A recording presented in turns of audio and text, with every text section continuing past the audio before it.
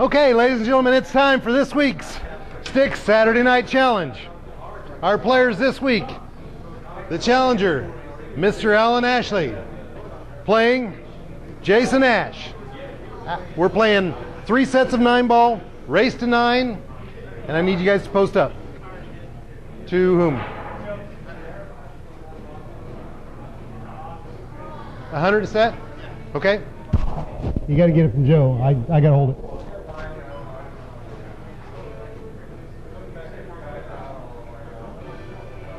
Need to get you guys to post up. You gave it to Joe? That's funny. Ah.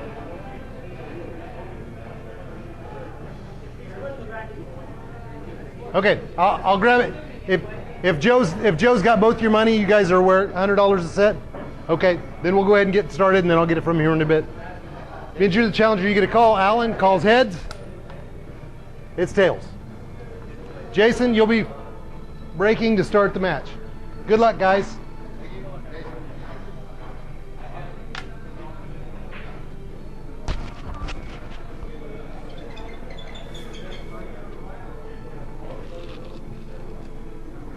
$100 a set.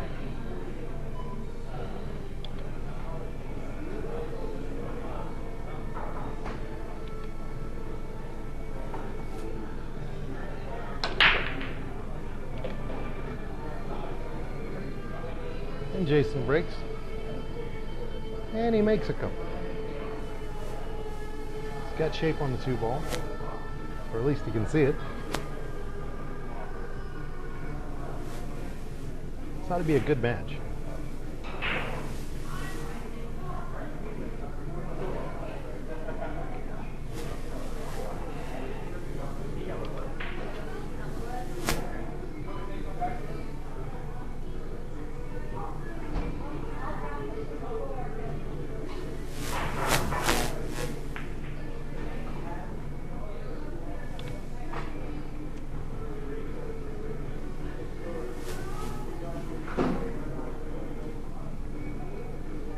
He hit it, but he left it right in front of the pocket for Alan. Alan's got to like that.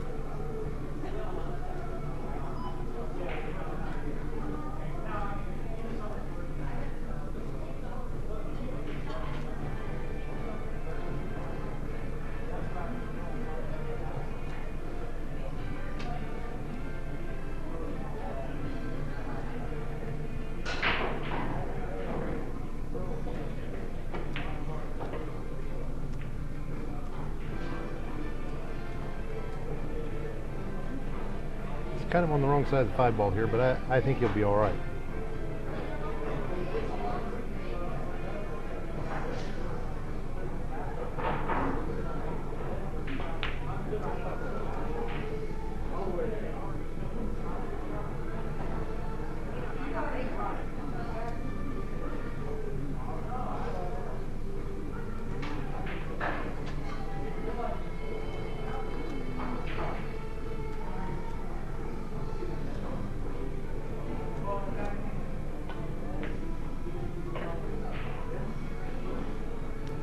That worked out pretty good.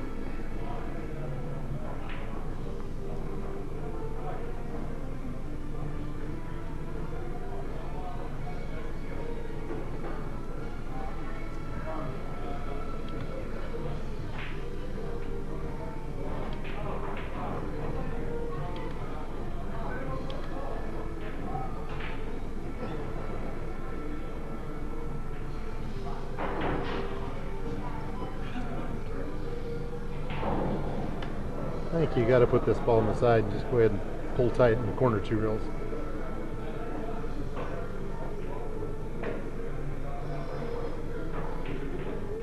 I suppose you could go 1 reel with it.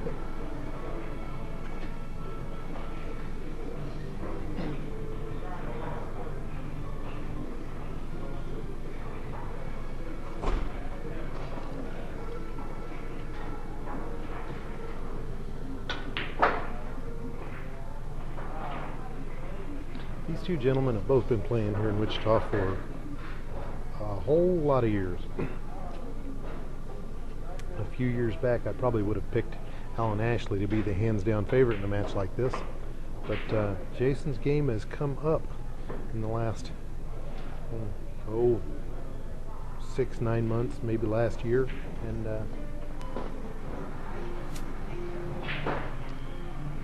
he's becoming quite the player. And he wins the first game.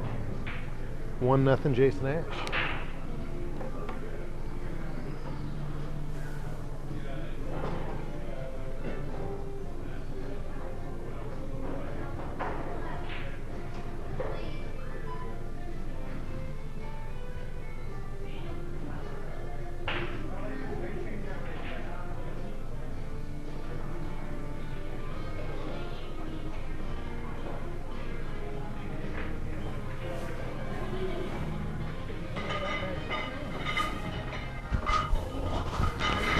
Hey Joe,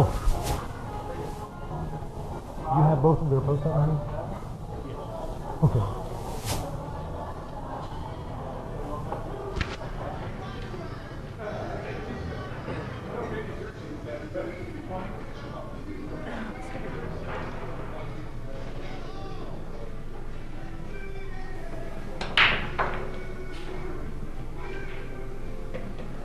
Another beautiful break by Jason. I really like the fact that he's left the cue ball in the middle of the table. The odds of his having a shot on the lowest number ball on the table, the odds are way better if you leave the cue ball in the middle of the table. In this case, it didn't work out.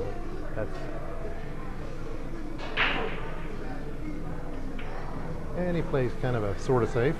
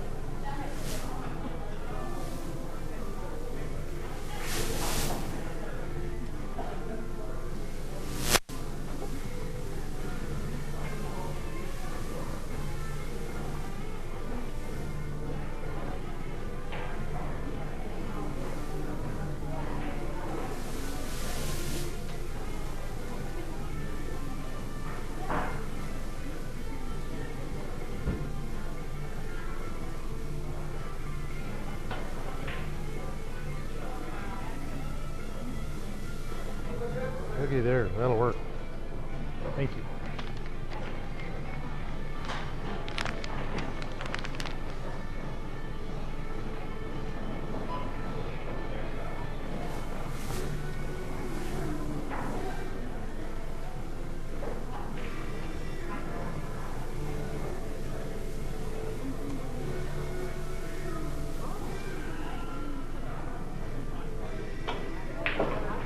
Oh my.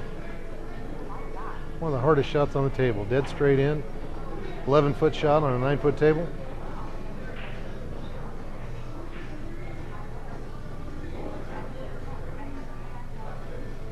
And so that's ball in hand for Jason.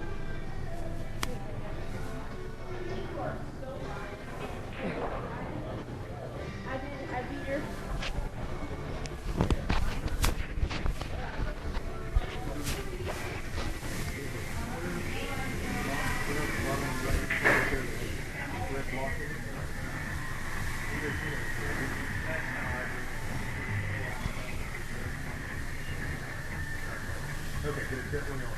Okay, so we had a couple of you go.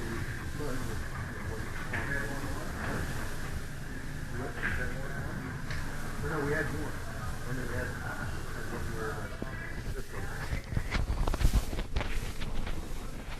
I just want to make sure it was all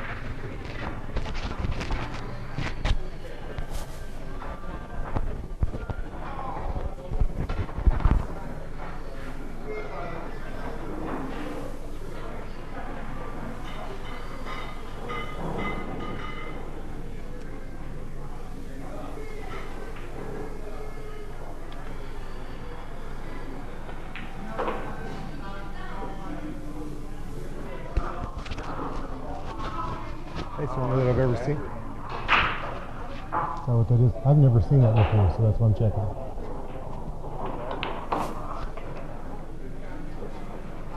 2-0 Jason.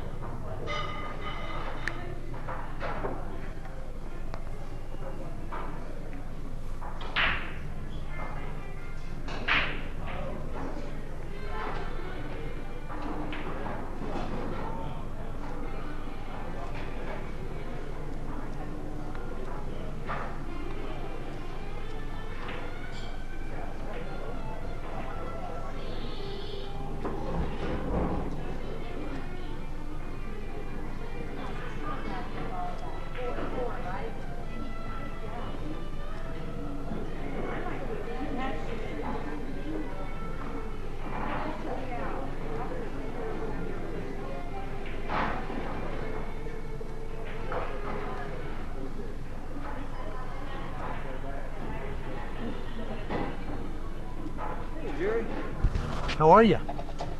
Trouble with camera? I think he used a different way to turn it on this time than usual, so it's got kind of a red square block down in the bottom corner, and I haven't seen that before, so I just want to make sure it's on. Everything's going. So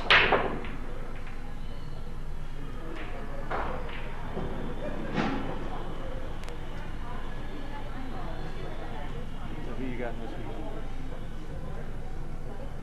The winner. No idea. You know, like I was saying,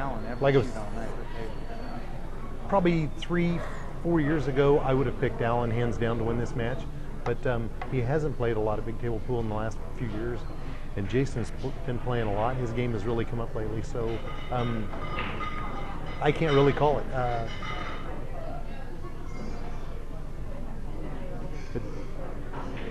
It ought to be close.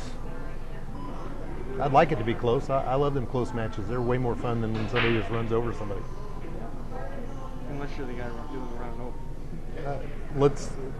Let's leave Jason Pierce out of this. No, who did he run over, Chad? Yeah. yeah, that was it. Brutalized.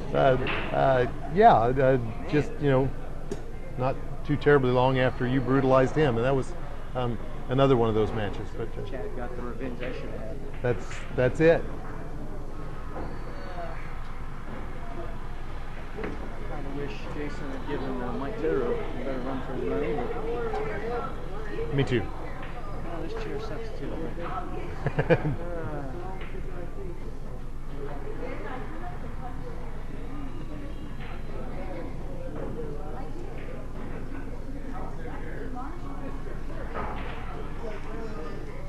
I don't know what's going on with the microphone. The one you did this past week,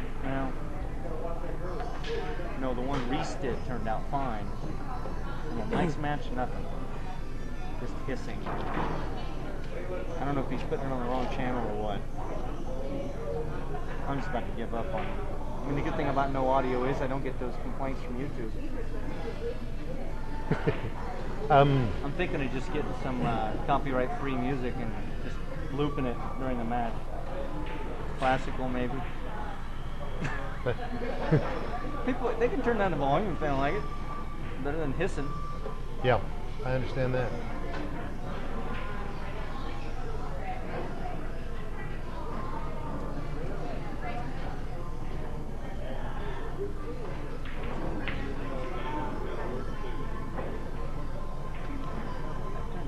Yeah, that worked out pretty good there.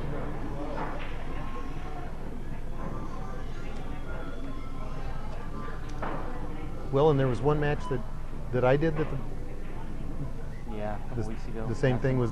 Yeah. Was that dead batteries or was that? I don't know what it was. Honestly, I mean, there's no way for me to tell. But this last one that Reese did was good. Mm-hmm. Well, that's good. So hopefully this one will work out real well. Benny Hall and actually the few minutes I listened to it, I didn't hear Reese talking, but I could hear. Maybe they didn't plug the damn thing in. That's a possibility. Because if you don't plug the microphone in, it'll pick up ambient noise. That's right. You don't want this chair anyway, Bill. No. It sucks. There's no back. And that one leans forward. You constantly feel like you're going to slide. You want to try it?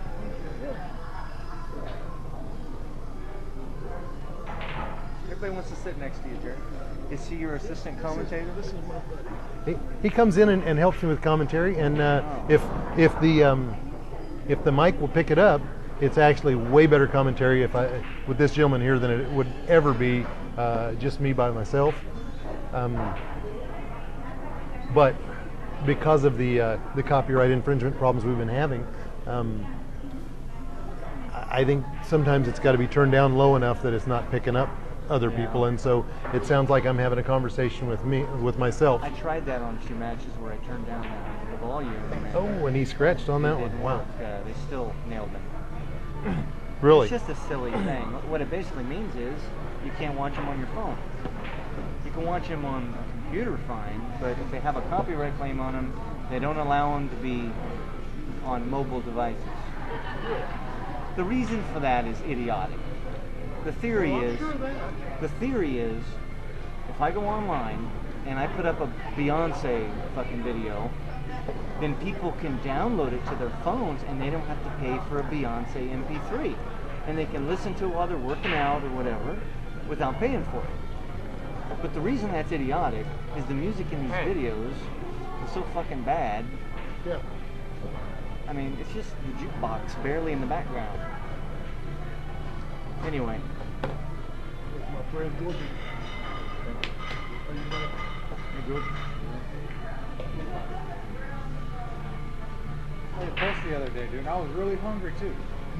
Really hungry. Boy, it was good, Georgie. Oh, it was good. Some enchiladas, fried taco.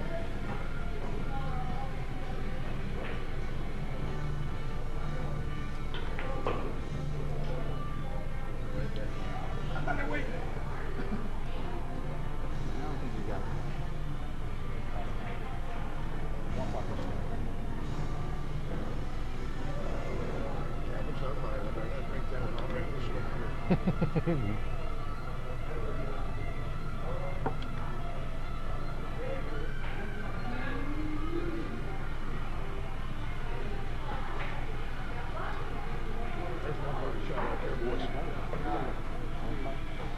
Was it one pocket shake? Yeah, it was one pocket shake too. One pocket shot and one pocket shake. Shoot that shot hard enough to get shake. Can't make it. Rise is short. He cuts that pretty thin. Yeah, but he comes around a little far. Then, like the thing, trying to hit the 6 packs out.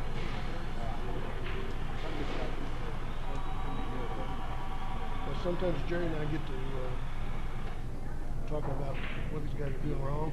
It hurts your feelings, so we got to be kind of careful what we say. You know. Good on my feeling. It hurt some people's feelings though.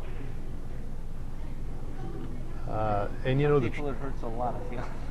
the truth is, if they get over themselves and listen to what we're saying, they probably could get a little better. Absolutely. but I understand some people, you know. It's hard to learn when you know it all already. That's why I'm not playing, because I'm wrong. You know everything.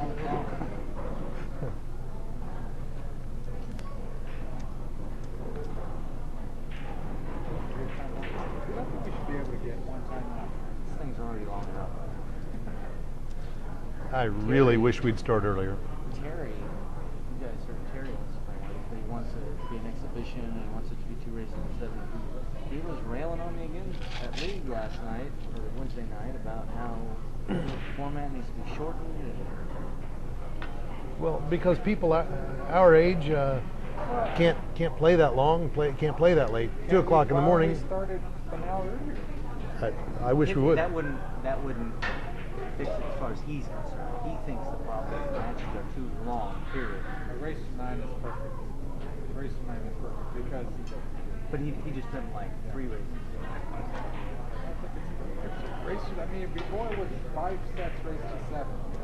And He tried to spin flick that ball in, and he just spun her a little too much. you know, it's just.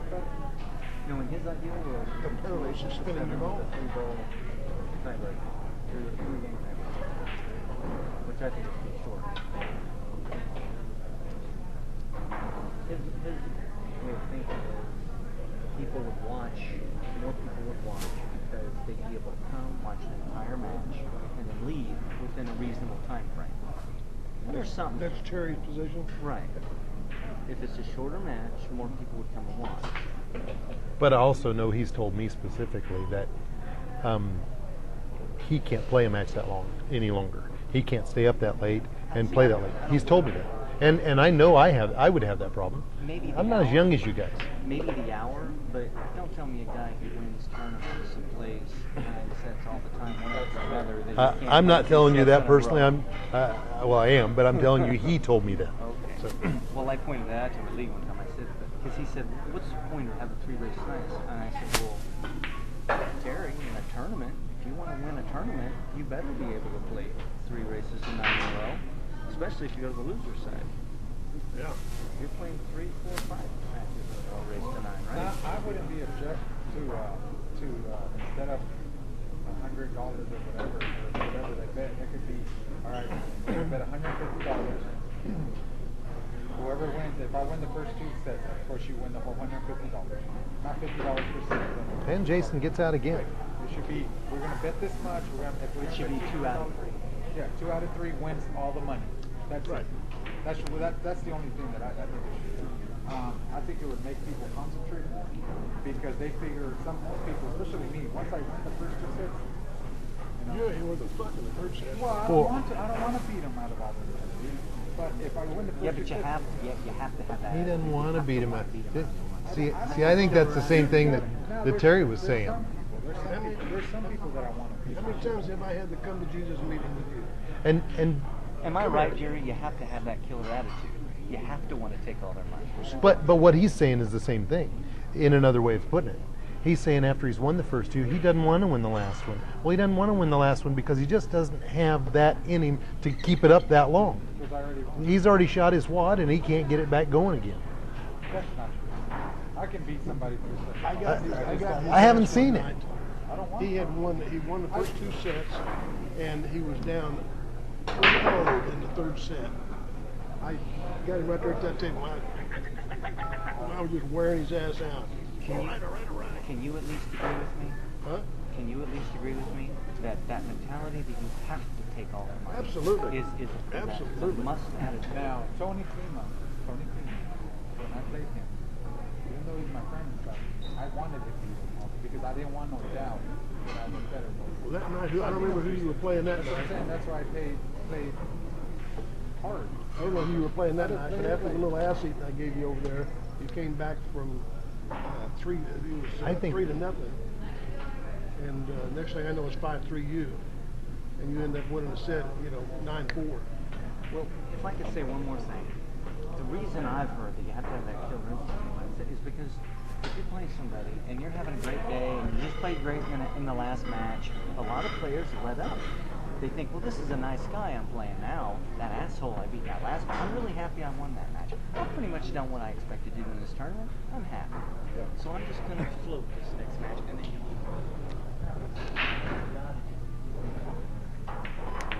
That's the difference. Once I win the first two games, I already won. I did what I wanted. you can take care of it from your But it depends on what you're wanting to win. I mean, if you're wanting to win the feeling that you beat somebody, Are okay, you happy that I let you keep this? a one-set win is still a win. You still beat somebody. But if you're in it for the cash, then you go from, you know, where you could have won 300 to where you only win 100, or where, you know, depending on what you're Well, that playing. makes that last set a $200 set. You're right, and that. Yeah. And there's sometimes where I said, like I said, it just depends on the player. I do want to be. That's one of Terry's complaints. He says it's bullshit because the last set doesn't mean anything if the players won the first two. And I'm like, well, it means a couple $100. Now, if you wanted to do like we're gonna play the best out of three, and you win 1 and 1, and play the last one race to 5 or something. But it has to be all in, no matter what. Yeah. Somebody has to win all the money. All the money. If you're gonna $200 bet $50 minimum, then you should be able to win $150. $200. Yeah. If you're going to play that best 2 out of 3, $200. And if you win first two sets, Oh, he power blasted that one, and he's in trouble. Ouch. That's what I. You should, Man, he popped that ball and I think it's without much reason at all. It hit that ball so hard, and now he's up right on the 8 ball. It's not right up to it. I mean, sure, he could probably, you know, cross that ball and bank it cross side from where he's at, but it's not an easy shot, and if it doesn't go, he's selling out. They will free up the ticks. People, when they're done with the match, they can actually drink and spend some of the money here. So it benefits you. You know, if you win the first two matches, the match is won. If you win 1 and 1, Oh, and he goes to play safe and doesn't get a rail and gives up ball in hand.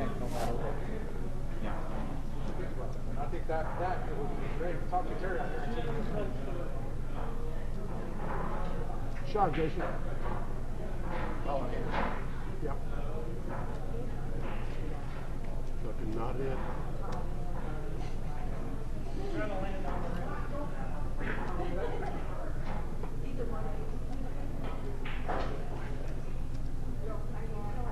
I seen Georgia picture of my plate the other night from I was up at Connie's with my daughter.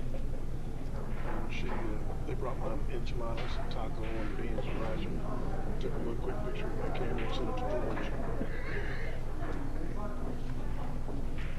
Boys, And that gets Alan Ashley on the board wearing with a gift.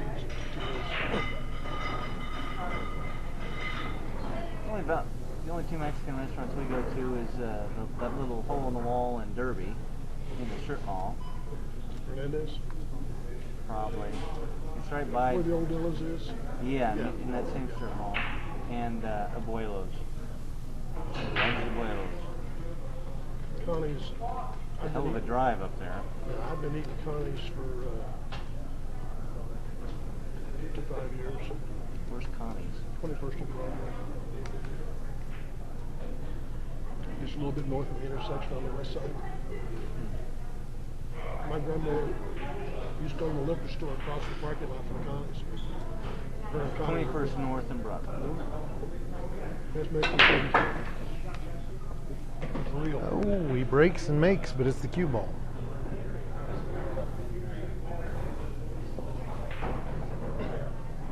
And that was just a little. Is that street going across there? That was 37th Street. Yeah, okay. See, I'm going to tell you. Connie's is near Vietnamese town. Connie's is in the heart of the barrio. No, it's just no. It's Well, that's right next to Vietnamese. Vietnamese is right there. Where? further Right further there, down, first further down. Broadway. And that's just their restaurants and their stuff, but where they actually live is not right in that area. But I'm going to tell you, here's the truth. When Mr. Shirky joins me for commentary, there are two things people are going to learn. One, if they come back and listen, they're going to learn how to play pool. And number two is they're going to learn every quality Mexican restaurant in the state because he's ate at all of them and he likes talking about it. You know, I've often thought that's got to be one of the easiest restaurants to run. I mean, all you got to do is have some bins with tortillas with cheese, meat, and vegetables. Pretty much every It all is. dish is tortilla with There's cheese, so many meat, different kinds. vegetables. There's so many different kinds of meat. Okay, fine. You know, there's Yeah, but you can make like 8 dishes with ground beef, shredded there's no ground beef cheese, in Mexican food. American, Texan. You can make That's Texican Texican food. food, yeah. Okay. No, this is Mexican food. This is al pastor. This is That brown chili stuff bread. with chunks in it. You know, I used to work at the Scotch and Sirloin, and we had all Carnitas. the dishwashers, all of my boys, and a few of the cooks were Mexican, real Mexican. And half of them didn't speak English. And every night, this old man, I never even knew his name. That's how old he was. Every night He would hit that make one pretty good. The same thing. Now, can he get back around on the 7? There's the question. It was just this.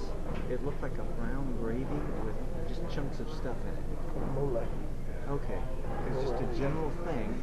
A big pot, and he'd put it in a tortilla, wrap it up, and they'd all eat that stuff every single night. Wonderful. That worked out well. It kind of looked like the stuff you get in a beef and bean, or a bean and cheese burrito. Just kind of a brown, chunky stuff. Is that one of those dishes that doesn't have any meat in it? It's just kind of leftovers that they put together? Oh, and once again, he's put himself in trouble on the 8 ball. They use pork that's cut up in Little cubes. cubed Boston butt roast that's been, they strip it off the bone and they cook it and they cut it up. And they serve it in tacos, they serve it in, sometimes they put it in burritos. Most of the time the burritos they'll put beef in there. There's not very much beef, in Mexican food. It's mostly pork. Oh, and he did it again. And, They never offered me any. I never got to taste if you go to some of the little restaurants up in the north end, Los Reyes Rotisteria, which is 21st and Waco, 1 block to the west on the north side. Little bitty hole in the wall place, and that tiny 6-foot long buffet with incredible stewed chicken in there in the buffet. First time I ate in there, I was the only person in there I thought that spoke English. So I asked the little girl behind the counter, I said, "Who cooked the chicken?" She said, "Mama." And we talked for a minute. And here comes Mama out the back. Mama's about 4'10", you know, and she's smiling. And no matter what you say to her, she nods and smiles because she don't understand a word you're saying, you know. Didn't speak any English at all. Wasn't a bad shot. I told her how good the chicken was, and she smiled and nodded. Tortillas, when you go in there and you get in line, you start through the buffet, they'll ask you what kind of tortillas you want. And they cook them for you while you're going through the buffet. They're really fresh. Sometimes you'll be standing there in line to the buffet and you'll hear that. Back there making tortillas popping. Oh, 4-1, Jason Ash, first set. I did outside sales for a seafood company. I saw a lot of Chinese restaurants, and I just... No, He's making tortillas. I said it's my Bill Stuyvesant is my biggest fan, literally. No, I've seen some stuff that really grosses me out in restaurants, and I'm leery about small I restaurants. can't do Chinese things. Yeah. Oh no. I've seen stuff that'll make they recycle shit I off go the to buffet. Ming's in South Seneca. I go to Hong Kong in South Seneca.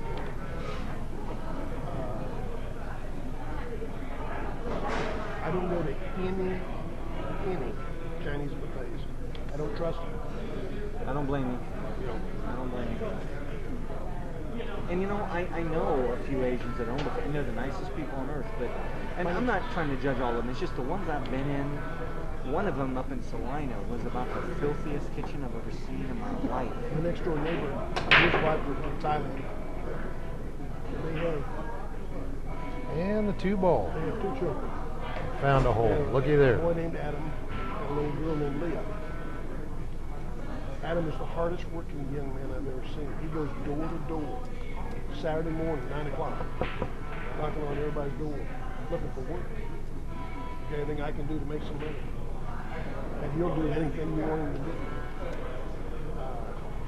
Leah, she makes, you know those little fried square donuts that you get sometimes at Chinese restaurants that are sugar coated? She makes those and sells them. She makes spring rolls and sells them. She makes egg rolls and sells them. When I first moved into that house, I bought that house about 10 years ago. I've been there about a week, and somebody's ringing the doorbell. I go to the door, here she is. She's about this tall. She's got this 13 by 9 pan full of egg rolls. She introduced herself and told me she was selling egg rolls to make some money so she could go do something. I said, well, I like egg rolls. I said, how much are they? She said, 50 cents per each, or special 2 for $1.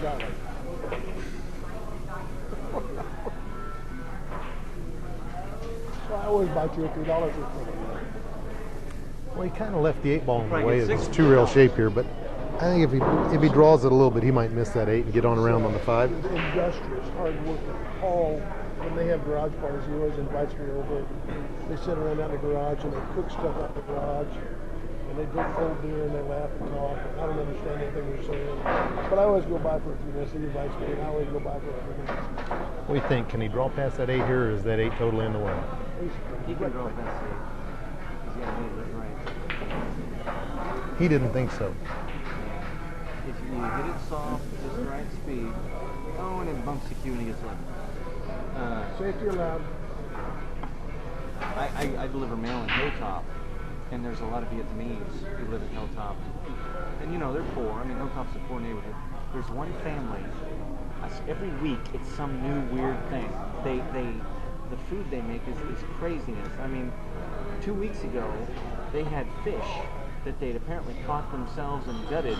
They had it sitting on a big metal thing, and their home is like the front porch. It's like little townhomes, 2-story, really packed together, and they're like 12 feet from the street. This gal had like 20 fish filleted and open up on a metal grate, like chicken wire fencing, on some concrete blocks, and then she had another chicken wire thing on top of the fish with concrete blocks to keep it from going away, and they just sat out there for about 4 days in the sun, and the stink was net. That's the best Asian food there I is. guess they were sun drying the fish. Yeah. That's the best Asian food there is. Have you ever heard of kimchi? Yeah. Yeah, kimchi is cabbage that they take and they But, I they mean, bury it for I would quite a long time until it ferments, and then they pull it out of the hole and eat it. I guess And what I'd be afraid of is like dogs getting it, or birds shitting on it, or dirt blowing on it. I mean, See, I mean, it's not like they're out in the country. There's a street right Oh. there. that was an a unsafe. sidewalk. He tried to shoot safe, but it became an unsafe. He left that 4 ball right in the hole.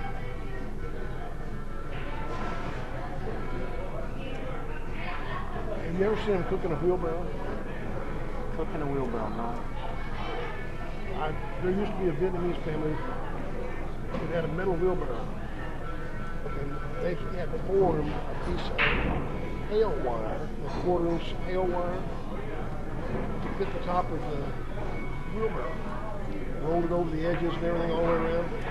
Take that off, put some bag charcoal in there, light it up, get it burning, get it down to Would they coals. go door to door and sell it? No, they were cooking in their backyard. They were cooking out in the backyard. That would be a cool thing. Somebody wheels them in a Go door to wheelbarrow. door, you want a burger?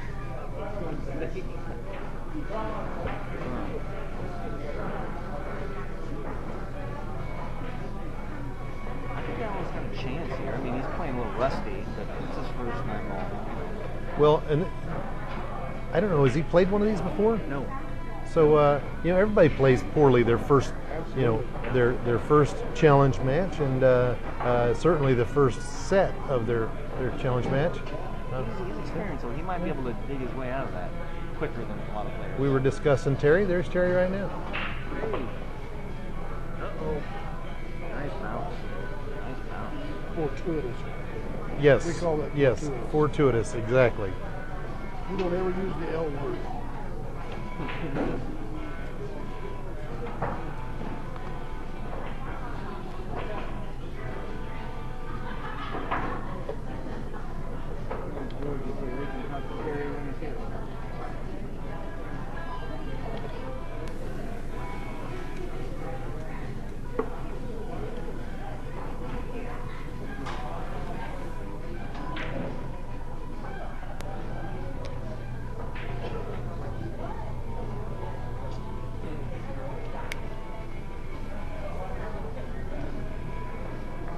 It'll be all right. They pay people to do that. I know, but I don't like to believe it.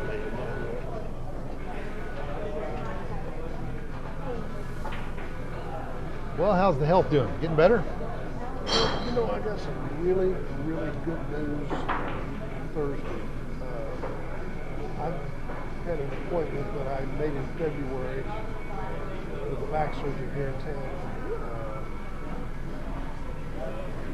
And it took a long time to get in to see this guy. I made the appointment on the 3rd of February and I couldn't get into the 15th of May. Mm-hmm. And I took my MRI and everything after with me. She moved the eyeball here.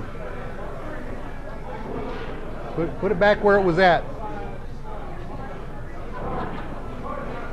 Don't ever let that happen again. And he comes in with this big laptop and he says, look at it. Brings it. There's 3 pictures come up on the laptop. He says, this is your lumbar section right here. Sacroiliac, lower back. This right here, that's part of nerves. He said, like a wiring harness. He says, this right over here, he said, that's spinal fluid. It's trapped up against those nerves. This vertebrae's here. This is a large calcium deposit. This is a calcium That's a nice shot there. Hit that. She had gone it back and only given such a short cut on his rig.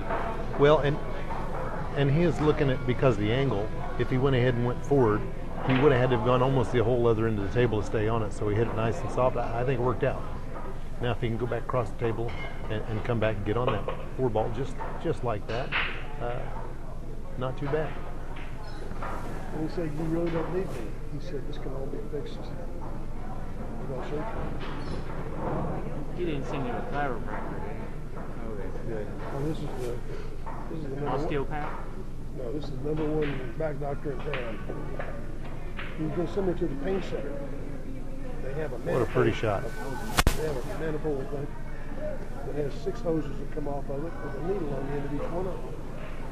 A radiographic machine where they can see inside your back. And they put these needles in exactly where they need to be. It used to be they did this and hoped to get within 1/8 of an inch of it, just looking at your back and giving you the shot. Now they can put the needles exactly where they need them to be.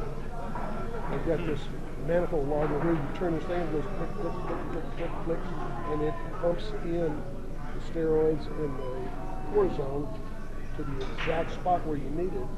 He said there's a 50-50 chance you will walk out pain-free that day. He said it's... Oh, no. He said it's... Wow. He said this is a very exact science. And he said That was painful. there's no recovery. Huh. And he said, people with needle problems, he said, they're always a little bit nervous about it. I sat here in a short sleeve shirt, I've got tattoos that run from here all the way around to here, around the back, and down this arm. And I said, I'm not afraid of needles. He said, does this sound like you want something you want to do? And I said, absolutely. He said, what do you want to do? And I said, well, I got time right now. Right now.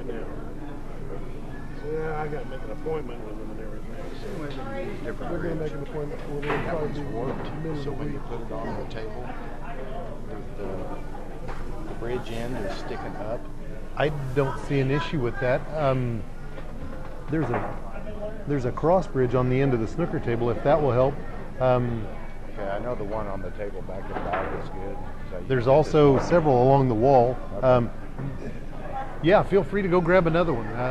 I have no problem with that, Alan. Alan, you telling me you want me to go get a bridge from the back, bring it up here? Yeah. Something because that will Let's see. Okay, quit your whine then. well, if it was an American stick that way. They don't make them in America anymore. What's it called? Something with an S. I know they Oh, don't well, make this is your story. We just listened to it. I've heard shit about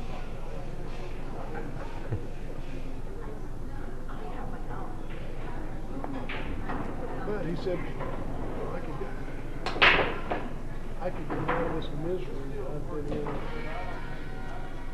for 3 years now with no surgery. But he's going to be installing all these times because I didn't have the deductible for the copay Right. for the surgery.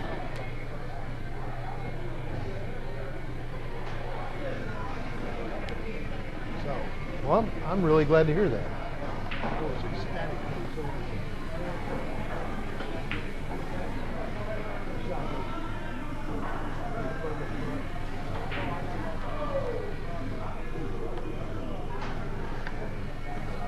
serious quarter. Now find it. It's gold plated. He will find you, and he will Yeah. find you for a quarter material. quarter that's gold plated? Really? Where'd you get that? I'm not telling. What they all do. Sticks out.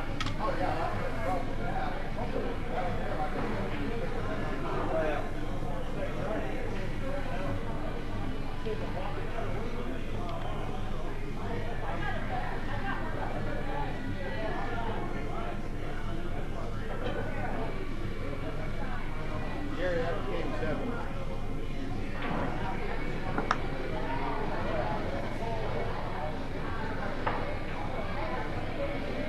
Great. Oh, Yeah. I got you. It's still 5-2.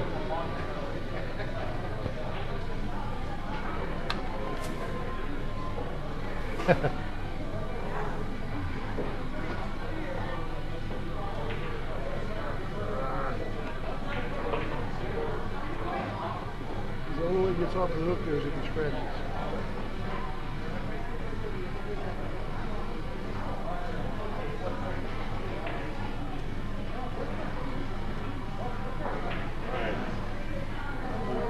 Go for the cheese here. Try to get on the 2-9. That's right there.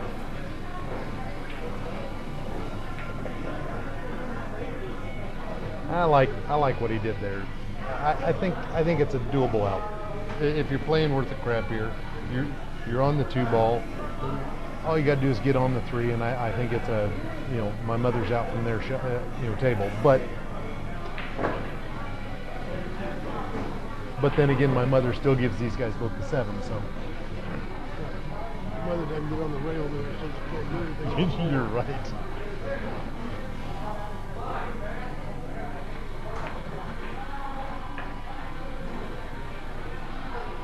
Now, can he get around behind the 7 ball and get back out on it? Or is he going to clip it and end up leaving himself posed? I think you overcut this a little bit because the 8 ball's holding it. You overcut this a little bit so you get it thin. You can get out that way. Miss the 7 altogether and come tight out of the corner? Oh, he's trying to draw this out.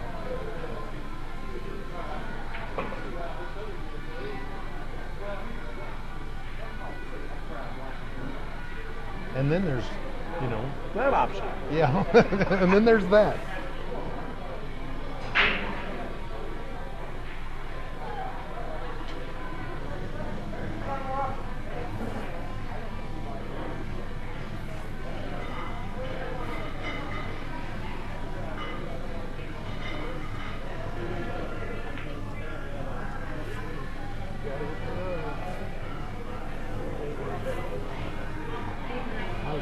7 ball down, I think, or 9, roll a cue ball like that. But he ends up getting safe out of it, so it'll be all right. That was about his only choice. It wasn't an accident.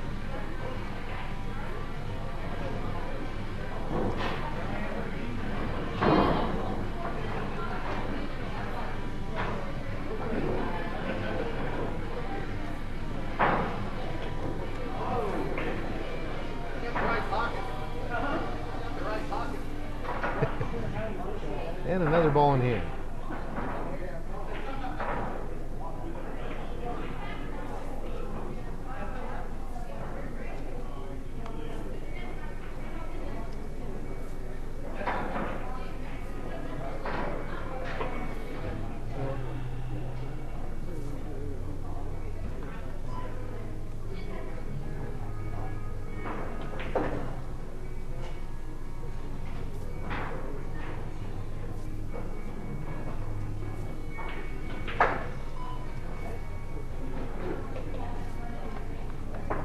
I was surprised when Alan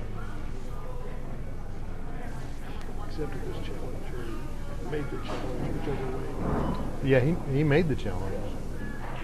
I was surprised.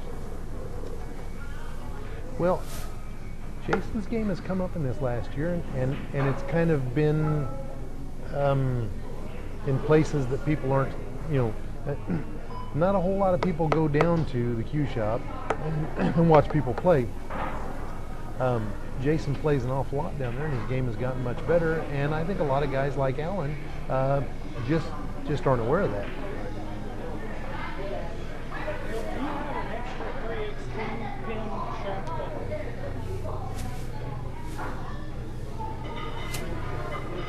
So we're at 6-2, Jason Ash, this first set.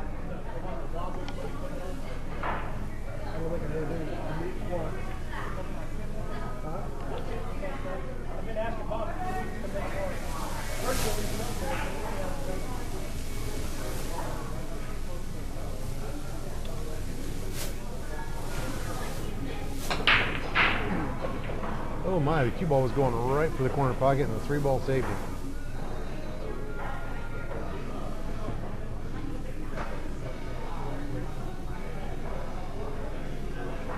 This is the only reason I don't care for that plastic rack, because there's almost always a ball right there. A lot of times it's sitting on it, and then you got to pick up the ball and put it back in the same place to get it out from underneath there and all of that. But in the whole scheme of things, those guys are pretty small potatoes. I agree. You pick it up, slide it out, you put it down. If you've got somebody like Sarah Rackett that understands a little bit about pool, it's no big deal. If you've got somebody that doesn't know the one ball from the rack, it's going to be a bigger deal. Well, and the other thing is, it may give you a better rack using that than otherwise, but these balls are not brand new. None of them are the same size around, just due to the friction on the table wear them down a little bit, and so it's not possible to get a perfect rack no matter what you use. And I will say, with the magic rack, or whatever it's called, there's not very many racks where a ball doesn't go. There's not a lot of dry breaking going on.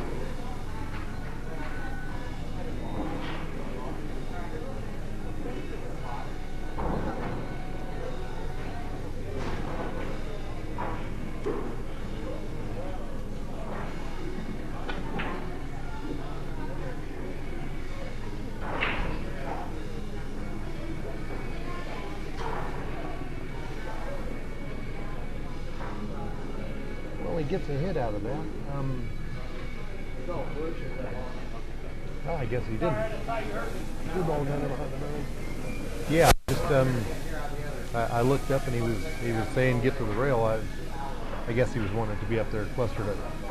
Trying to tie the 5 ball. Yeah. So he calls push, and Alan can see the edge of it.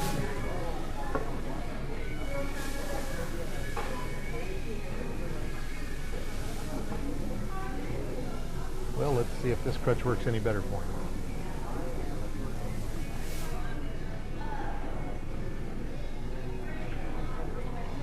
There we go.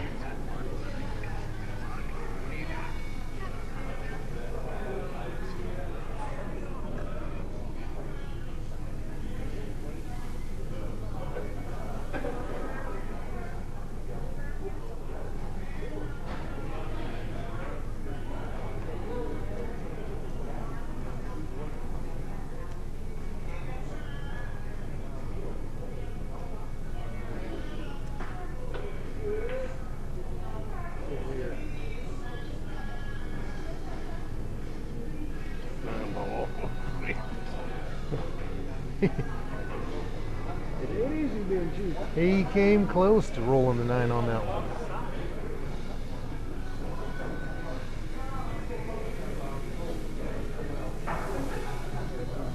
And this is just a clustered up enough table. I might go for a ride.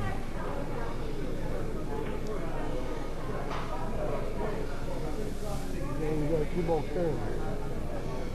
Yeah, yeah. If he takes it, You gotta be real careful about the grab. You gotta make sure you get the draws bar. If you're gonna go for it, you gotta make sure you get the draws bar.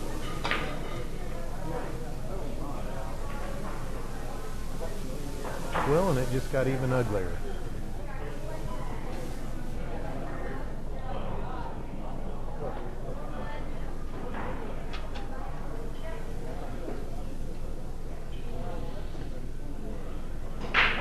Six-eighths bacon down there. You gotta get good support around.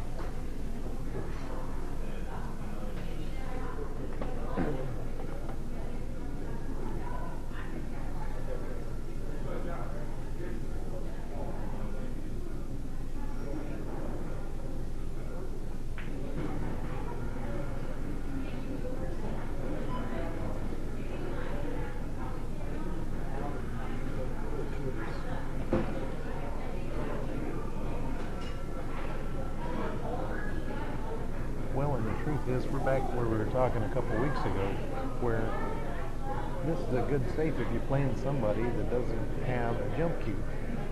Somebody with a jump cue, this is not safe at all. The other side of that coin is jump that ball that close to the rail of the pocket, cue ball starts to get off the table.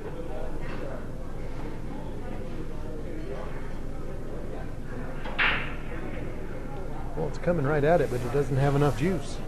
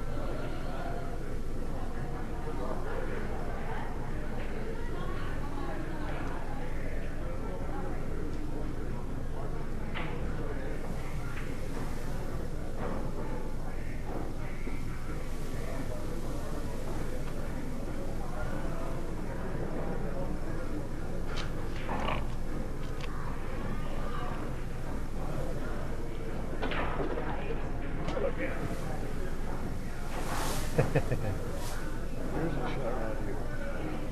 Got 5 in, a little outside English. I've got a good chance of rolling the line already.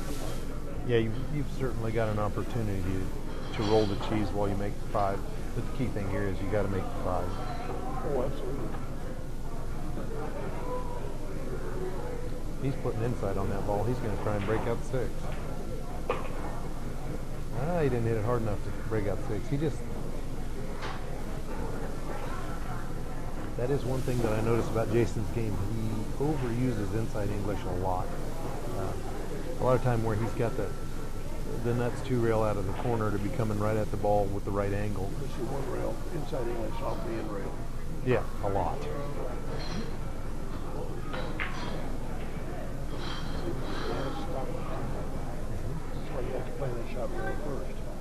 they shot real personal. They just shot it goes all back into that corner. Absolutely. No sense throwing that ball at all.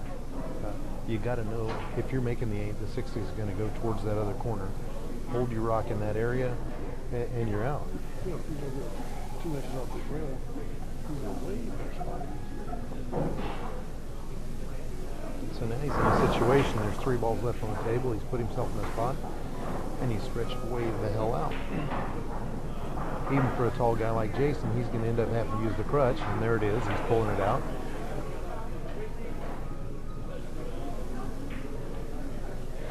Now this is one where you almost don't have to play any shape at all, you just make the ball, and you get out.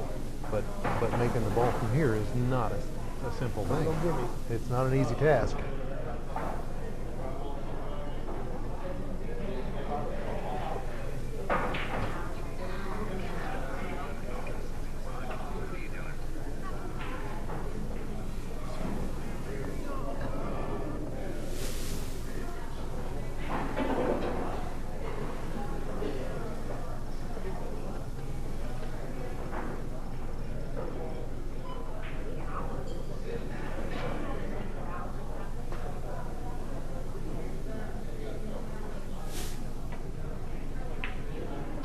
Oh my.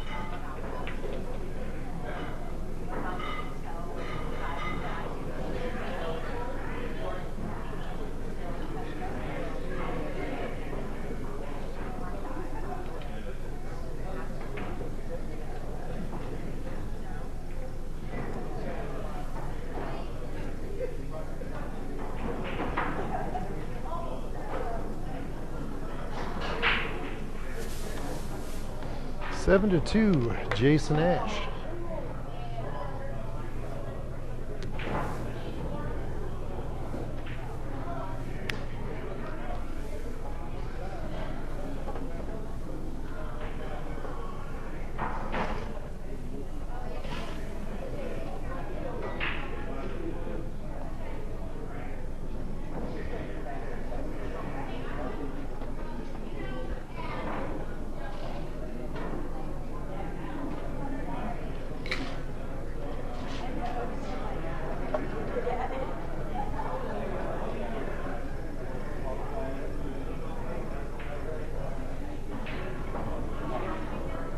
Joe's flashing some big numbers. His pool tournaments. Yeah, he is.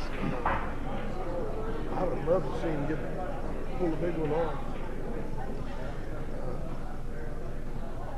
Well, he was kind of half talked into it by Corey Dole when Corey was down here, and so if he can get Corey to get in it, then you know, hopefully he'll get some more of the big dogs, Justin Bergman and you know, those kind of guys, and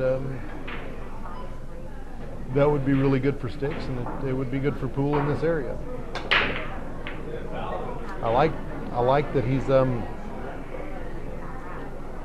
having some mini tournaments to be able to get a player from Wichita involved. It would be nice to have one of the upper echelon players here in town to get an opportunity to play those guys.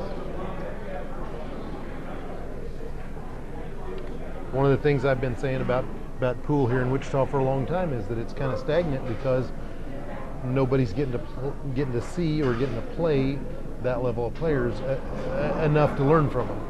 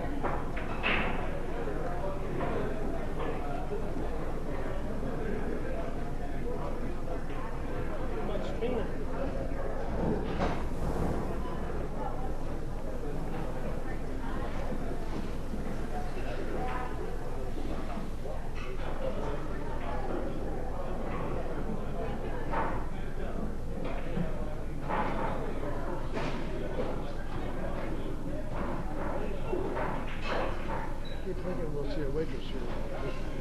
I've seen him Really? out there.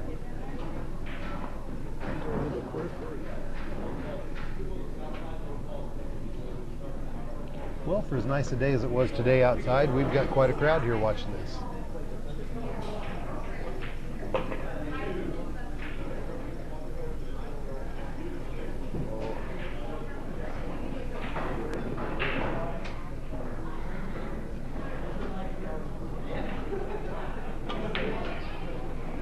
I don't know if the 4 goes, if just the 4 ball.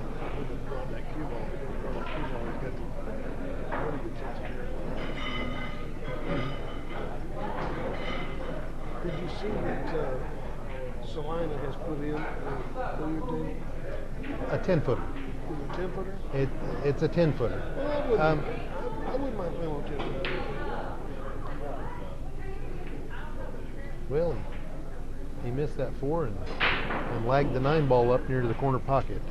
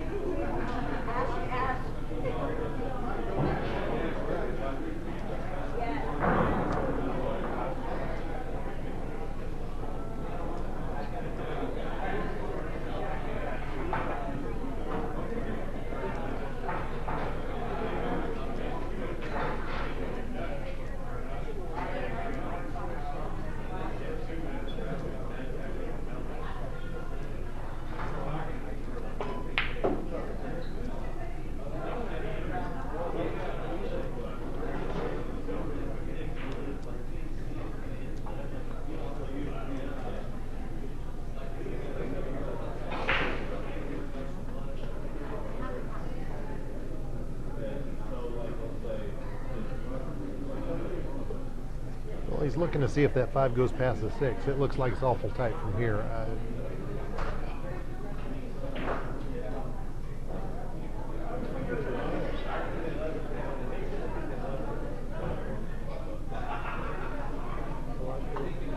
It'll get logarithmically easier if you don't play in the table.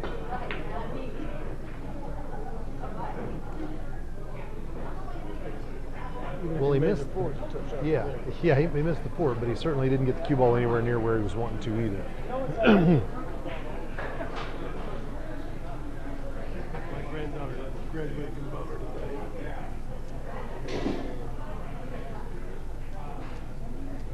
There's just a couple 3 months ago, she was about this tall and wandering around with Papa. Yeah, I know it. Now she's graduated from college, junior college. Time gets away from you more.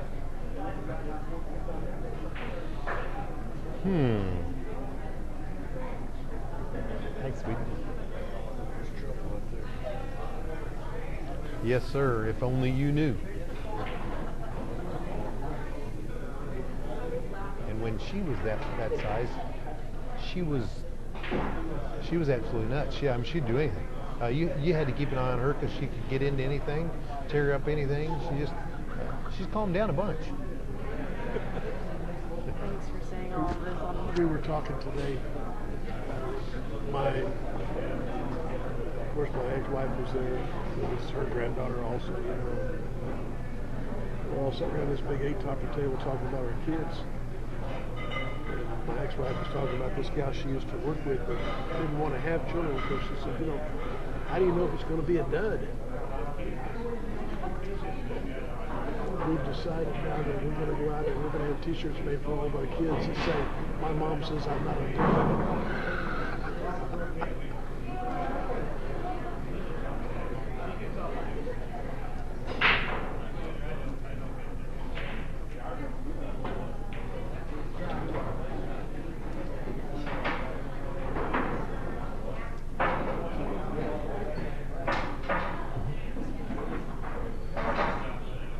Can you get somebody to refill our ice stuff? Hey, Jenny.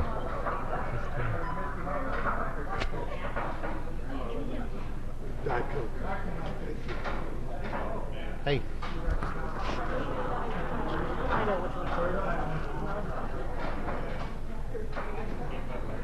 See, here we have a dilemma.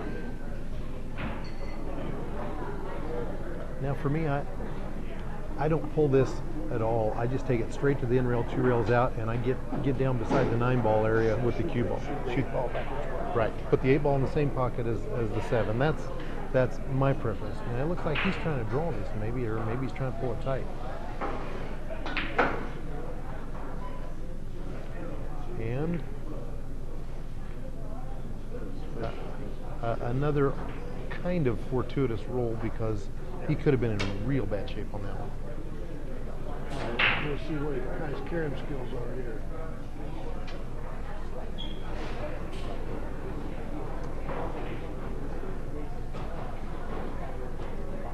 Here's another rail first in the 8-ball. Take this soft carom on the 9. But you can't hit the 8-ball. Going in. There's another shot there too. Now if he banks the 8-ball to the middle of the end rail down here with a follow shot, he can follow that 9-ball in the pocket and get safe as well.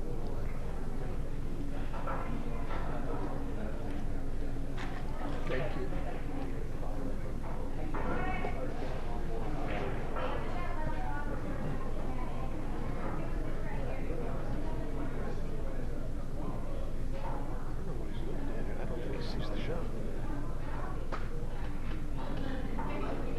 For me, I like the 2-way because I like playing safe with the 8-ball and going for a swing.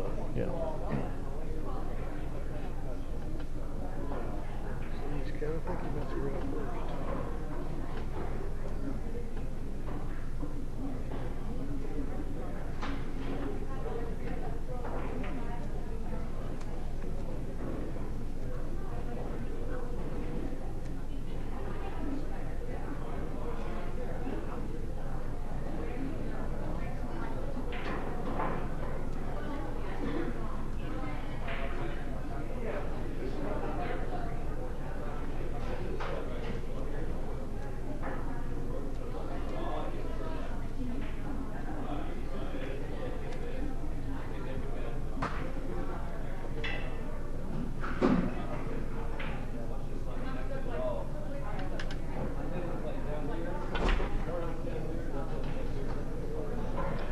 And so he chose to do none of the above.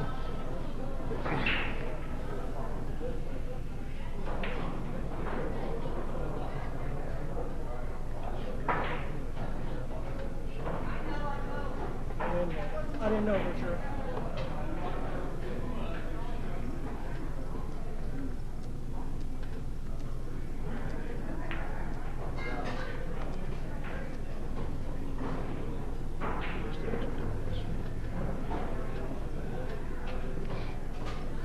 And here's an opportunity where Alan could have tried to claw his way back in, and instead he just tentative enough where he missed the 8-ball, and he gave it right back to him after Jason did absolutely the wrong thing and sold out.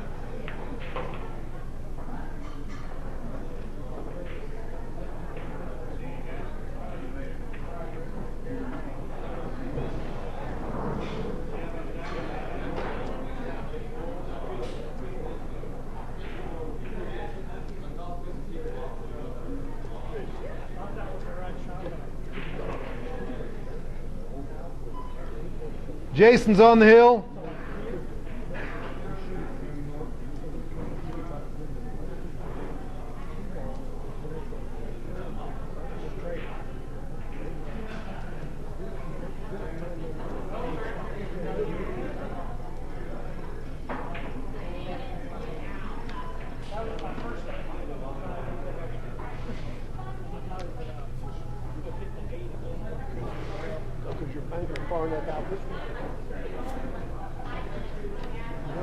shot you didn't really that was an odd angle.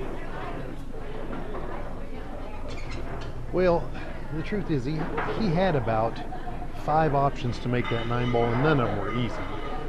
And so he chose not to even try, and really pretty much sold it out.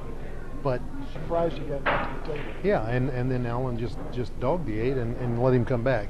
So there's a case where he did everything absolutely wrong, and it worked out.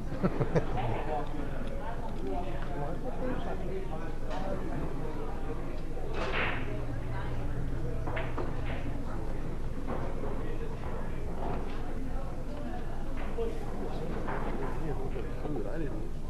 I was scared of all screwed up here. Graduation, and I went to my niece's birthday party. My aunt's scared of all screwed up. All of a sudden it's 10:20 at night and I'm starving. They got some stuff here, at least to hold you over stuff. Well, and Alan's just gotten to where he can't make anything right now.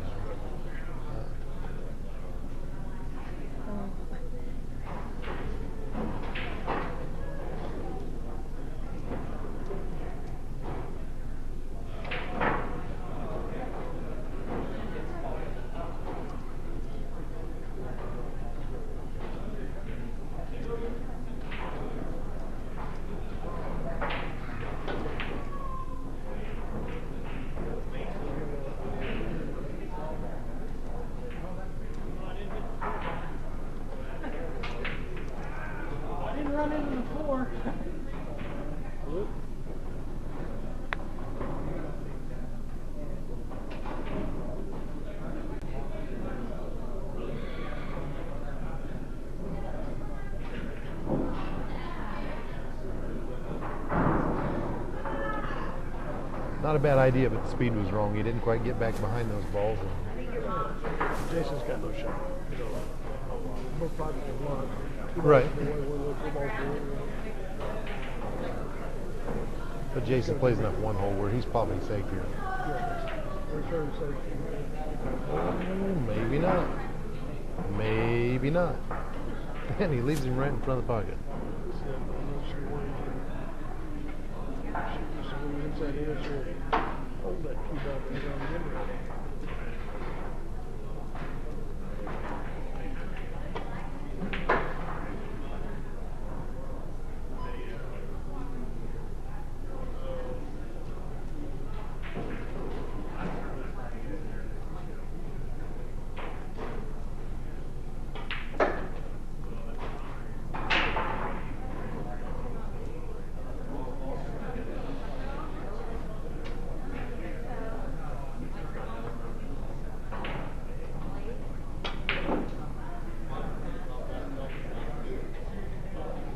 You know, these pockets don't take a popped shot. You got to hit it smooth to get the ball to go in there. And I'm not saying you can't hit it hard, but you got to hit it hard and smooth if you do.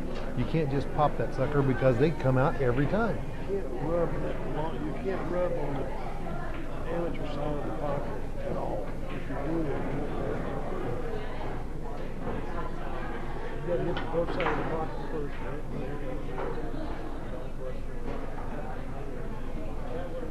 Well, he got another fortuitous bump there because he could have easily left that hanging right in front of the pocket. But I think the reason he's kind of freewheeling like he is he's not scared of the repercussions.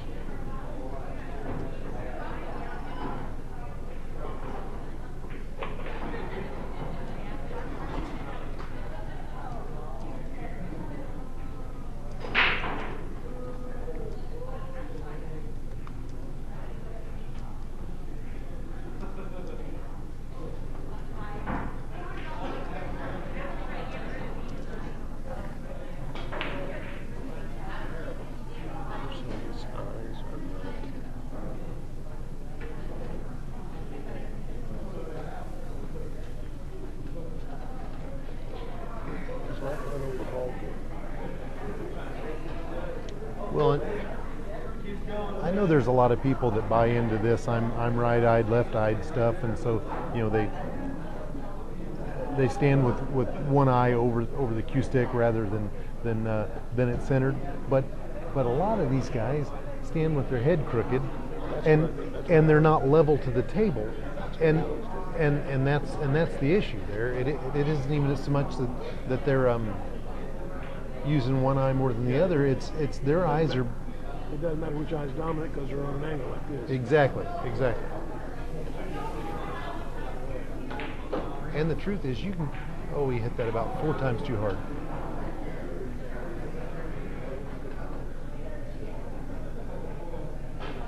You can get away with that playing bar table to a certain extent, but certainly on a big table, you better get your eyes level to the table. I don't like the way he gets that over the ball right now.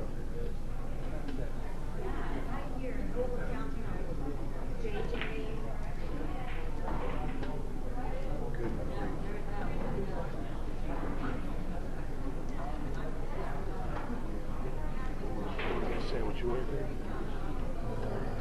No, I don't think so. Thank you, though.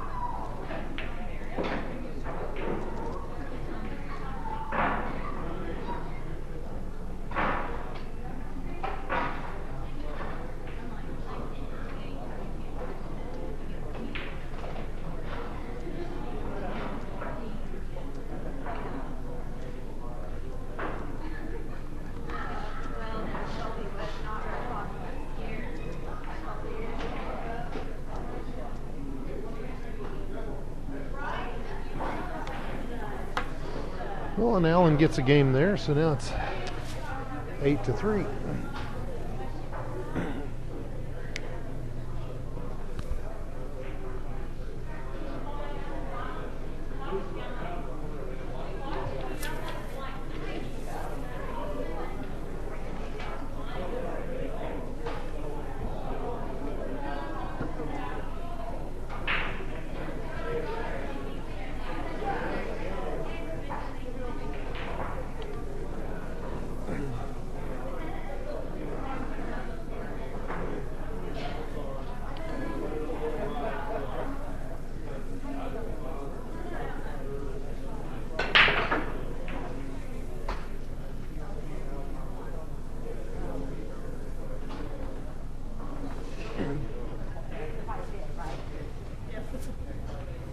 Yeah, in this situation, just take one hand, lift it straight up, pull it out of the way, and set it right back in the same spot, and then you're good. Okay. That's okay.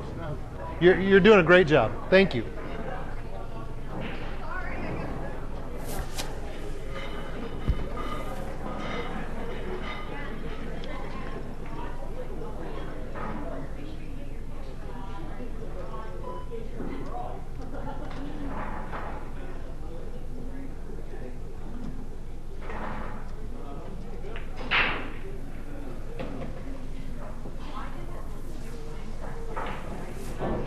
Willie made a nice shot on the 1 ball. He got on the 2, but getting from the 2 to the 4 is not got to be easy.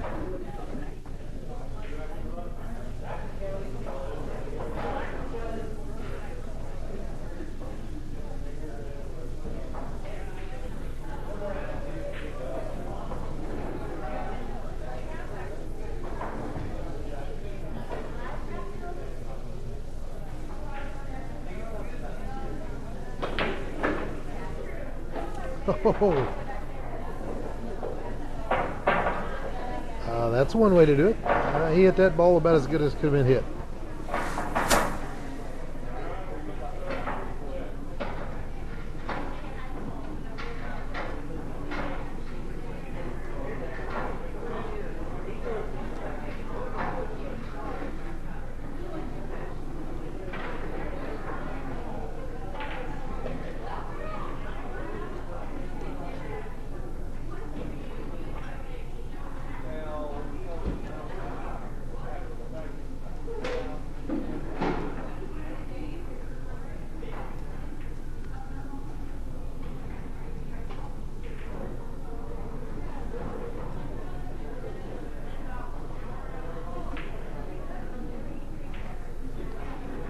and he just about banks another one.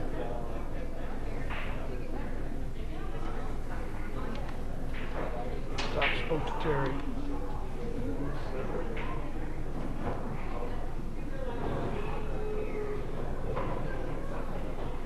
Lamenting over his match with Alan Martin. Got buyer's remorse already, or Yeah. seller's remorse already, hadn't played. You know, a lot of guys have asked him to play in one of these matches, and I think Terry's just that age where consistency is gone. He still can find that game, and there are a lot of times where he still has that game, but those days where you're sure you can find it every time are gone. I will tell you that Terry Young is fundamentally the best fundamental player in Kansas. Absolutely, no doubt about it. Absolutely, no doubt about it. You watch him when he walks up to the table. It's the same every time. Same It's every exactly time. perfect. He's over the ball right.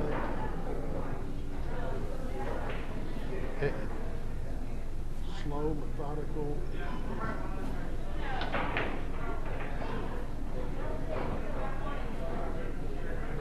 That's why 10 years ago,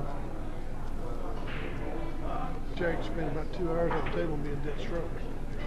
Because his fundamentals were so good.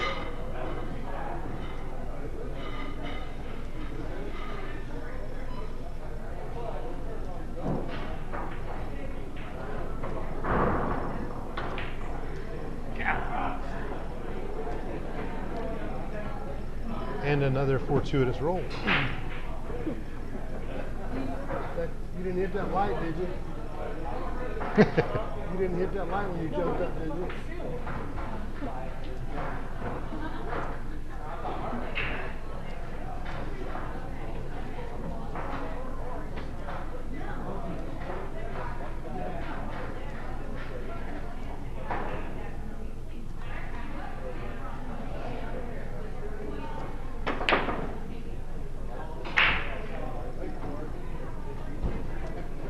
Oh.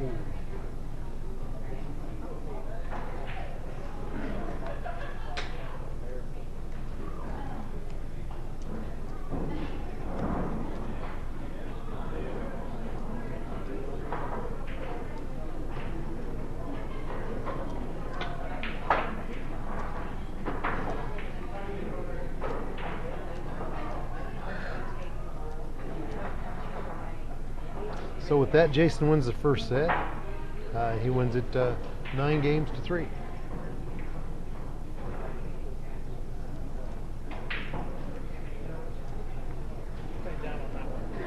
I clean it now, eh? They do a good job, too.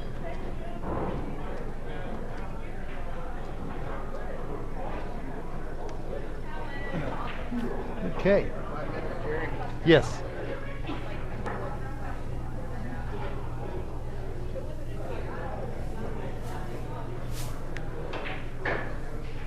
Mr. Ash.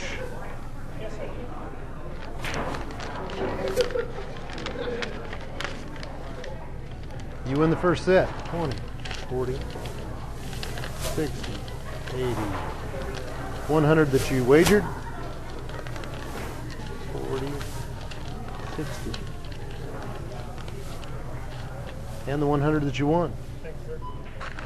Sorry, I printed them right before you. Good shooting. Thank you.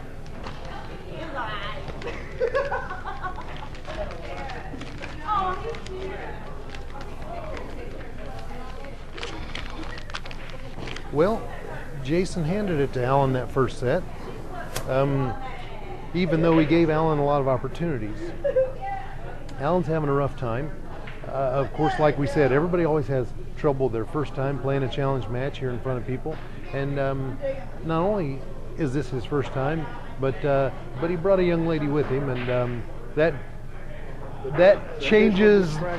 Yeah, that's a distraction too. And if you're not doing well, and you got a young lady there watching, it can make it even tougher to crawl out of a hole. Well, let's see what he can do the next set.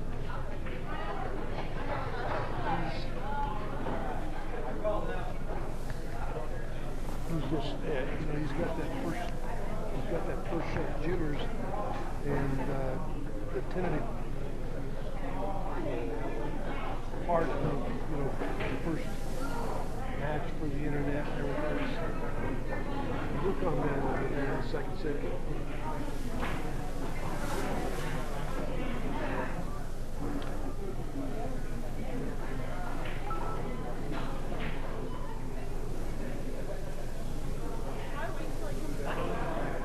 No, you can rack.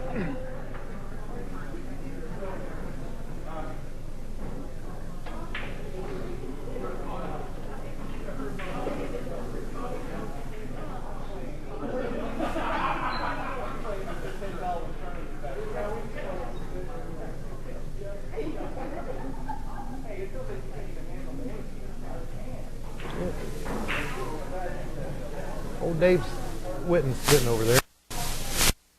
He was over there beside him. And other than about 6 inches, they almost look like they could be brothers tonight. I believe they're wearing the same clothes.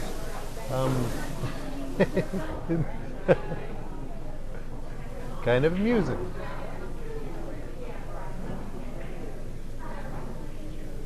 Gumby's one of my favorite people around the pool world because he will give up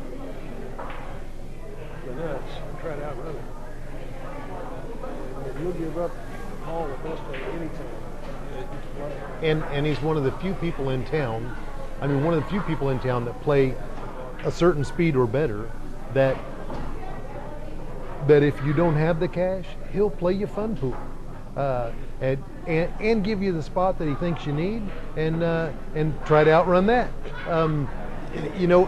He's one of those people that just loves the game, and I see a lot of people that play this game really, really well, and if you watch, they don't enjoy the game anymore. It's become a job, it's become a hustle, it's become a way to earn money, but it's not fun anymore, and I hate to see that. And Gumby's one of those guys, he's still having a good time. Yeah, he doesn't care. Let's play to play. One of the shots for me is when up and Who? Brad up. Yeah, right. You don't ever see him anymore. Yeah, well, and he got a job. I don't know if he's still working that or not, but But he's, I was shocked when he gave up playing pool. He just all but quit. Well, while those gentlemen are having a smoke break, I'm going to take this mic off and head to the little boys' room. All right.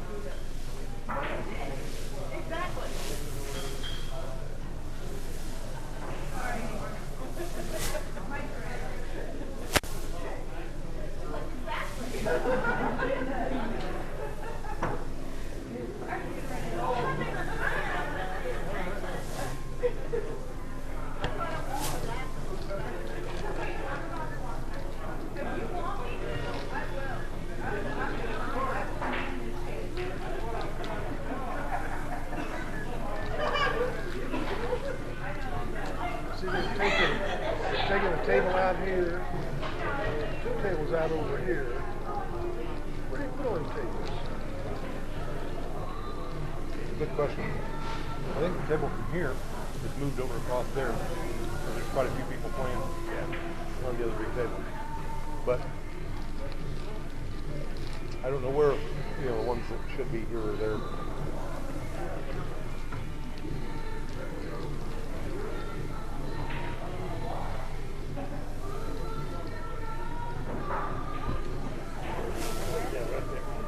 How you doing, Barry? Awesome. You? Good. Popcorn, any more popcorn on over there? I don't.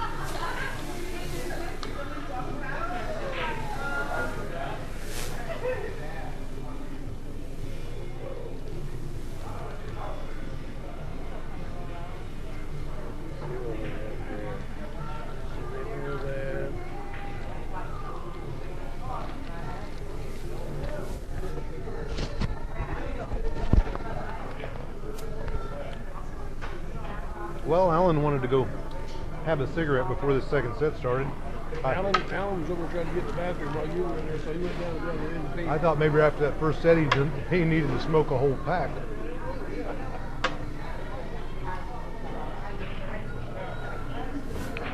Mr. Ash, it's your call. He calls heads. It is heads. Jason, you break to start the second set.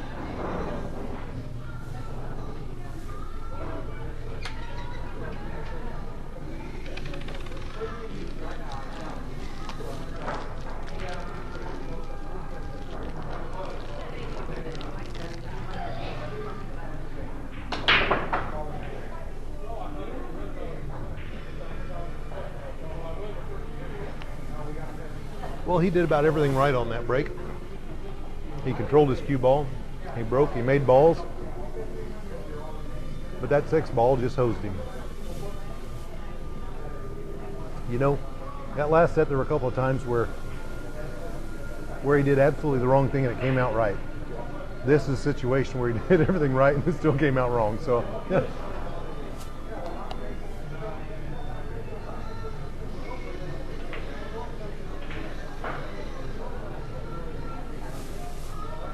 And he lagged out to a 1-hole bank.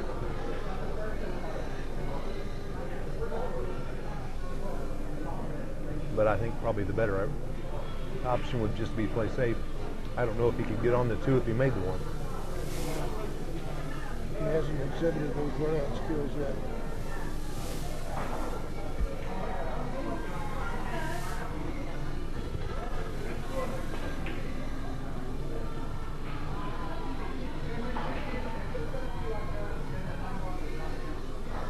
Well, and as I was saying, even had he made that 1 ball there, he's nowhere near where he would like to be on that 2 ball to get out.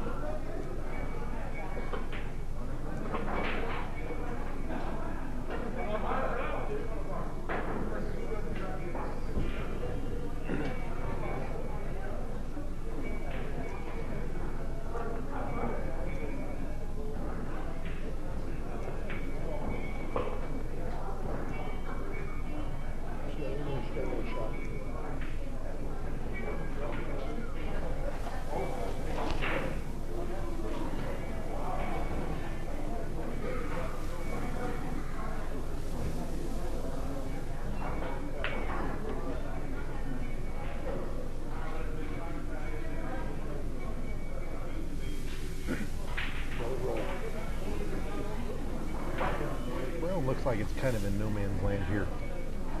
He probably can't cut it in the corner without scratching. And the 7 ball is probably in the way to keep him from flicking it back in the side hole. So looks to me like a good time for a little safety. He missed the 6 ball when he shot the 5.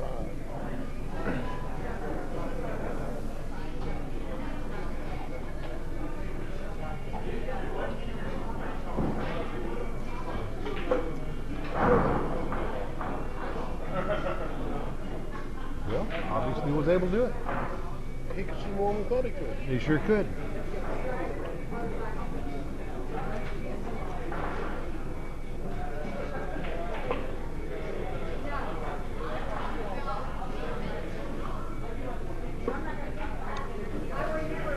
If that one could finish this out, it'd do good things for his confidence, and we might have us a match after all.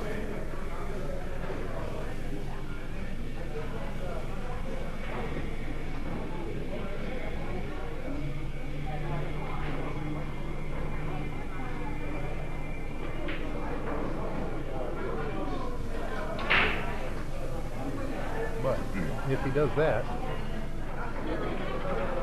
it could put him a little deeper in the hole he's already in. So much this game is psychological. Much of this game is predicated by the first couple of games in the set. Absolutely right. You get the players knocked out the first 2 or 3 games, somebody can't recover it.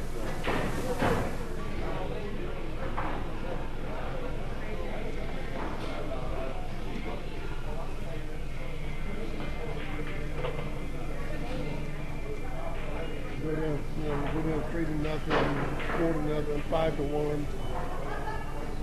Some guys never get over that. You're right.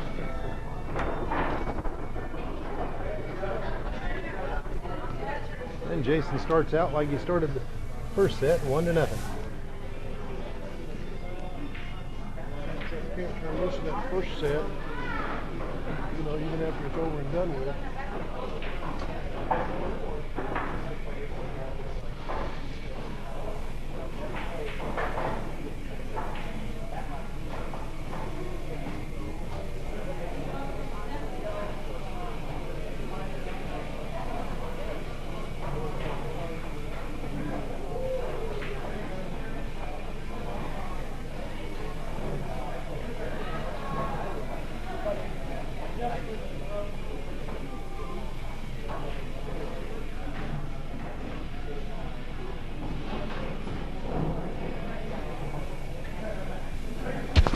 Is your phone over here or is it Dave Whitten?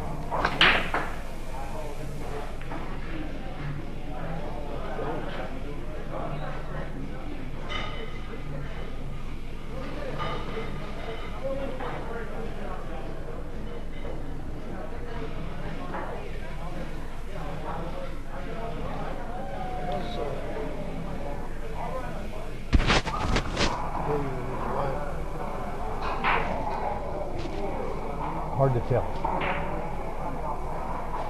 Working on it, but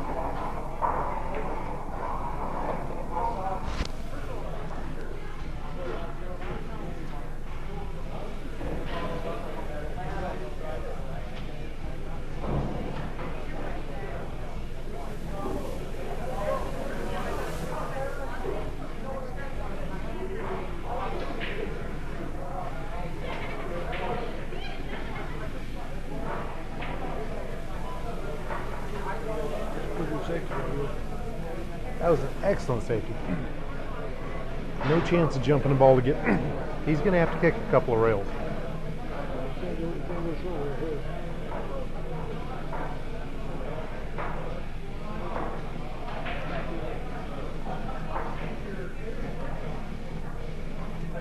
And if you don't make good contact, gives Jason a fine opportunity to get out of here.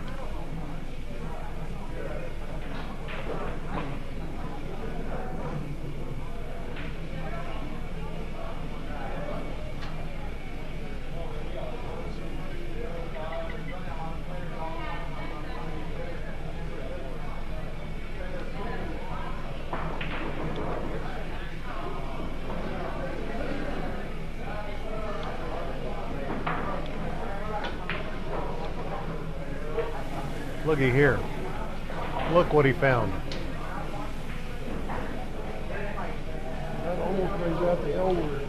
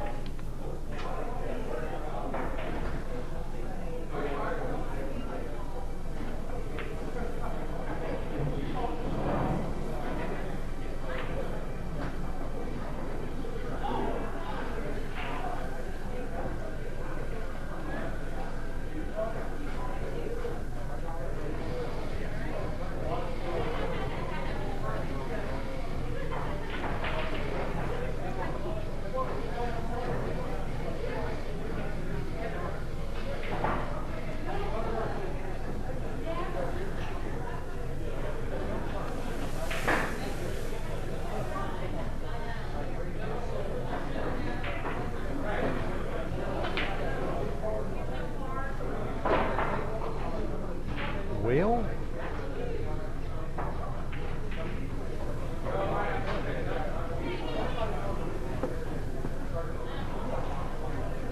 Can't say what's better.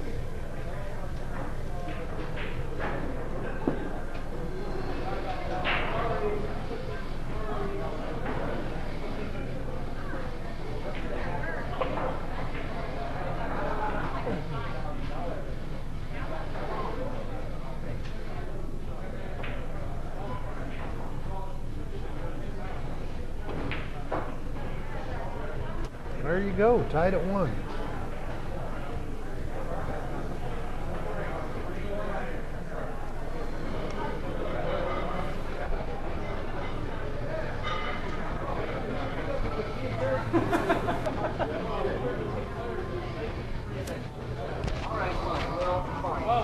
In the qualifier. Thank you. I can't. Because you're posting, it keeps blinking every time you post something. Okay, I think it said message. Okay. Okay, fine. Here's my pen. Here's his.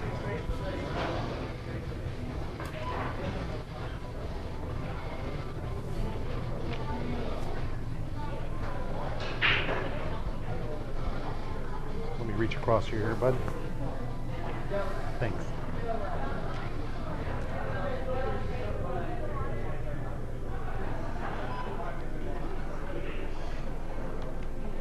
Or as my mama taught me, excuse my reach.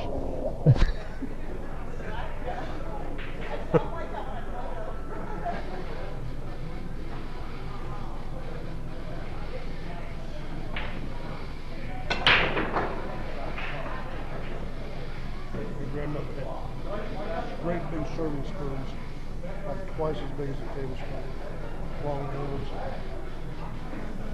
She'd put potatoes on their back plate. You'd reach out across the table like that with the gravy or something, right across the knuckles.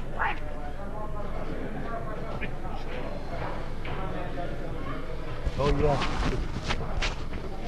If you reach right across the table for anything, I mean, even if the bowl was closest to you, and you didn't say, excuse my reach, you was getting whacked.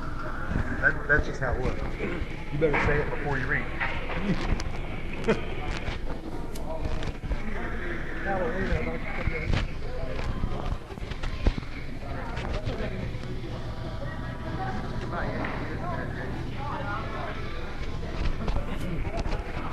Put the pirate suit on the stand right there as the women come walking by. The funniest and the best Halloween I ever had in my life. I had a friend who was a makeup artist in Hollywood for many years. His name was Mike Ray. I had him make me up to look like the Scarecrow from The Wizard of Oz. We put 3 or 4 hay bales on the front porch, and I sat down out there, and them kids would come up there on the porch, and we lived in a house where it was like 4 steps up to the porch. Big porch all the way across the front of the house. I'd reach out and grab them kids. Because they just thought it was he just looked like a stuffed stirred because he had straw sticking out of my shirt. I'd reach out and grab them kids. They would scream, throw them candy sacks in the air, and away they would go. I think he was trying to roll the 9 ball there, and he didn't make sure to make the 2 in the process. Ended up missing both.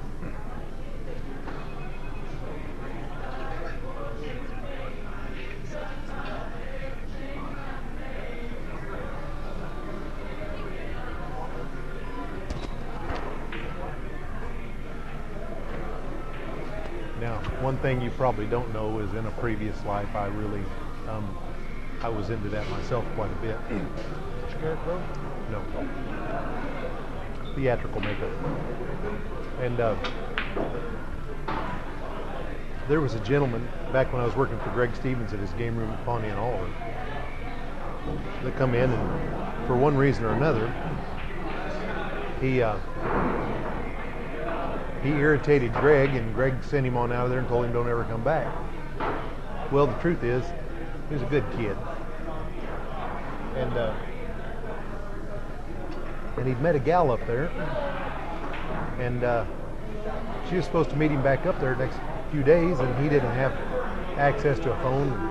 You know, he's one of them poor kids from the neighborhood, and he had no way of getting a hold of this gal if he wasn't up there and, you know, back in Greg Stevens the next day. And he was aware that I did a lot of, you know, theater back then, a lot of acting, a lot of that kind of stuff, and he asked me about it, and so I made him a beard and a mustache, and he put those on, and next day he comes walking in there, Greg's behind the counter, and this knucklehead kid just had to push his luck. Went right up there and ordered a can of Orange Crush from Greg, and Greg didn't even recognize it. Mike also did the following year make me up as a werewolf. Oh no! Wow! And he had this body build that hung over your shoulders, you know, to make your shoulders thicker and wider. And he tore my shirt sleeves open. We had hair sticking out, had hair around the neck. The proboscis was so real looking. When I went like that, the lower jaw, and oh my God, it looked as good as Lon Chaney ever did. I mean, it was a great costume. And me and my next door neighbor, Jack Hammond, we went out and roamed the neighborhood, hiding in the bushes. He was Frankenstein, I was a werewolf. We went out and roamed the neighborhood, scaring kids. We had 3 times as much candy as any of them did, because the first thing they did was throw that candy and run. You know? So we'd get up, we took a pin and we'd write on the sack, you know, this is Jerry's, this is Mike's, this is Timmy's, you know. We had 10 sacks of candy in about 10 minutes. We used to have so much fun with them kids on Halloween.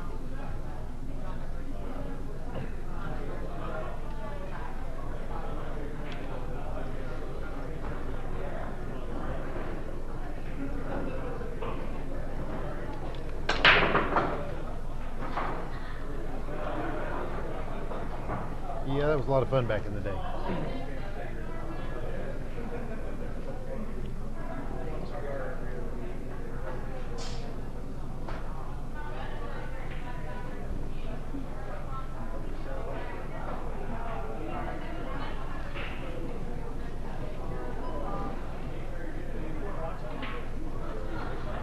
Let me sneak past you here. I need to watch a hit.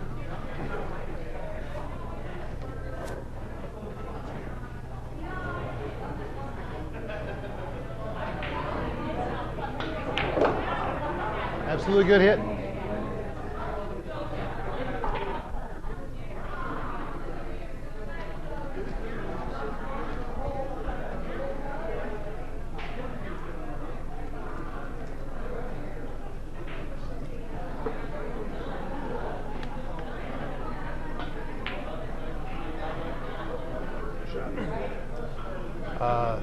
That wasn't a good shot. That was just mean. And I like it. One heck of a shot there.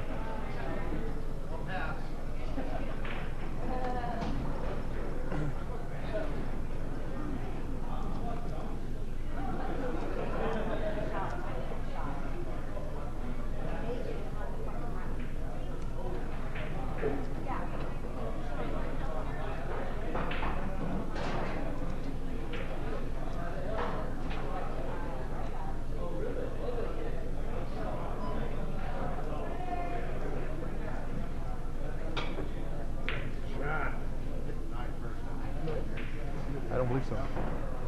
But it's not my call from here, though. I said it's not my call from here. I got to be out there to call one. I believe it was a good hit, but It was not even close. He hit the effect hit 2 on twice. Double kiss the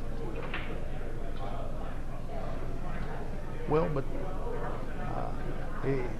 if Alan thought that it was a bad hit, the gentleman thing to do is to give up ball in hand, and I commend him for doing that, whether he's correct or not. well, if he thinks it was a bad hit, he did the right thing. Yeah. But there is just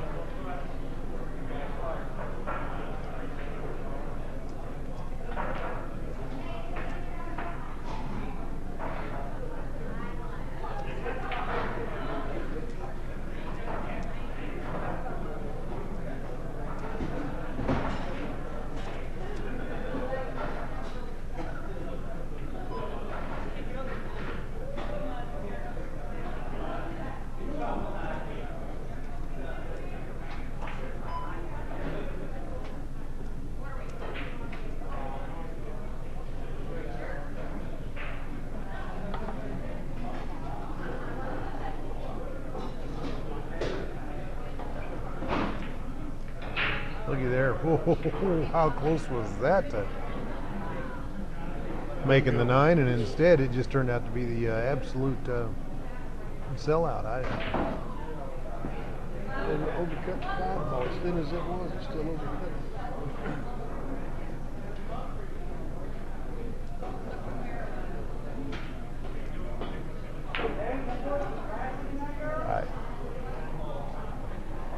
I'm not sure what he was doing there. I mean, if he was afraid of following or something, he could have rail firsted that ball pretty easily. Well, he got enough angle early.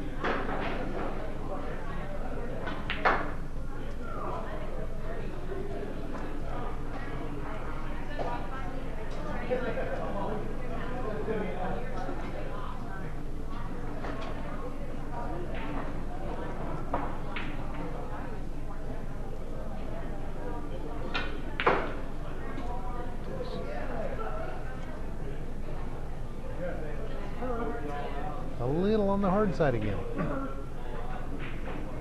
go just stop it.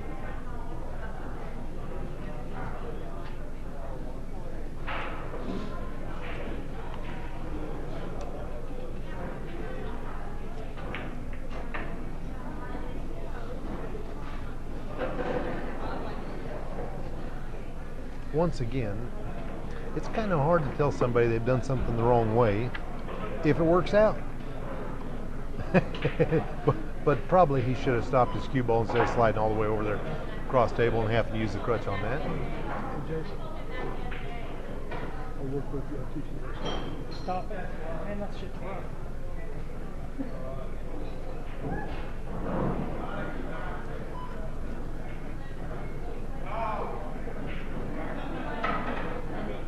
The difference between here and here, right, is confusing to me. Half a tip low stops the ball. I almost shot it real first to make sure I didn't draw my ball clear the foot. Clear over there. You did drop it over. I know, that's why I said I almost shot it real first to keep from doing it. I don't know. I think so far tonight, whenever Jason gets to the 8 ball, he hits too hard. Anybody's game from there on. He's power blasted and left himself in trouble on the 8 about 6 times. Smartest thing he can do is just make the 8 on the break.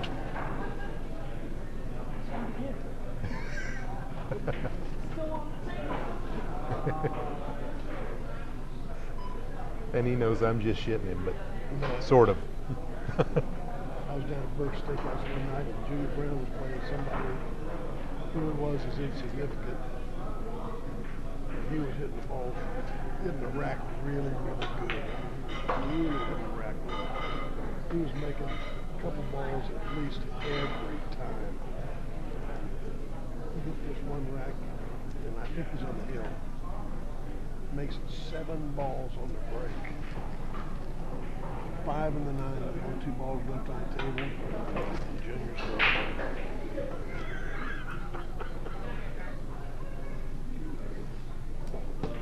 He is dead hooked on it.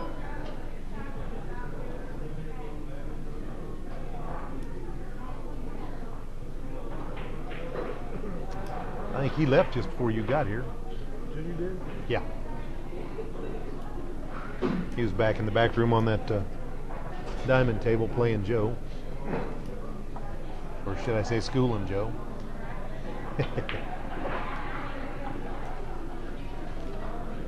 Junior's the last guy you want to watch and try to learn anything. You're absolutely right. And how hard did he hit that ball?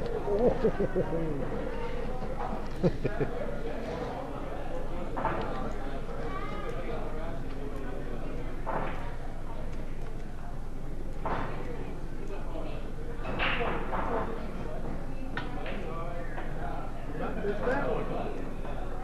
Like the name one.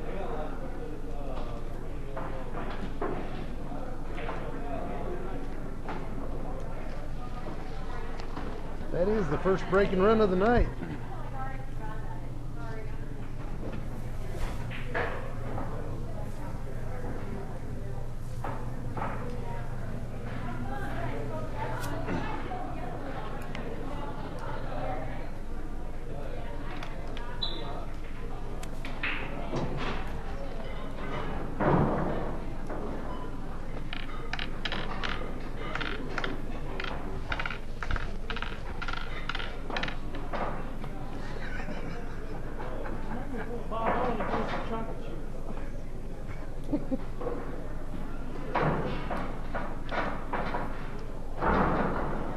After the day.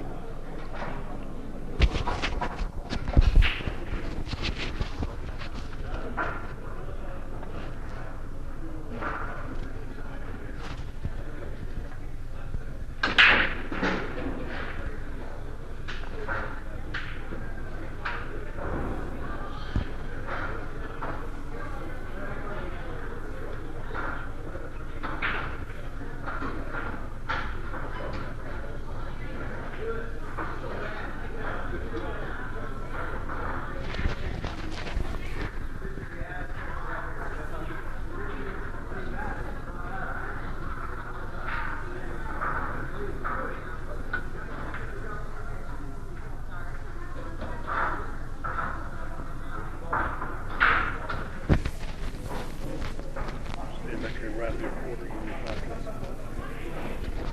Now that was kind of an unusual shot there. He had a shot on the 2 ball with the cue ball about where it's at, and the 2 ball was about first diamond down the rail there, and he could have just shot it and drew back and got on the 3, but instead he decided to cross bank it towards the 9, missed the 9 altogether, it falls, and he ends up hooking himself. Put it on it.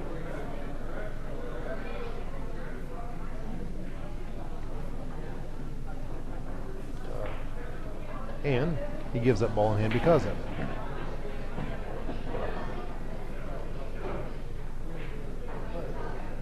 If that's perfect, get this match. All the ball in hands is going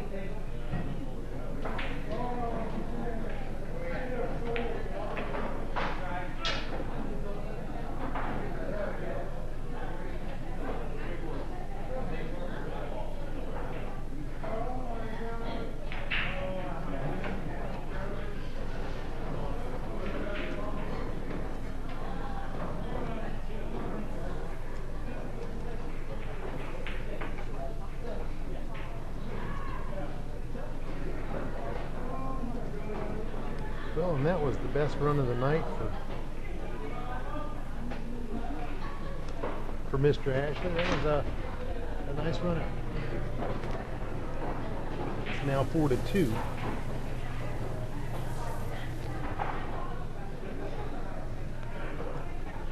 Jason's favor this second set.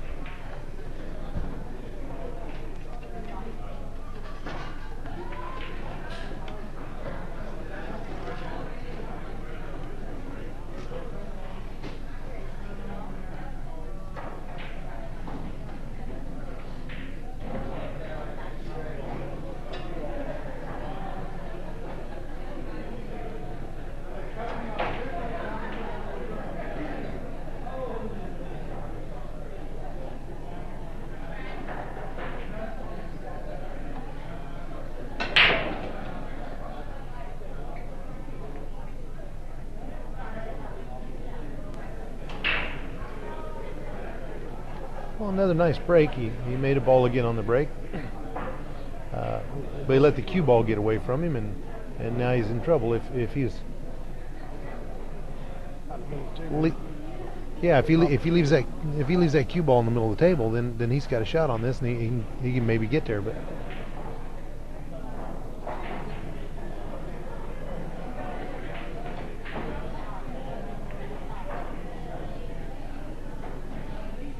that was fair attempt at getting safe there.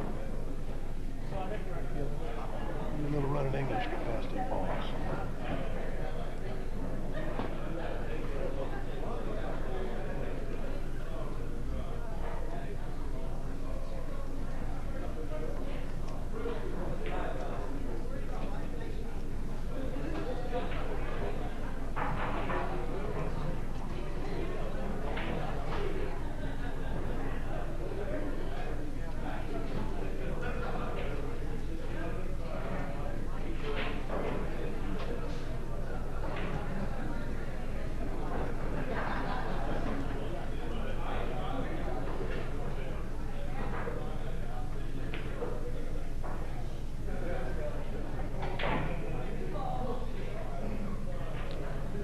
Now, if you're playing one hole, that's probably a fair shot.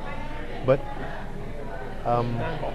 yeah, this is 9 ball. You can't play that ball pocket speed and not move the cue ball behind the 3. Now, if he's going to shoot that ball, he could have shot that ball a little harder, moved it over a little bit, and slid the cue ball behind the 3 and left shape for the 3 in the same hole. But he... Sometimes that one pocket stroke goes back to life. And there, I absolutely don't understand that shot. I don't know what he was trying to do with that. If he goes rail first with that, the cue ball catches the in rail, comes out, and leaves him a nice easy shot between the 9 and 7, where he can just roll that 3 in the side and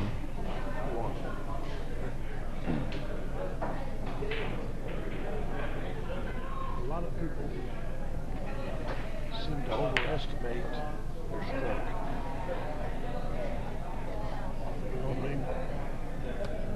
And for me, a lot of times it's just the opposite, where I try to simplify too much, and all of a sudden, out of nowhere comes a stroke that I wasn't expecting, and I'm trying to draw the cue. Yeah, try to roll it back a foot, and I end up all the way down on the end rail behind 4 balls. But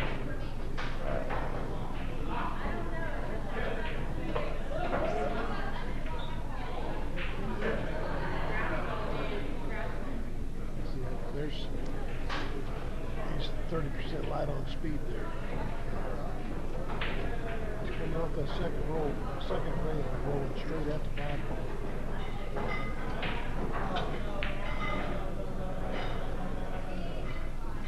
Get down there where you're only 2 feet from it, 5 feet from it. You got a little bit of control of the cue ball. You get on the second rail there.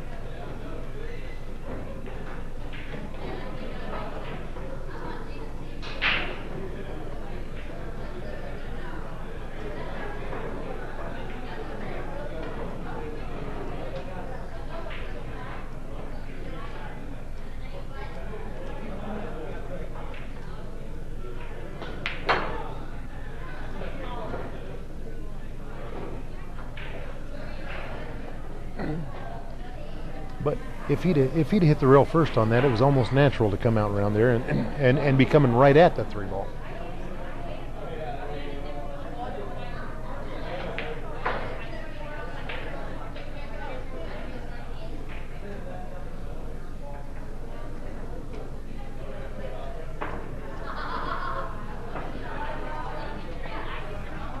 So it's 5-2, Jason. Second set.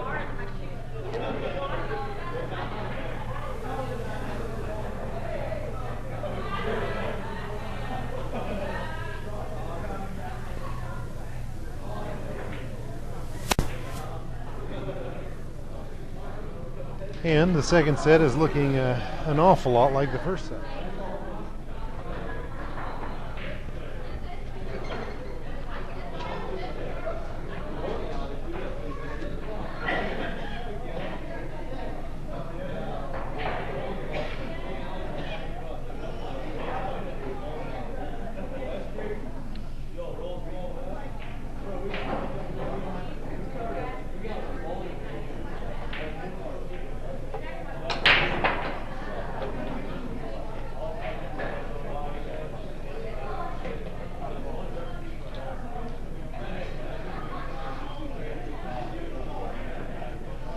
Well, he made 3 balls on the break there. Just unfortunately, one of them was all white.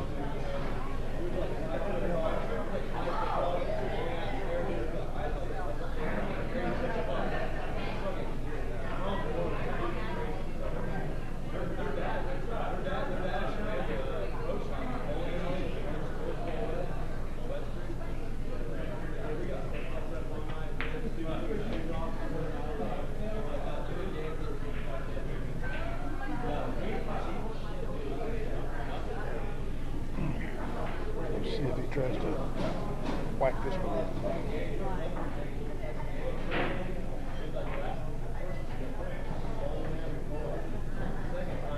A little restraint goes a long way.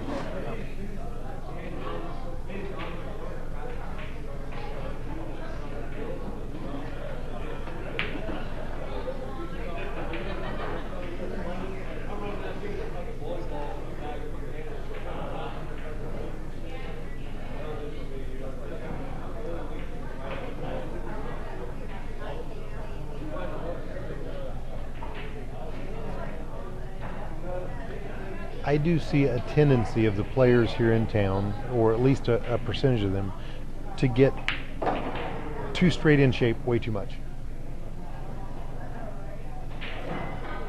There is nothing. Having an angle on every shot might be the single most productive thing you can do. Absolutely. If you don't have the other thing that I see a lot of is being on the wrong side of it.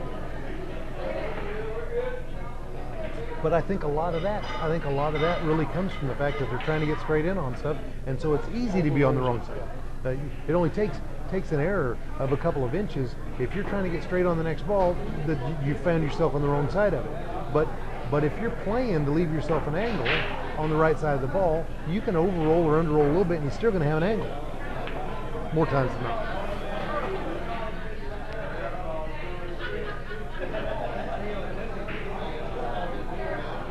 But I see an awful lot of the players in Wichita getting too straight in on the majority of their shots.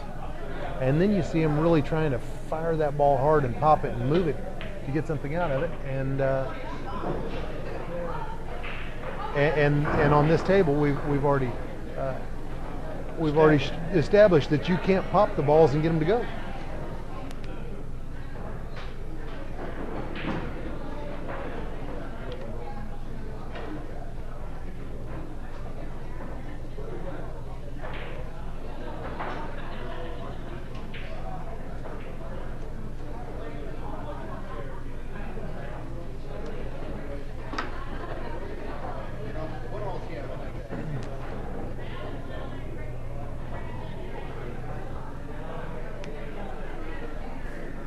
score doesn't show it here, but I think Alan's playing a little better this set. He's just not finishing.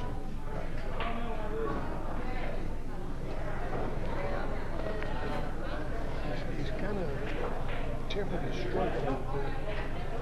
He's not whacking balls like he was.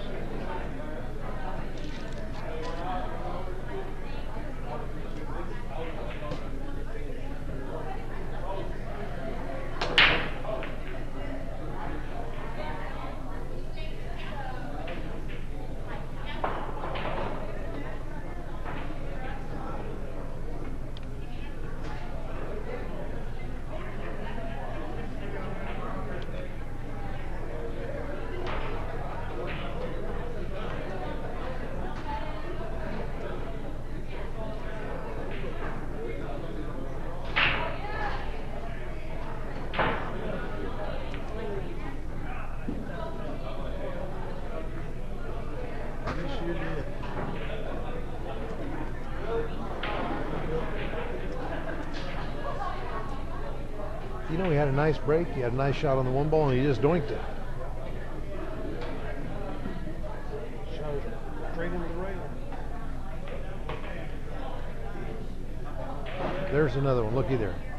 Now he played inside English when he had no reason to play inside English, and he left himself dead straight in on the 2, and he's going to have to do something to get on the 3. If he had just played that with normal running English, he'd have caught the end rail, spun out between the 8, 9, and he'd had shape, angle shape, on that 2 ball where he could just bump off the rail, be on the 3, you know. 3 in the same pocket.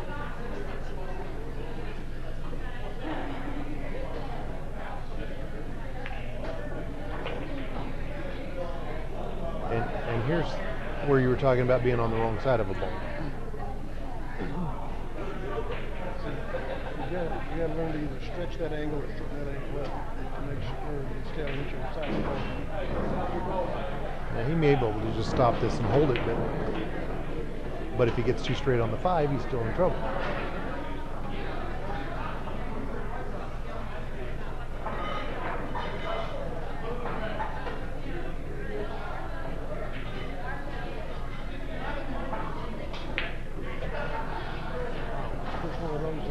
And he found a stroke. Now what?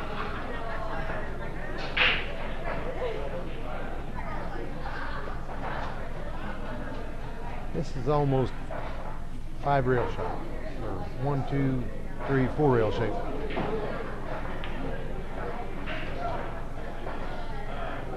Oh, he's going right at the hole. It's just not right. Yeah, he needed to come out of this corner a lot tighter so he could double up that other corner and have a shot on that 8. Once again, we're going to run in that served him well.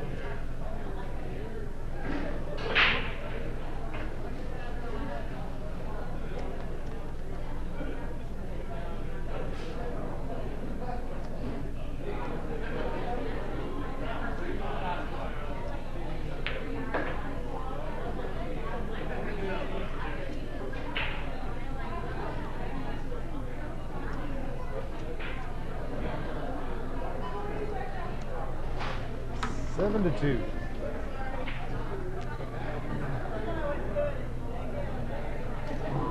And right on cue, after I said I believe he's playing better, but just not finishing, he did exactly what I said. He come up with a couple of pretty nice shots there. He showed us the best stroke of a shot he's had all night, and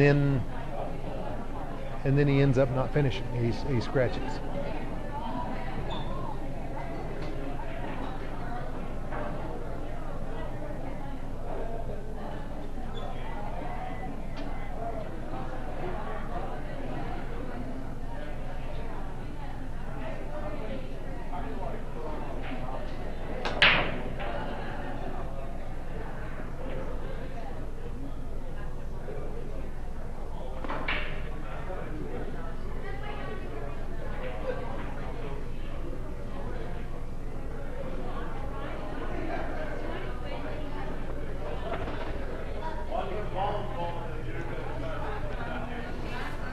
Lift it straight up about that much. or holler at me and I'll come do it. Okay. If you pull it all the way up, it's real hard to put it back. You're doing good. I'm not big. I told her to tell you I get panicky.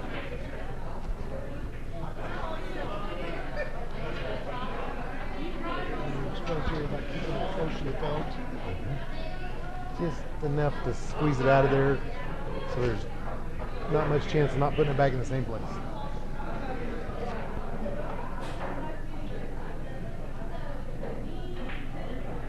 Well, he had the speed right on that one.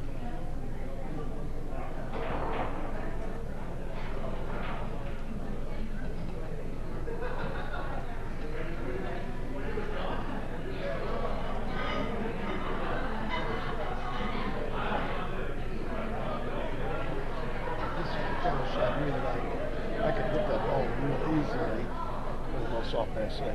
I like the way it's set up. I mean, it's good for the Nationals first run. Then you shoot it on the outside into the 3 ball.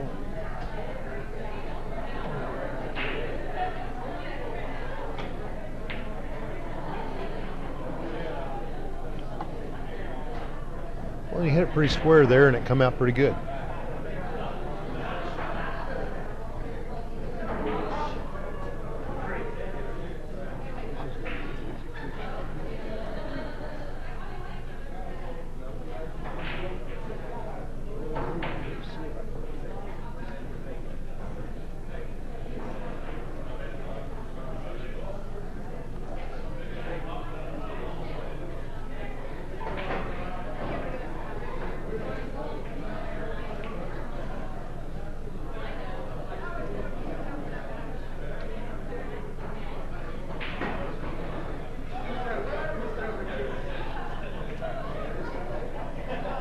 And to me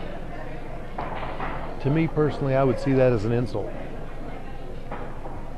You know, I'm like, you know, obviously this guy thinks I can't run, you know, a table, and but I'm looking here, and he's leaving himself straight in. I don't understand this at all.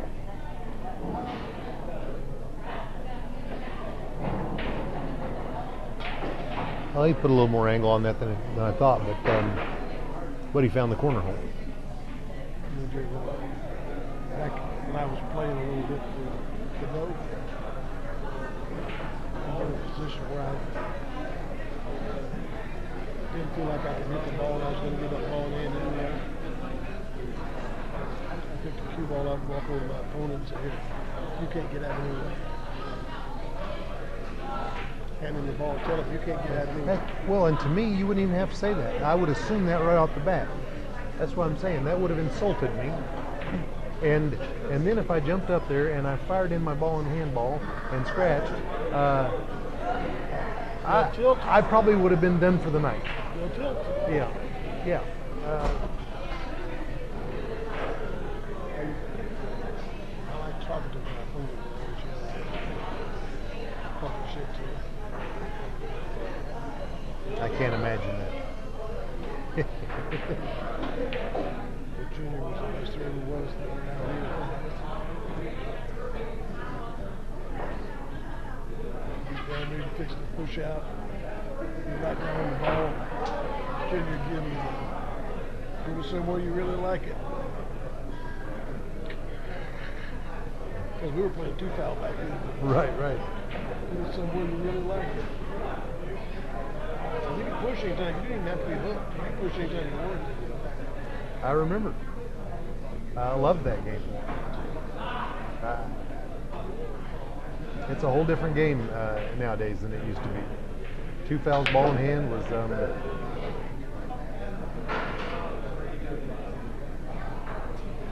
He acts like that was somebody else's fault.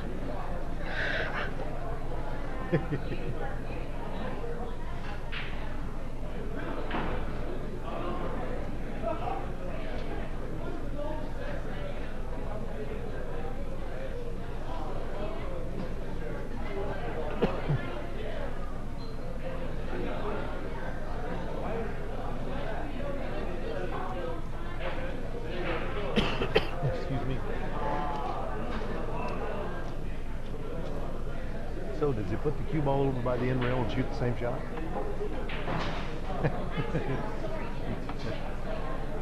I'm going the other direction with it, but I don't know if the cue ball just on both sides of the ball.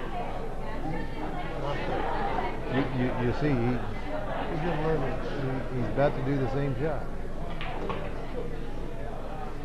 Nice one. Well, he learned something. And he got on that ball pretty good.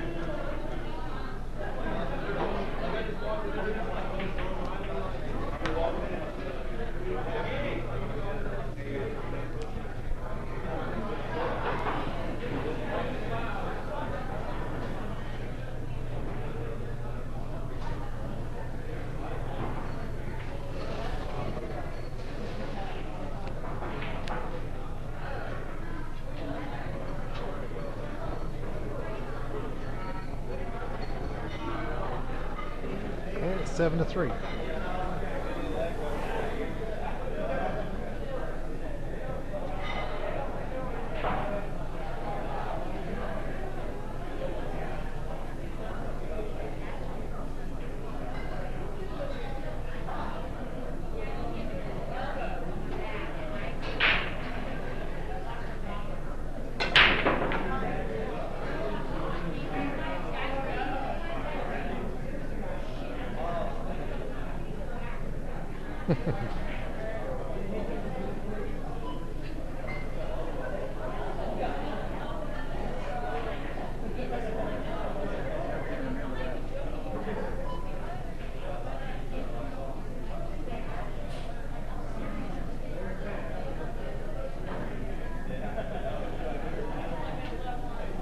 Well, he makes the 6 ball and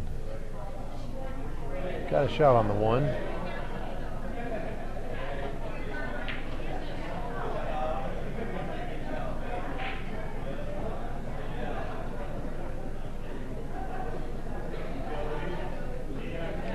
Now there's another one where for me he's on the wrong side of the ball. If he gets down past the middle of the table, he can shoot that 2 ball and 2 rail out and get back down and have an easy shot on the 3. Now he's gonna have to do that kind of thing, and hopefully the 3 goes past 7. They take such risk in some of these shots.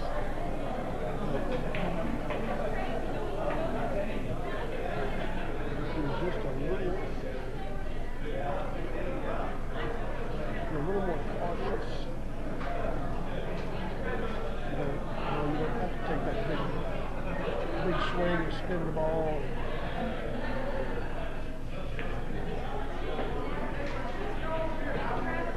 And he scratched.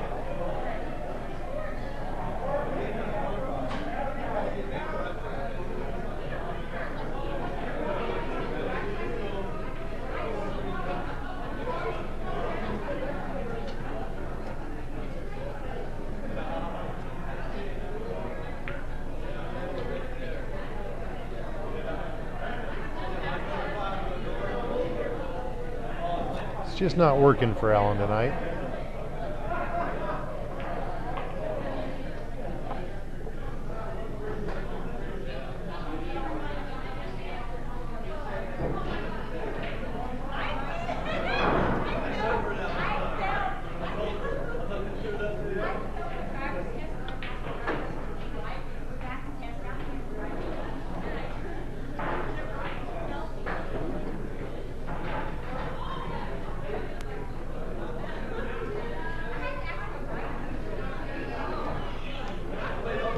Jason, you're on the hill.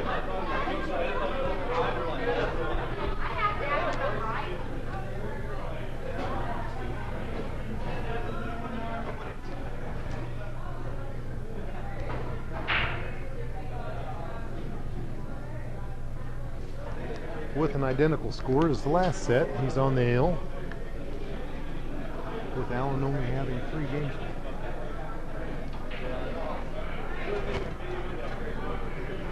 This is going the way I thought it would. I mean, as soon as I read about the challenge, this is the way I thought it would.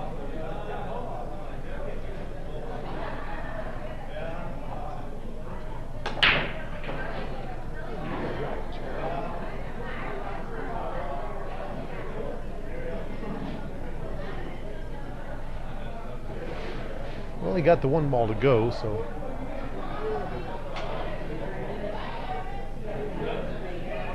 He missed a spot a half inch Right, on the head ball. right.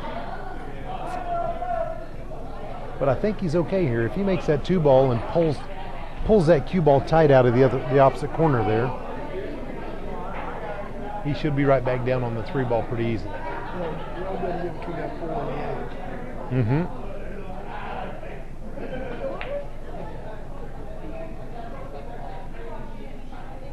Can't draw that ball. You're supposed to draw that ball.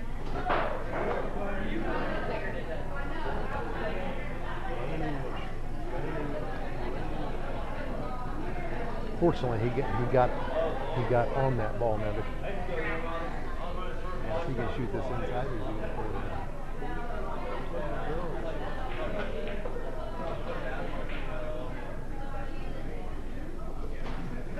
Not a bad shot with the 7 ball hanging.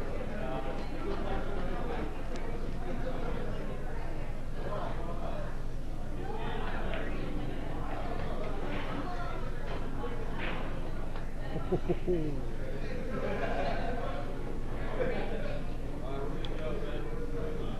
roll this one and then draw first.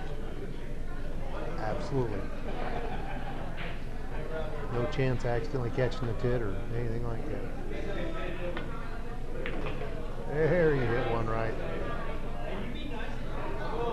And the nice thing about that, he's got 8 foot that ball can stop, and he's still got the right angle. He's going right at the ball, right same angle to hold it.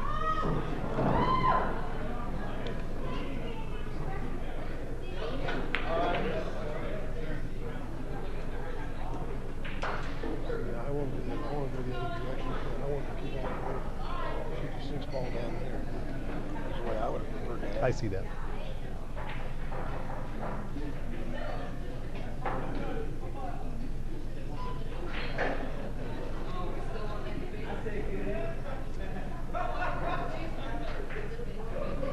Oh, the draw shot.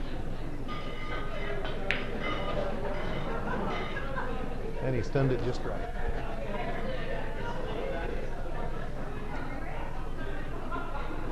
You got to get a more shot here.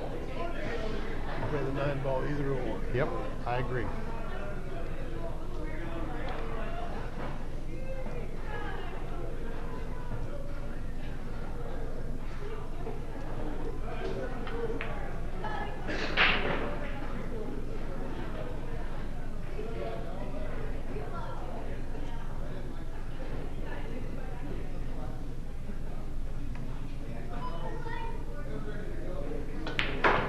And he breaks and runs his hill game to win the second set. The same score he won the first set, 9-3.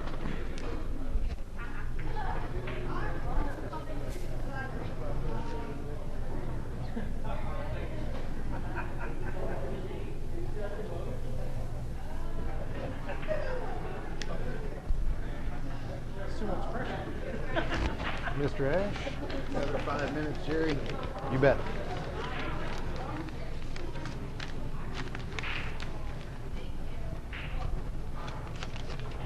Four, 6, 8, 10. There's the 100 that you wagered. 4, 6, 8, 10, and there's the 100 you won. Once again. Good shooting.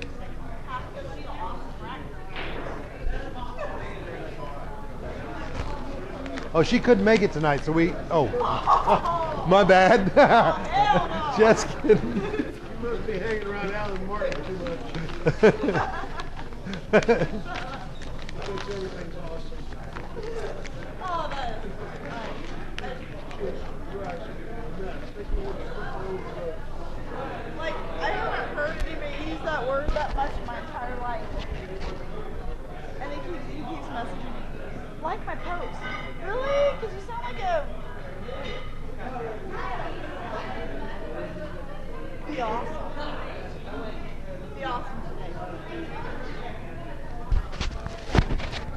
going the other way, and you'll always be happy.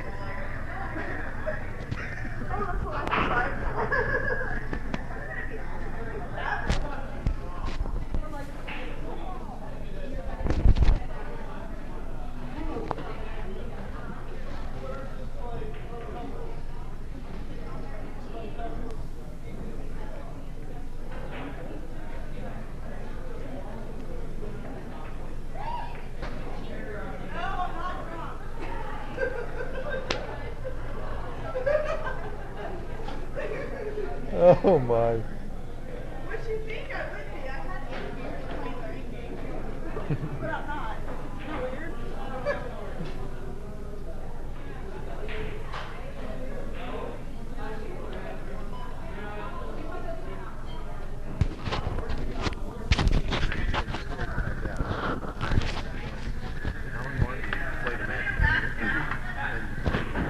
Sure, if you want to.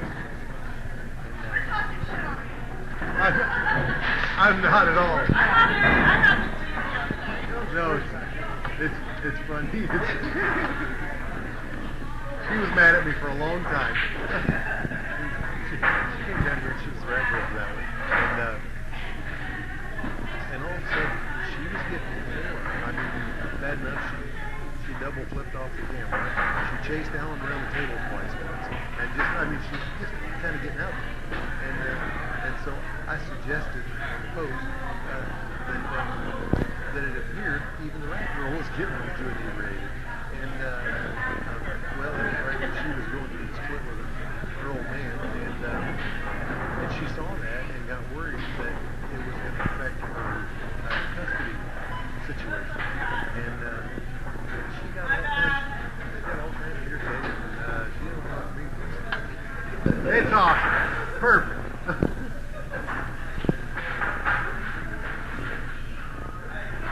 But yeah, it was kind of fun. She posted on there that I was out of line for suggesting shooting this year. It was about 10 posts after it and said, you're always wrong. You know, you know. But it was kind of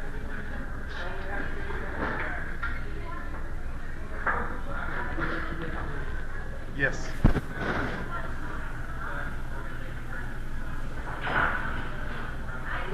But she's got a passion for the game.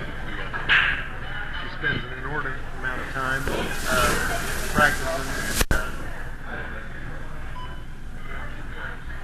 And obviously it's working, it's paying off. She won the girls' ring game today.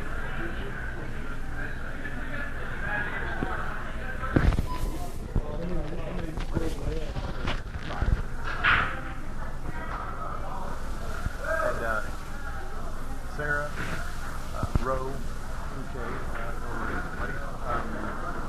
and Krista Atkins, Trustee, was here. What's the other young lady's name that from out of town that came in?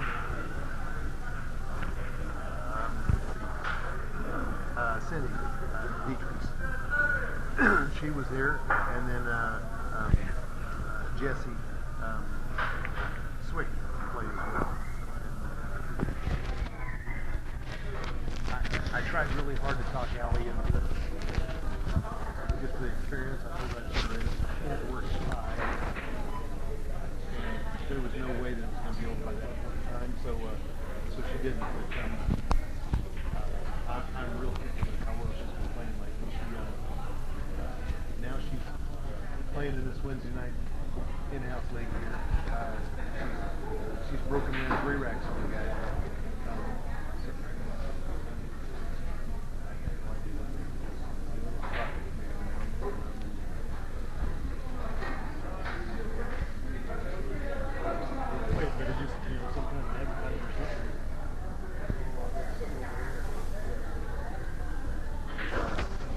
Yeah, she's getting better and better and better, and it's just.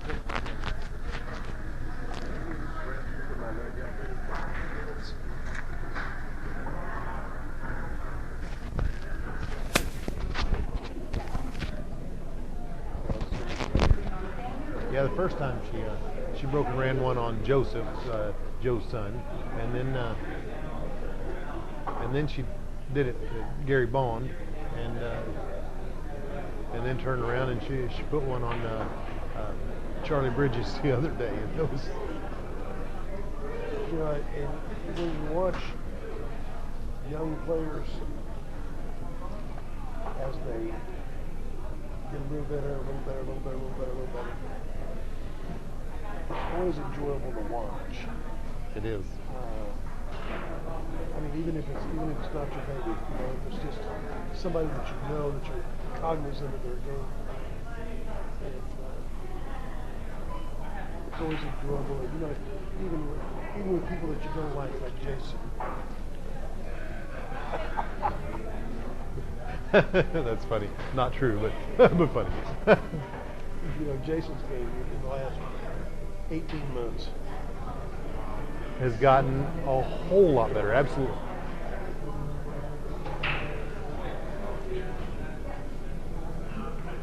Well, what really tickles me is not just all the players, and you're absolutely right. When you see somebody that's game's jumping and they're getting better and better, and it really is a good thing to see. But what really tickles me is there aren't a whole lot of gals, even in a city the size of Wichita, that can break and run table. There just aren't a lot. And I mean, I don't mean that negatively. It's just an honest thing. And when you see a gal, you know, regardless who they are, do that, it's really cool. You know, it's really a cool thing to see.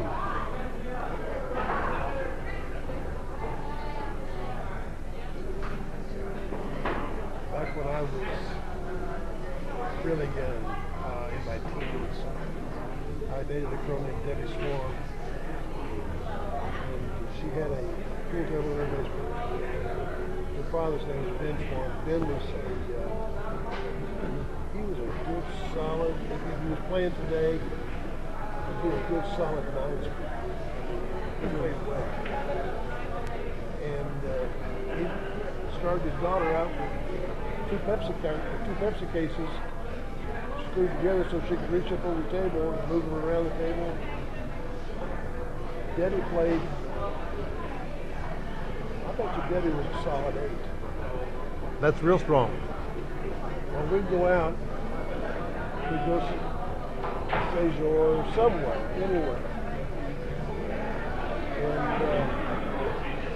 back then, every tavern that had a pool table had a $5 9-ball game. I'd get in there and win 60, 70, 80, $90. You guys would all be bailing out on me. Nobody wanted to play. I said, you guys play so bad.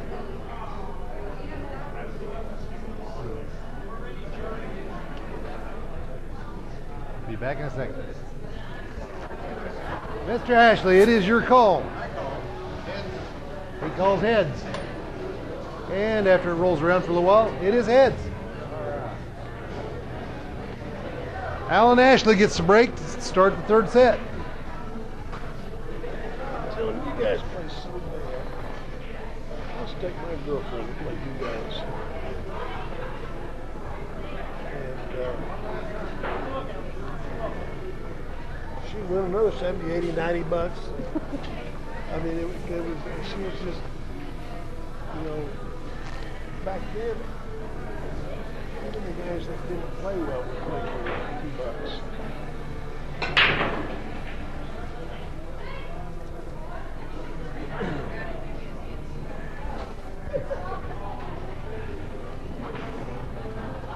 Gary, haven't you seen the guys do it in Vegas? The whole trick is you where just... they put their hand like this? Yeah, this is just explosive. You just lift her that high. And you know, there was, at that point in my life, I was working for 75 cents an hour. I go out and win $75 in a night. That's a home run. That's 3 weeks' wages. You know?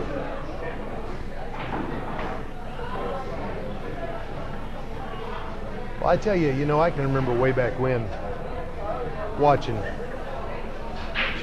Lori Heisman at that time, Lori Farhaw, and then Heisman. But Lori Farhaw, I can remember her, and her game got real strong for a while there, and it was just a joy to watch her get out because there just weren't a lot of gals out there that could. She's one of my favorite people in the pool. Lori is. She's got an ongoing problem over there where she's at. We've talked about it 2 or 3 times. She's not willing to do what it takes to, make the changes that it takes to resolve the problem.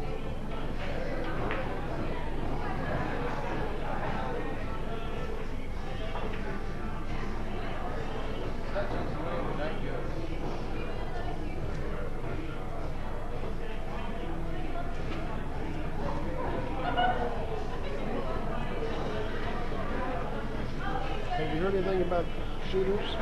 How's Steve doing over there? I have no clue. I drove by there the other night. See what day was it?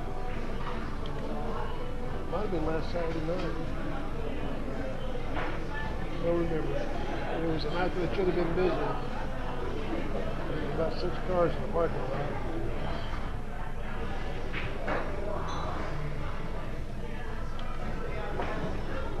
I don't know if he's ever going. I don't know if he's going to be able to overcome the problems from before. Well, you are too smart. You are too smart. That was a very smart shot. Double smart.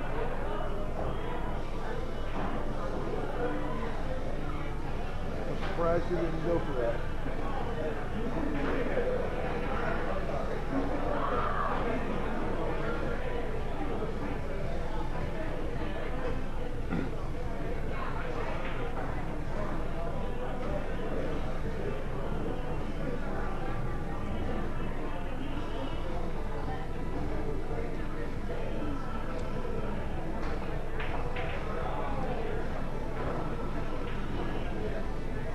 Oh, right in the side. That's brutal.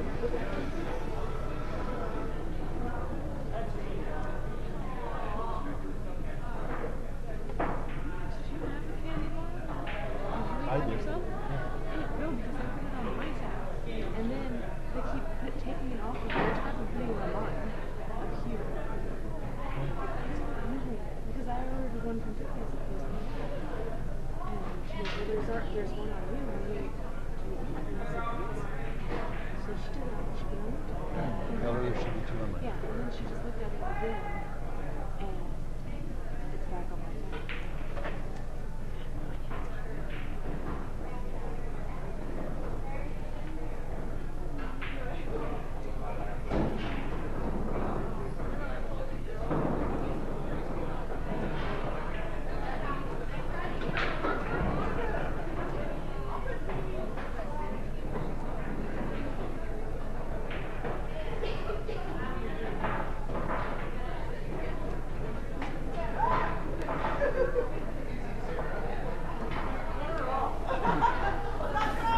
All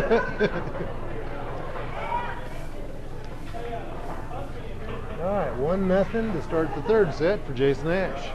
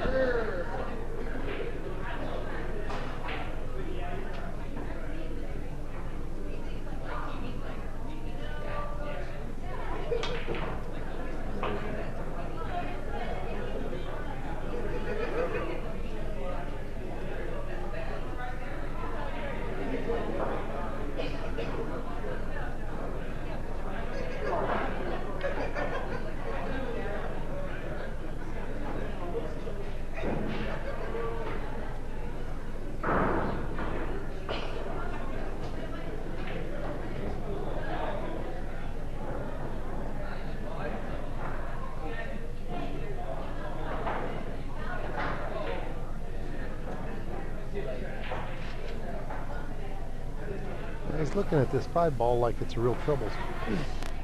I don't see the trouble in it. If he leaves angle on the 4 ball to put it in the corner, he just take the cue ball off the rail and be right over on that side of the table. I don't see an issue.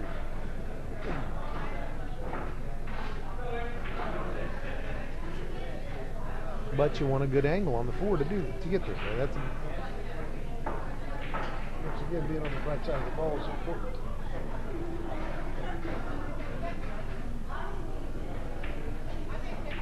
and so he's looking at the combination instead. And if I'm going to shoot the combination, I'm not going to leave 2 feet between the cue ball and the 1. I'm not either. I will have about 6 inches. Oh, ouch.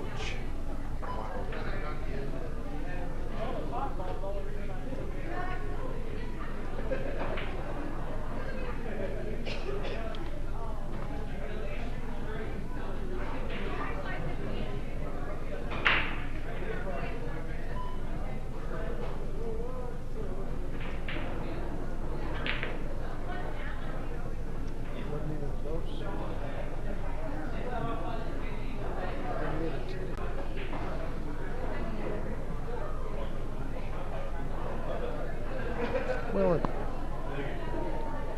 you know, I don't necessarily disagree with Jason going for the cheese, but if you do, why are you going to leave all that distance between the cue ball and the 1 ball and make it harder to do? You know, why don't you get it up close where you lined up and not much chance of movement? I mean, there was an out there he didn't see, but okay, you know, then he goes for the.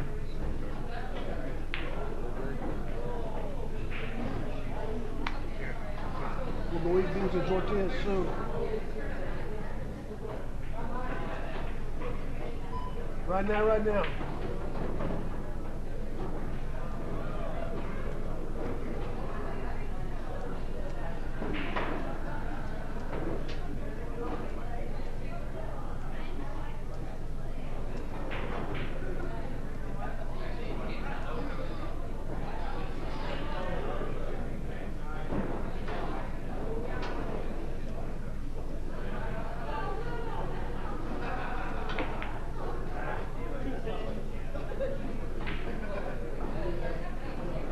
Years ago, George and I and a bunch of us were up at Hutchinson for that tournament up there.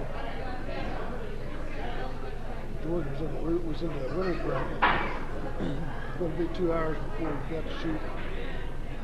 He was sick as a dog.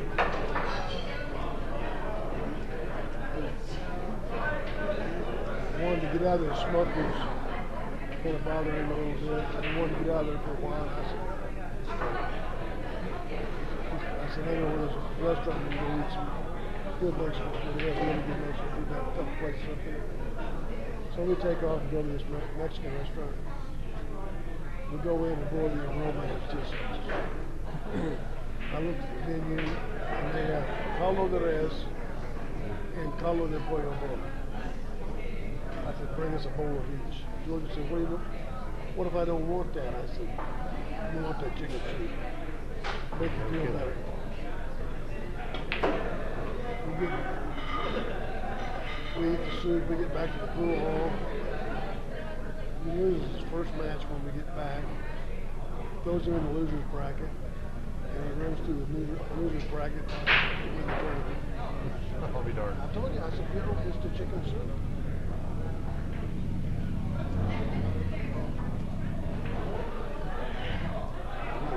Chicken soup.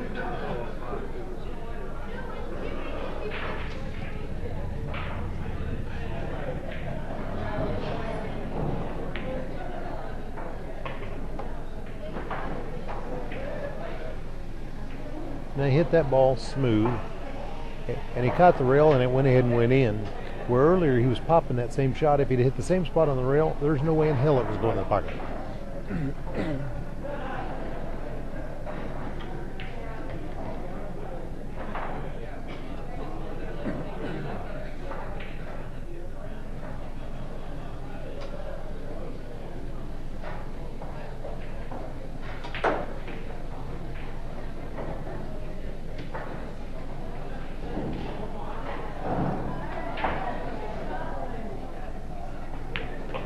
he gets out.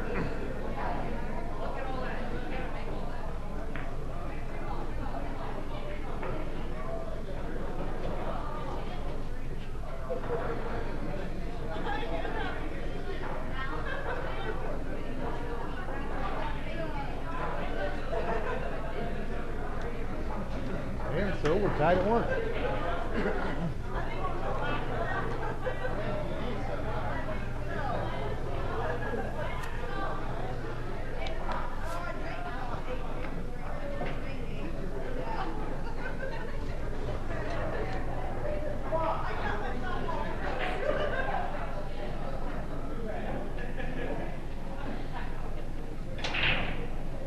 You know, kind of aggravates me that Renee and Paula and Jenny Furman and that whole bunch won't come over here and play in the ring games. But they get upset when these girls are come over there.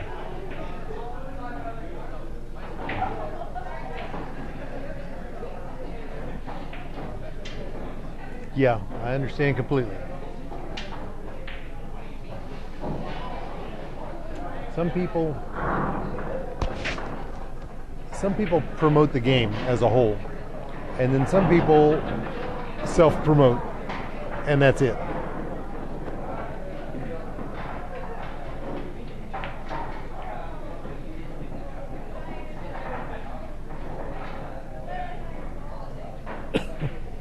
Did he get a little love on that one? I think he did.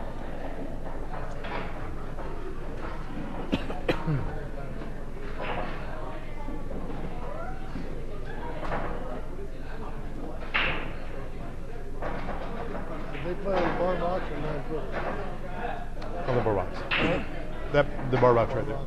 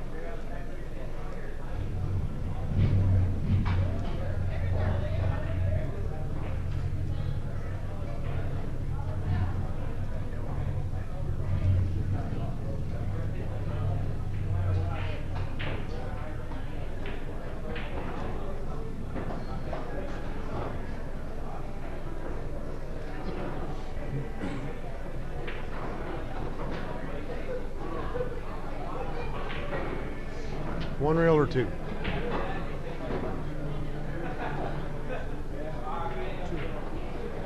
Me too. But, hey partner, hey. We got all this blocked off so people won't come through. Got a big match coming. Sorry. Thank you, bud. Appreciate it. You know what I take up for a reason.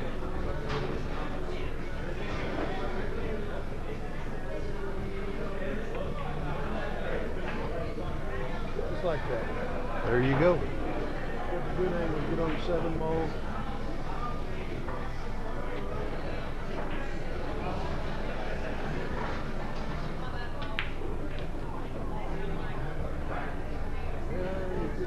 Get too straight. Just what we were talking about.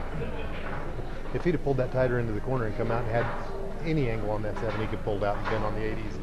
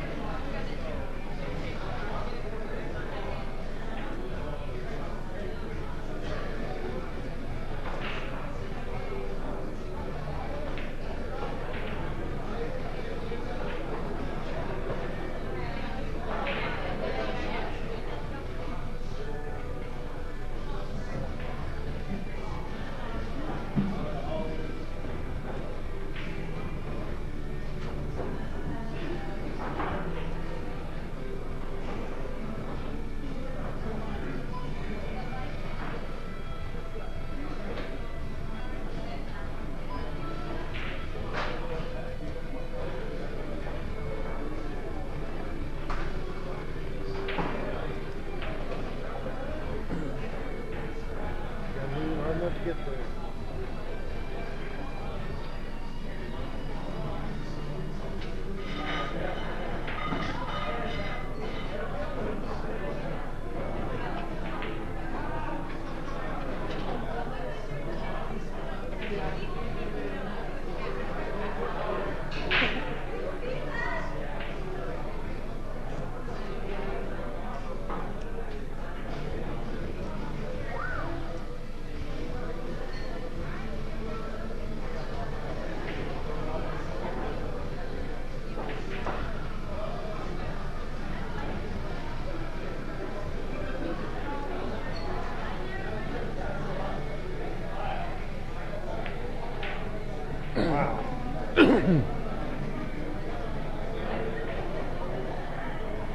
Jeremy Jones showed me this drill one time. Started out, you only got 2 balls on the table. Put the cue ball here at the first diamond. Cue ball at the first diamond. I'll do ball at the second diamond. Shoot it in the corner. Draw the cue ball back 1 diamond. Set it back up. Shoot it in the corner. Follow 1 diamond.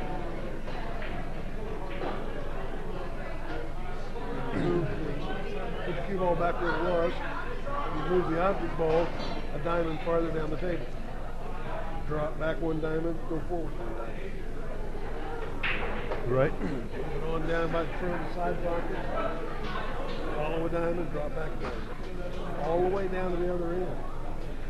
Now when you get down there to the other end and you've got that ball set on the first diamond and the cue ball on the first diamond here, and you got to shoot it with, you can't just slow roll it in. You Right. shoot it with authority. Stall that cue ball where it just rolls to the end rail, or draw it back 1 diamond, whichever you want. It's quite an exercise that you don't realize what it shows you. And his big problem on that shot was he slow rolled it. We both know he should have put that ball in with a little bit of authority, and instead he slow rolled it. Any little thing between here and there can cause that ball to miss. And because of that, believe it or not, Allen leads this set for the first time tonight. Allen is ahead in the set, 2-1.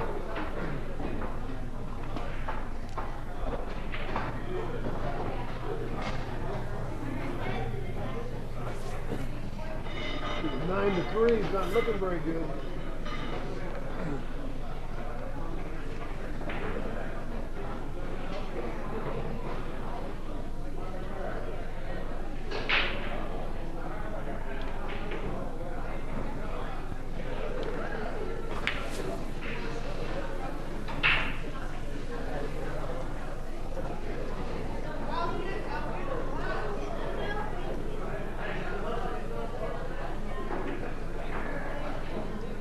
Here's the problem here.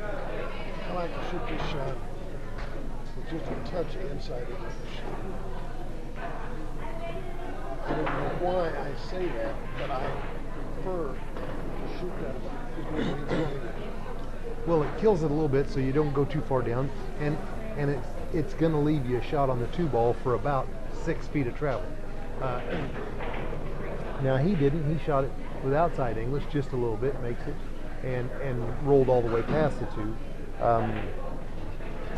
And now he's kind of got an angle on the 2 ball. He's got to put the cue ball either hitting the 9 ball or going through the 9-7. Or he can just soft play the safe and roll up on the 7 ball and let the 2 ball go to the. And he puts it behind the 9, which works just as well.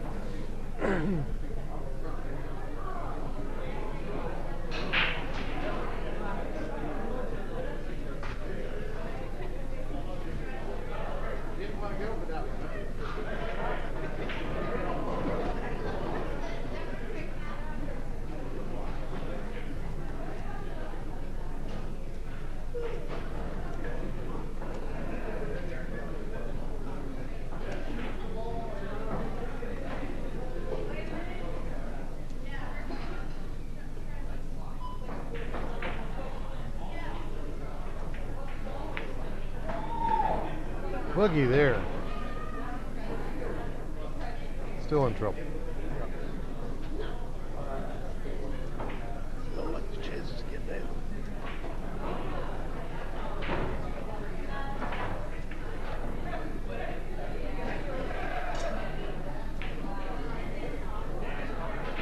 It's laying short, shooting the nose that can't go in. But look what he found.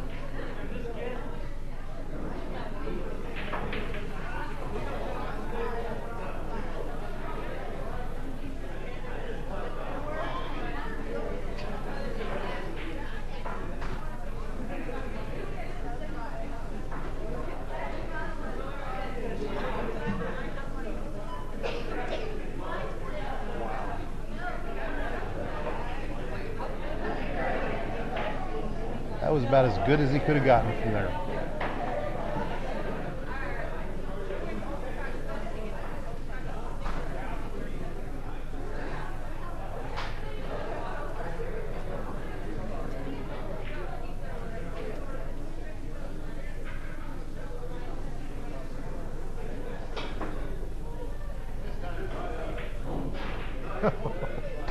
Not enough speed.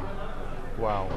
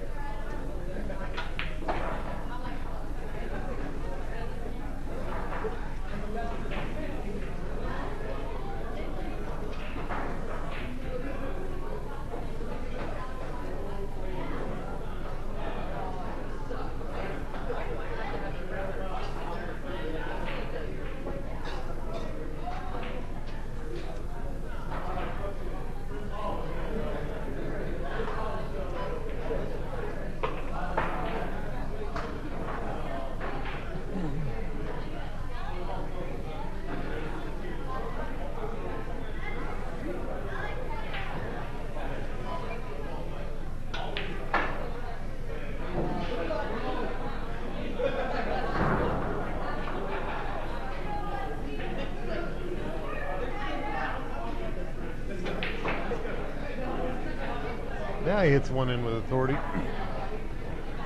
And we're tied at 2.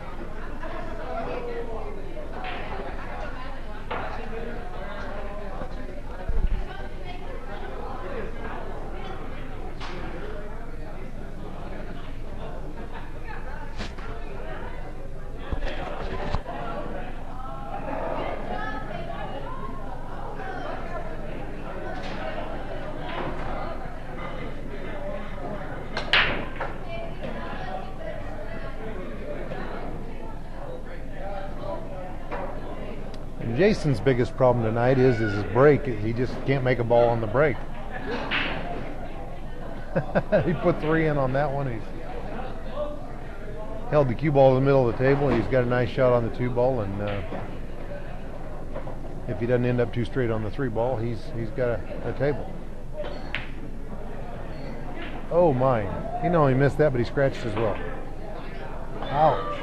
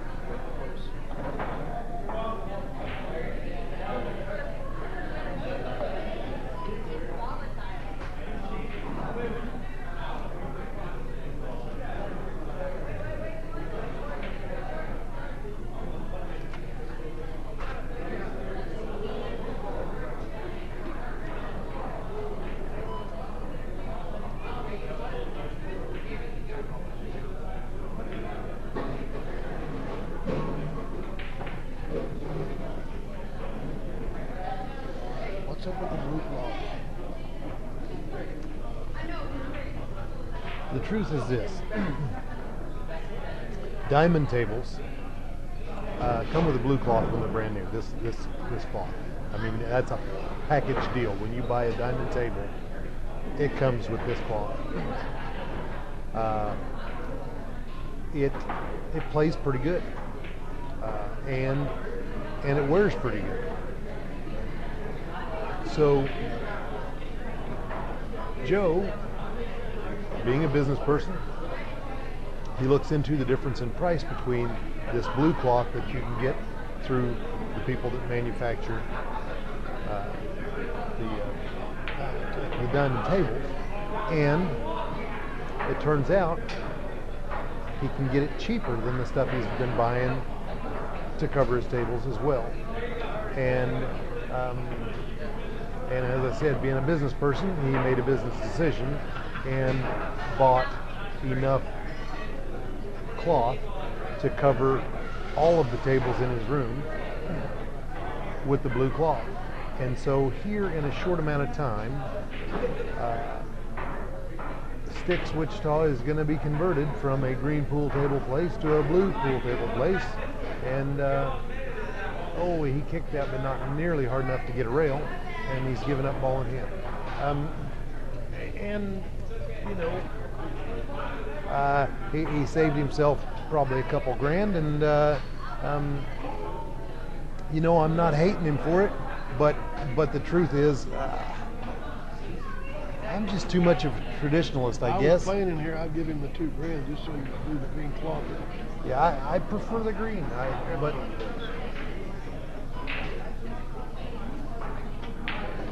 so real quickly here, not only the diamond, but all of the tables, the big tables, the Valley bar boxes, they're all going to have blue cloth on them. What if we can get purple and yellow?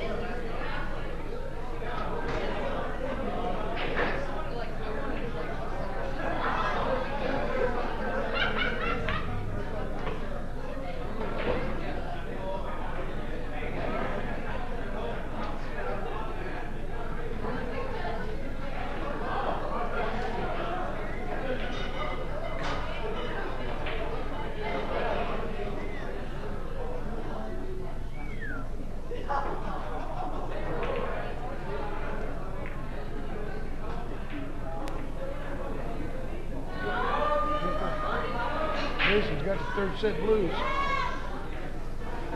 I think you're right. Won the first two sets. We need to see it.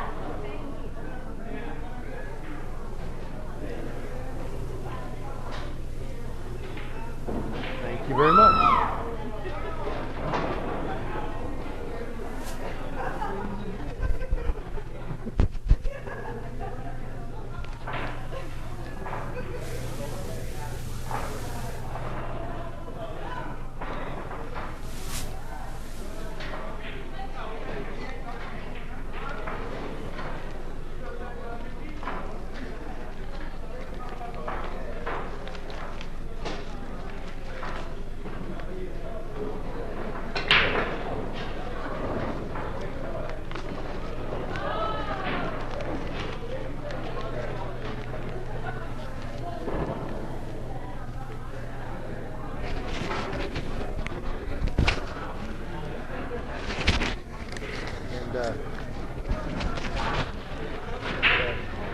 Mr. Schutz.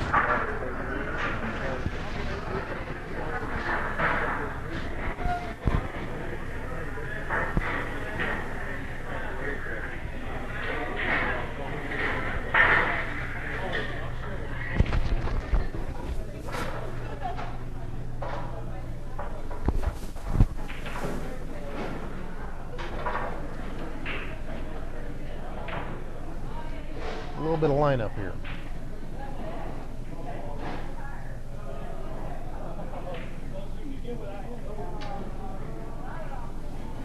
He didn't need to hit it that thin. He could have just hit it about 2/3 where it just slide past the 4 ball. The cue ball's going to the rail and right back towards the 8 ball. He'd have had a good safety there.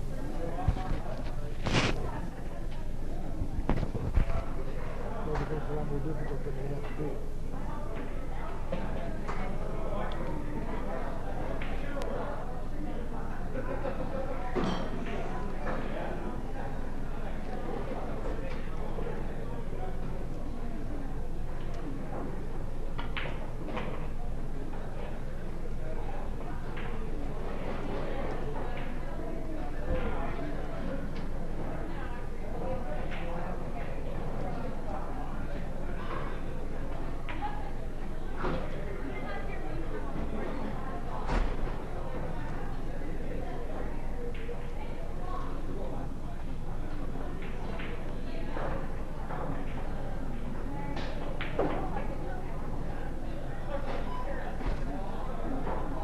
Well, he's definitely on the wrong side of the 5 there.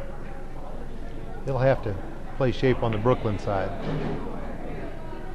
If he doesn't follow it all the way to the corner, oh my. Pretty good. Whew.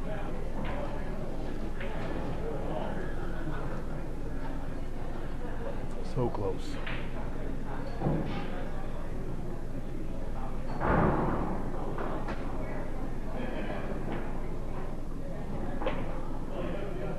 I thought it was sitting up there.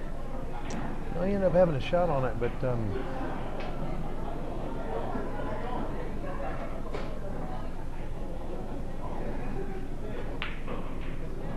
and that's the deal. You know, for me, Shot that in the last wrong pocket. right, absolutely. That ball had to be put in the side pocket. I mean, no doubt about it. Side pocket, your ball none of this in and back.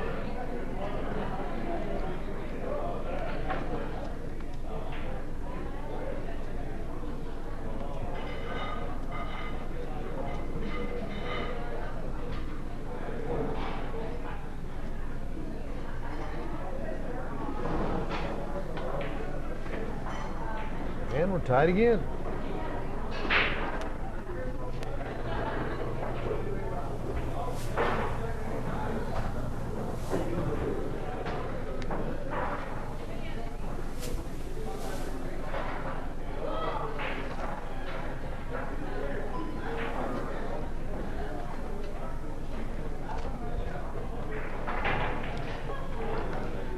Well, let's see here. It is now 12:30 and we started at 9, so took us 3.5 hours, but now we've got a match, at least this final set.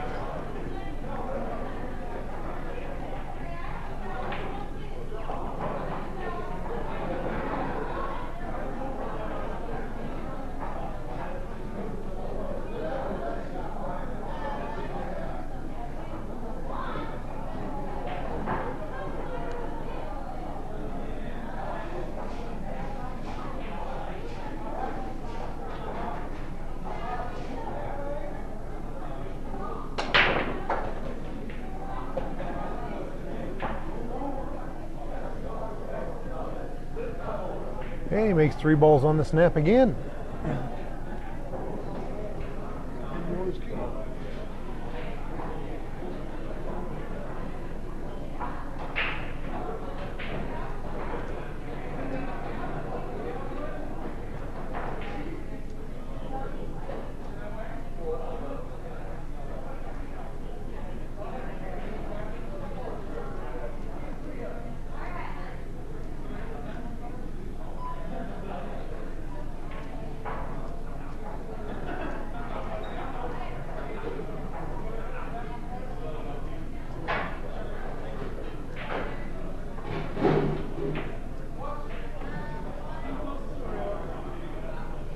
Oh no. Once again, fortuitous. He says, I'm sorry.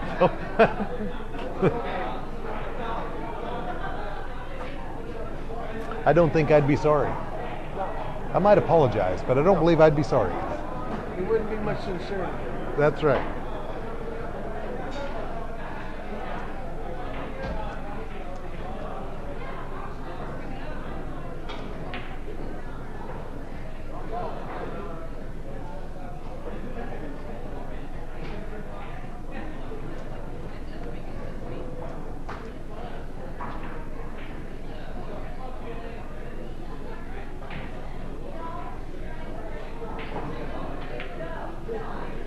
side of the ball. Yeah. Yeah, that two-rail shape coming out of the corner just past the 8-ball would have left him perfect.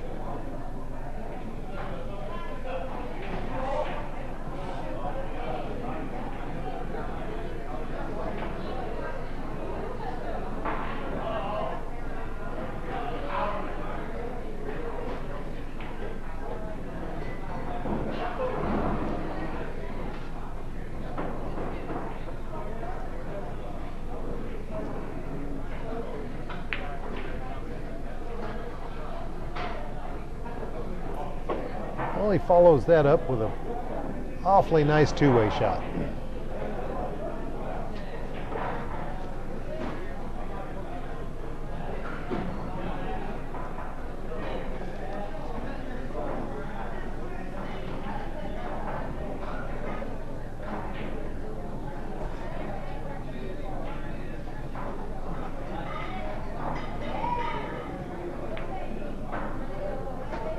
Oh my. I didn't run into the nuts.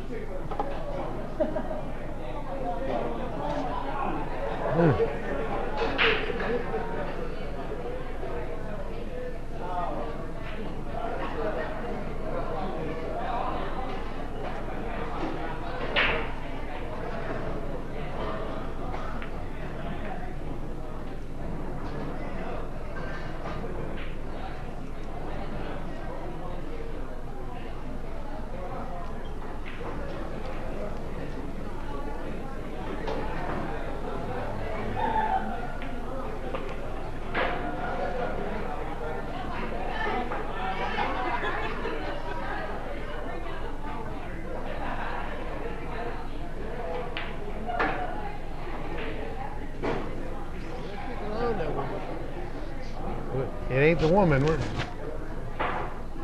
that guy with the ball cap sitting beside me.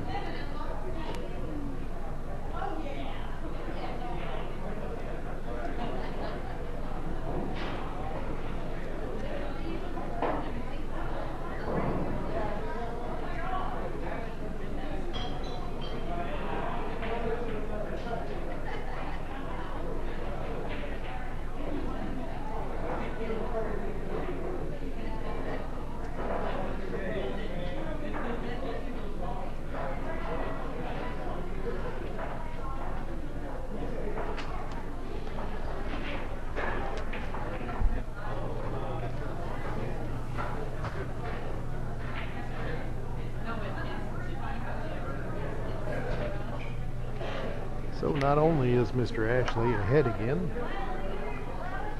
but he's already won more games this set than he has in either of the previous two. Jason loses the $5 bet. That'll teach him.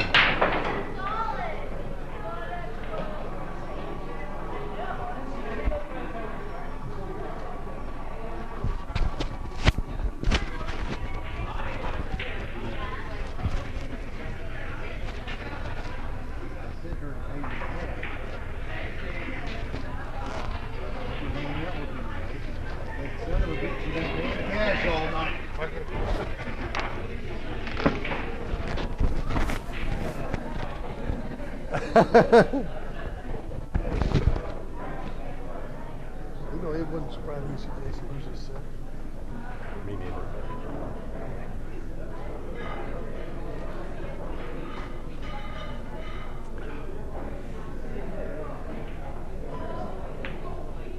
You know, they've both been making 3 balls on the break pretty regularly here now. And you know, I must have the worst break in the country because I just don't make balls on the break very darned often at all. So I'm telling you right now, I'm envious. These guys are both making balls real regularly and a lot. And Magic racket. it must be the magic something because I'm guaranteed. It's that black racket. What's that? Isn't that what they call it? Yeah. I usually make 1 ball on the break,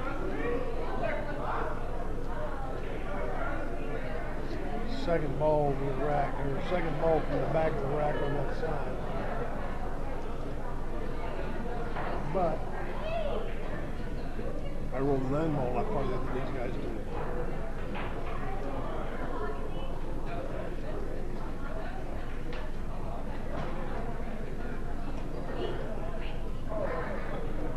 Junior Brown used to get $5 bet on the side that his opponent couldn't roll the 9 ball to a rail, any rail, on the break.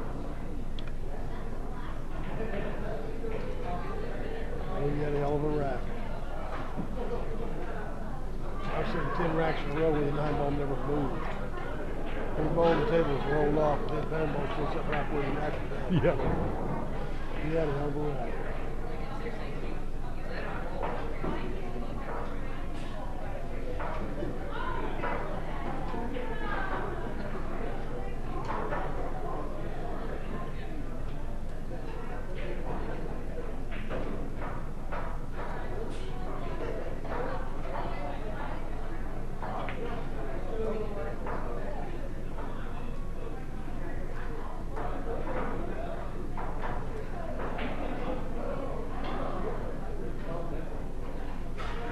Here's a good Greg Stevens story. Playing over at the Famous Lounge. Me and I believe it was Kenny Cheatham was sitting there watching. And I hear his opponent ask his buddy if he could borrow some money. His buddy said, how much do you need? He said, $50 or so. What do you need it for? He said, well, he said, I've only got about $50 left. We're playing for $5 a game. Mm-hmm. So I called Greg over and I said, Greg, check the bet. This guy's only got $50. Let's get his dough and get out of here. He said, I got 100 a game on the side over here. He's playing a guy for $5 a game and betting 100 is a game over. You gotta love it.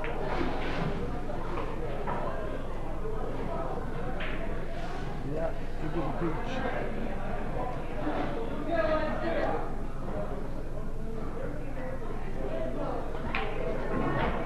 Oh my goodness, he missed a straight in ball there too, and slid the cue ball instead of stopping it, and wouldn't have had an easy shot on the 7 either.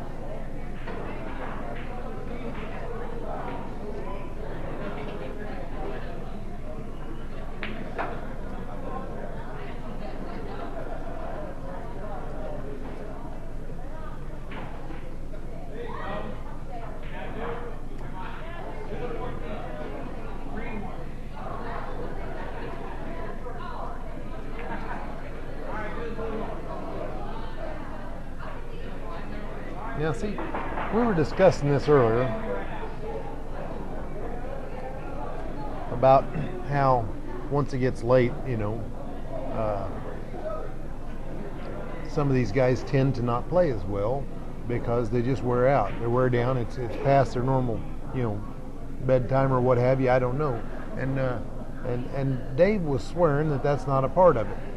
But we're at that point, and neither one of these are making smart decisions. They're missing balls that they wouldn't have missed earlier, and I personally think fatigue gets into it a little bit, and not physical fatigue, but mental fatigue. Emotionally drained. Yeah.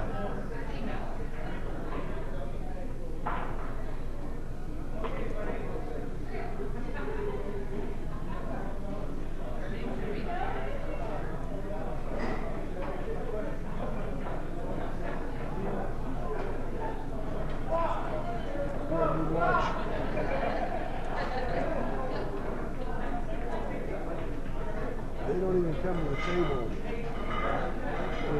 Jason's not near as spratly. He's not. Right.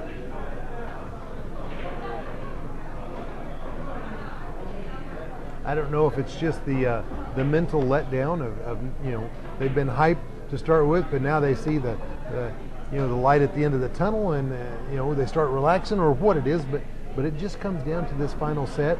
After it gets close to 1 o'clock in the morning, they started at 9, and I see this week after week after week. The game deteriorates rapidly.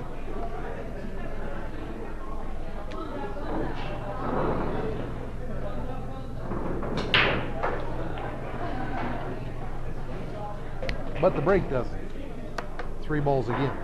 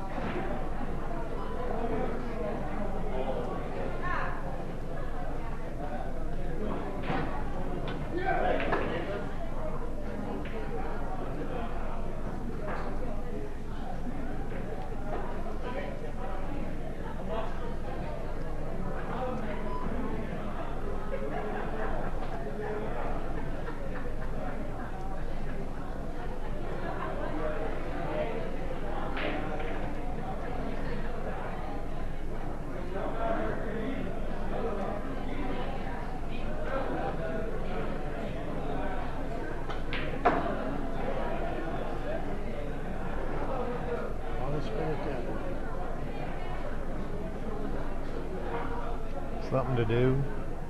It's the only thing I can tell you.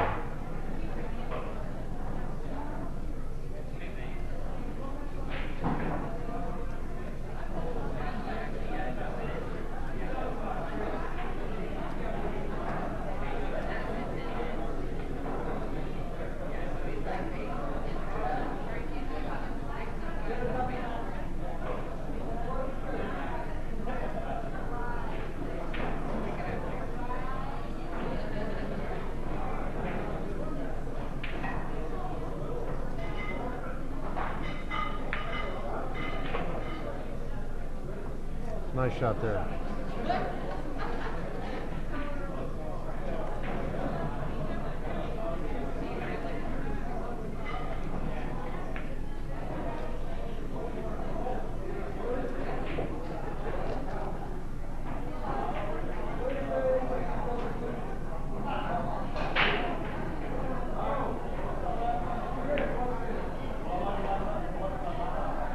Nice, conservative.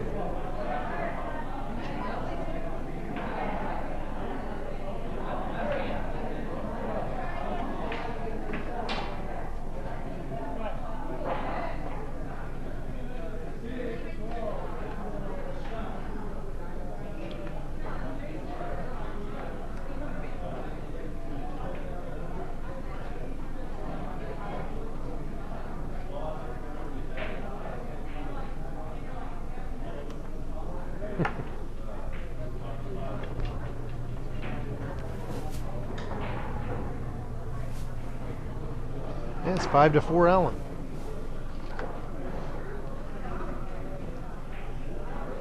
I'm just saying he could have, loaded up with top or a little inside, and tried to go all the way to the other end of the table and back, or he could have, popped that ball and gotten himself in trouble, and instead he just sought a nice almost stop shot on it and left himself nice on the 9-iron. Haven't seen a lot of that tonight.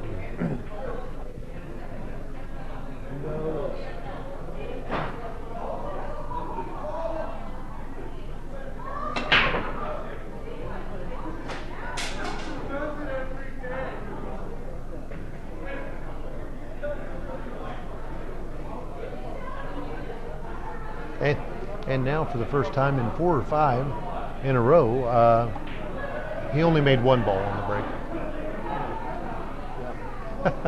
That's a shame.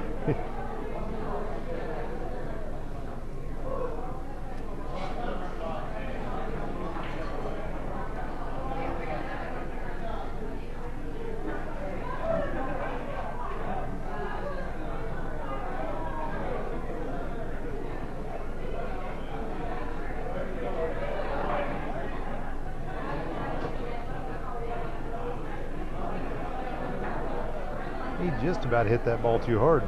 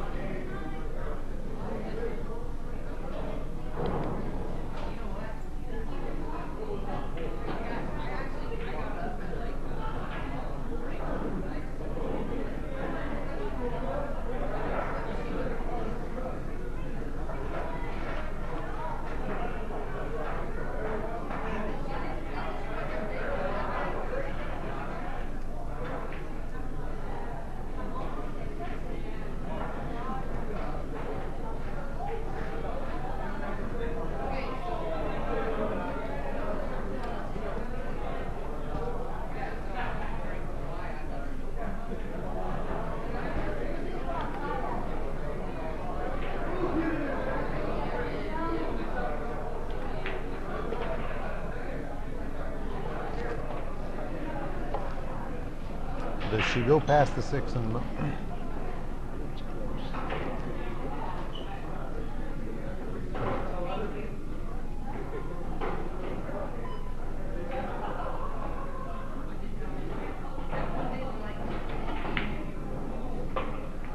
they hit it right. Good shot.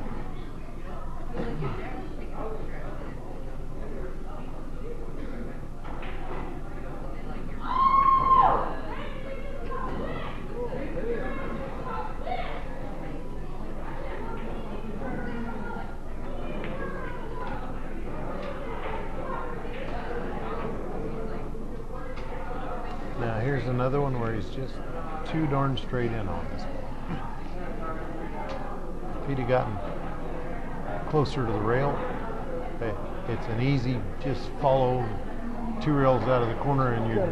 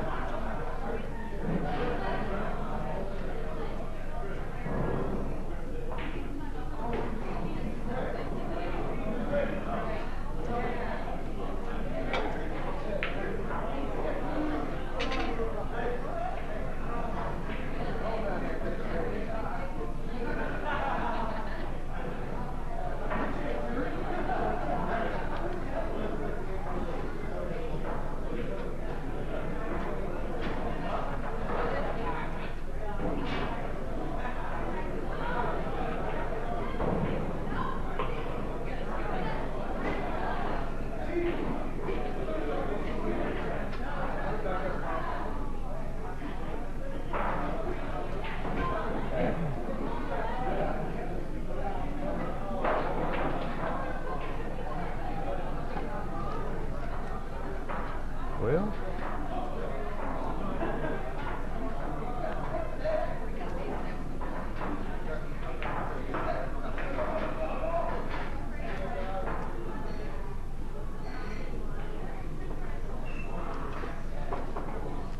and we've traded games this entire set. It is now tied 5-5.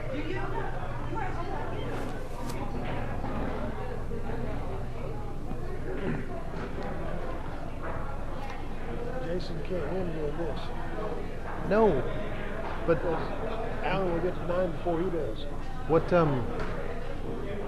what really baffles me is they've been making 2-3 balls on the break, every break for a while now. The last one he makes one, and I'm surprised.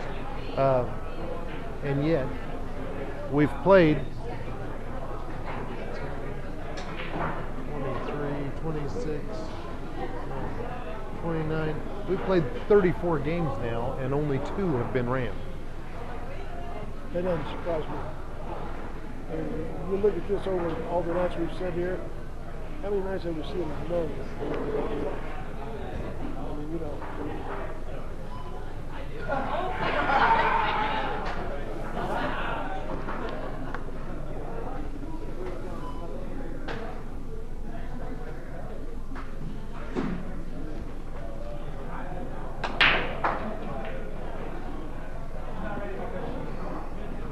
Well, I got squared up on the head ball.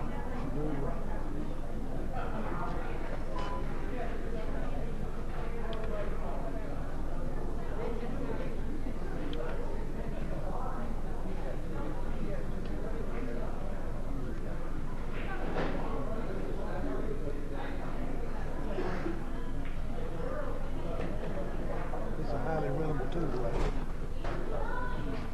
nothing tied up, nothing on the road.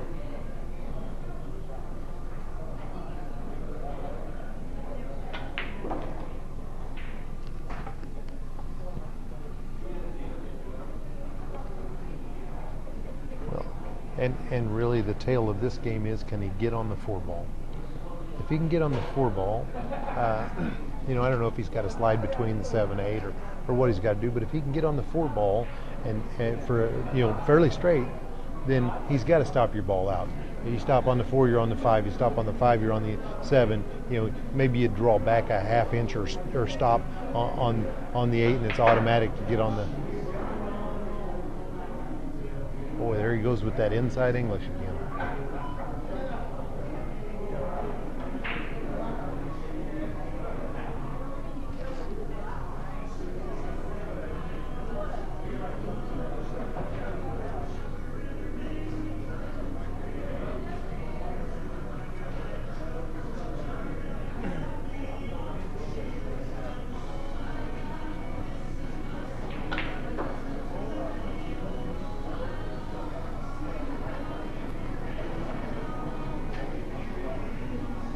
Spin got him there. If he gets over to that rail without any of that running English he put on that ball, he'd have been, yeah, it'd have come straight back across, and he'd have been straight in on that for a stop shot. Now he's kind of on the wrong side of the 7 again. Draw the cue ball out. I kind of like that shot. You don't have to do anything. You don't have to reverse directions. Right. You don't have to force the ball to go anywhere. You put a little stall on it, it scoots out. You're straight in. See, me, I'd have liked to been on the other side and just bump the rail and been a little straighter on this 8.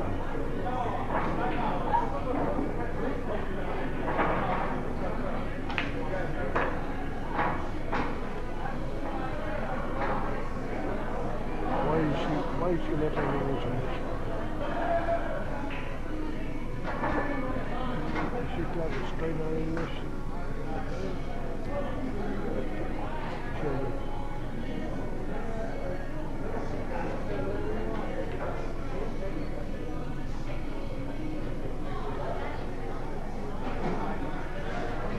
Well, I sure never thought about playing lead there. I might have kept that in.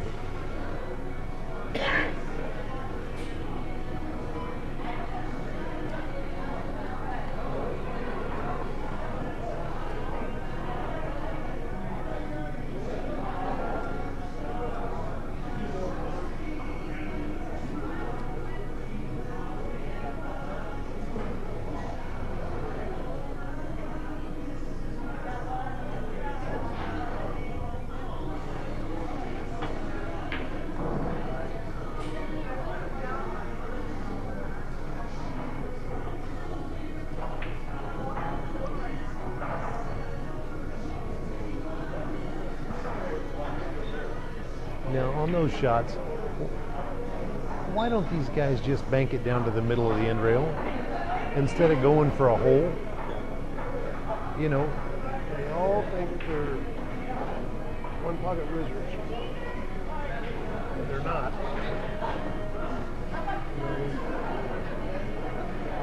Bank shot in the side pocket is pretty easy. Bank shot in the forward pocket is a lot more difficult.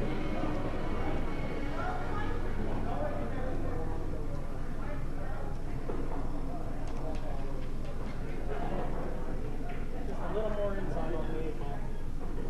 Got a little gun shot with the side ball. I didn't shot it with the inside at all. I just shot it straight out. That's what it is. No, you shot it with the inside because you hit that rail straight out. The inside would have made it go down the way. Then you shot it outside. You shot it nothing, straight out. When it hit that rail, it hit that rail and go straight out. I might have fallen through the road off the base.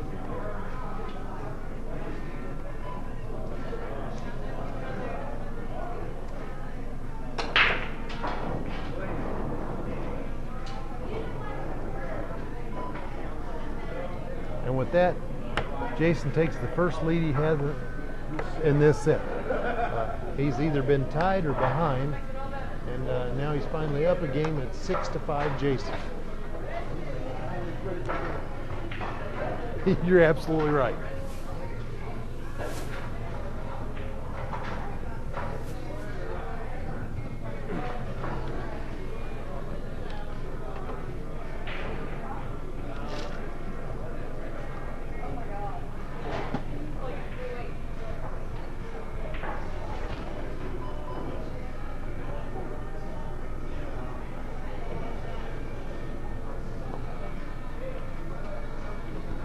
Put a little touch on that ball.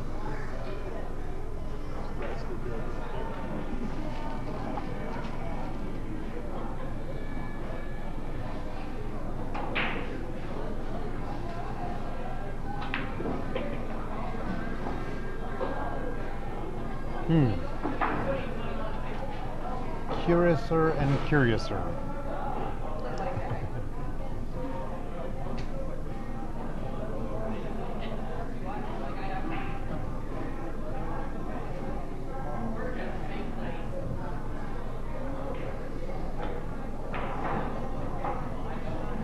Too hard. That's a tough shot to gauge your speed on. You're exactly right. That's where you end up at is real critical to get down.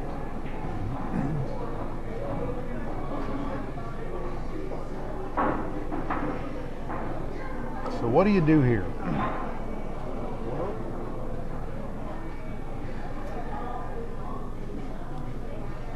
You play the 6 to the rail and take the cue ball back the other direction behind the 8? that's what I was saying. I might play the 6 ball 1, 2 to the middle of this rail, cue ball back down the other end. See, in me, I might just shoot that 6 ball straight to the middle of the end rail and take the cue ball back that direction without the extra rail. But if you can do that and get the speed right, it's not a bad shot.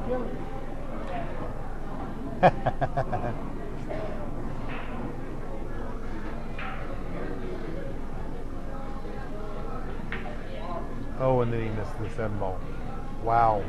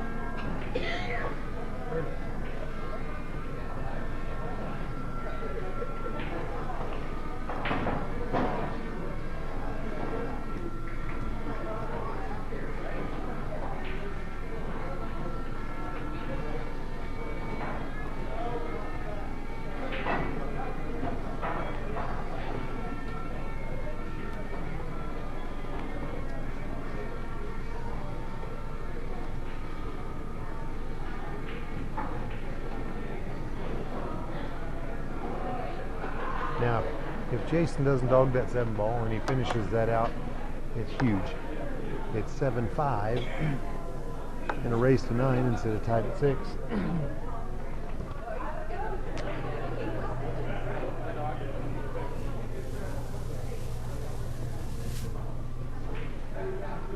So race to 3 now in this final set.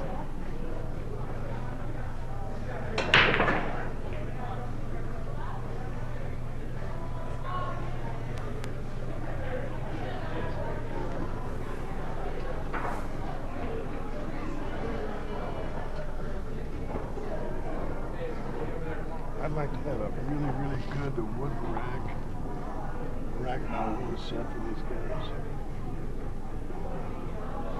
Might have it on. Yeah.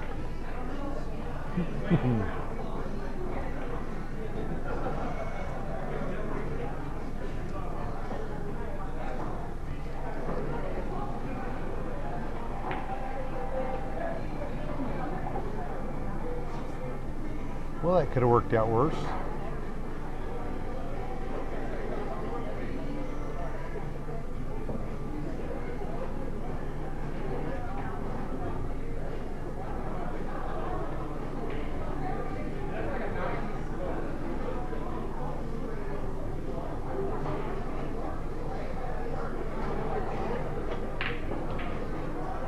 Now that's exactly how Jason should have shot that shot when he had it earlier. Shoot that combination, stop your cue ball, knowing the other ball is going to fade to the other side of the table and leave shape. You remember the shot? Just the opposite side. That's right. Oh, and then he doinks that and scratches off the 6. Wow. Just bragging on how he did it right, and then he did the next one absolutely wrong.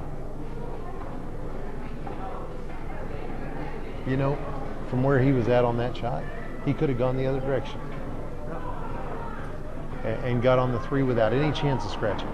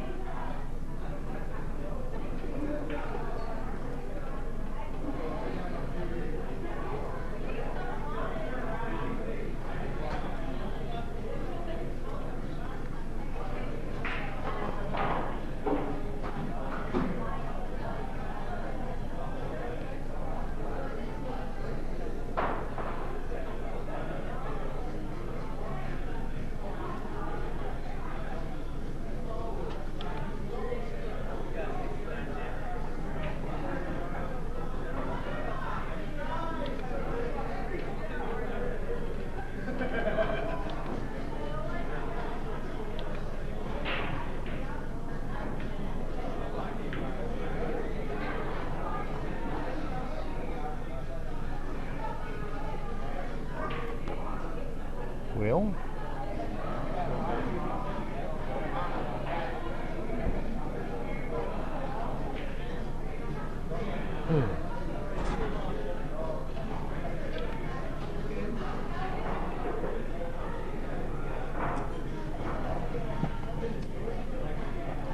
Six balls moved outside the park. Away it lays.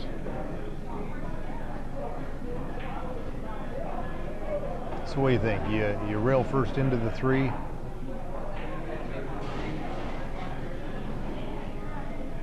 know if it's.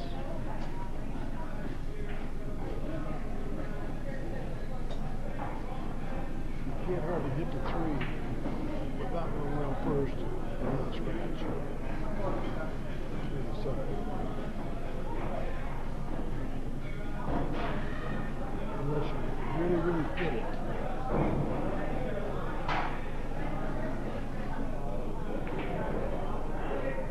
he tried to go for the safety, and I don't blame him in that respect, but it didn't work out, and She just threw him right in the face and stopped the kick.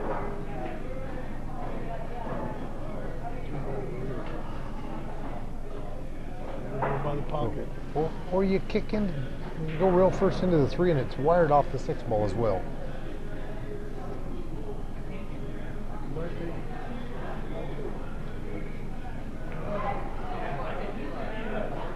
Now that would have been a good shot if he freezes up on the back of the 6, but being as he didn't, That's an easy kick shot. right.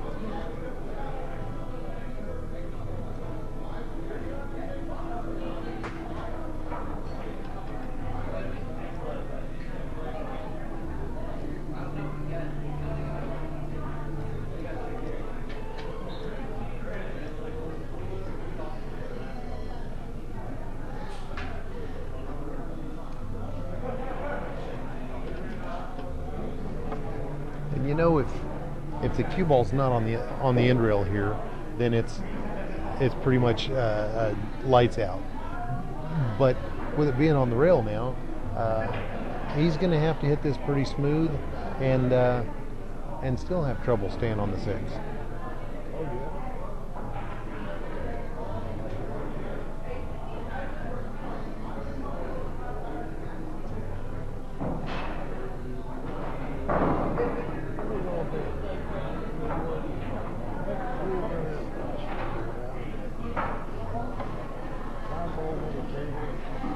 Well, here's one where if Allen's going to win this set, he's got to gut his way through this. He's got to show a little more concentration than he has for the night and get his way through this rack.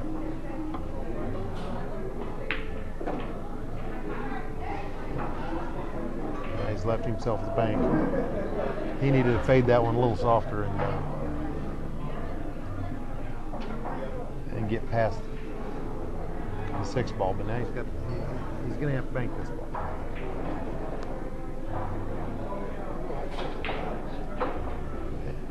And he did, but played absolutely no shake.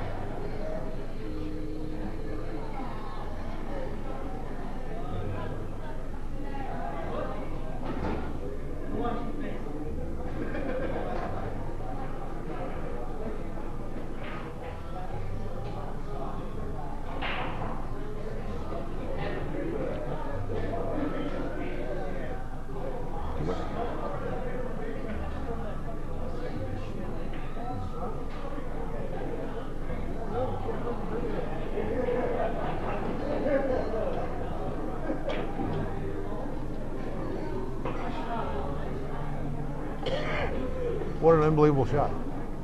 Absolutely phenomenal.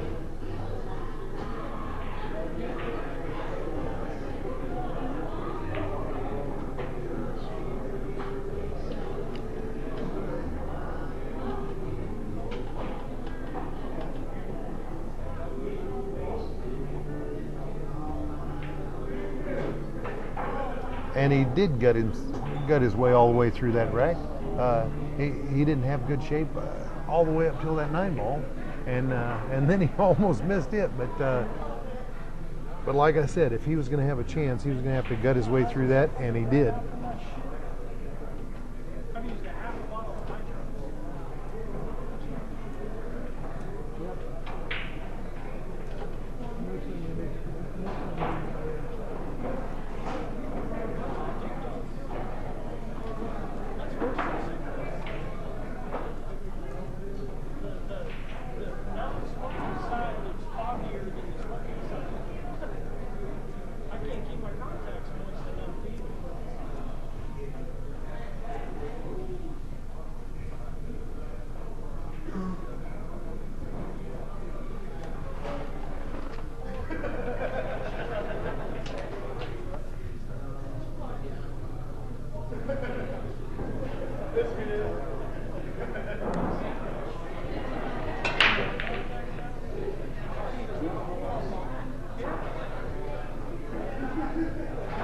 Look at that.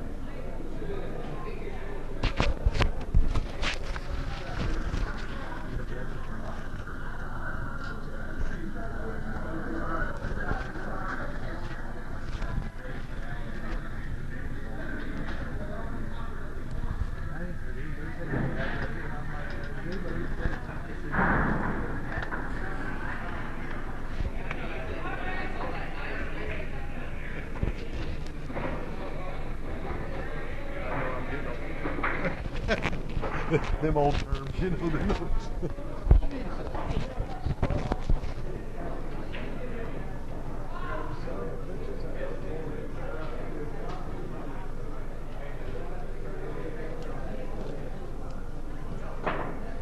Oh, looky there. He gets ball in hand out of that anyway. If I was a bar owner, I'd ban those e-cigarettes myself. Heck, he's.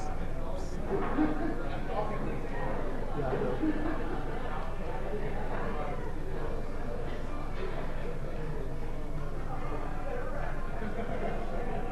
And you know, when the non-smoking side is easier than the smoking side, something's fucked up. Yeah.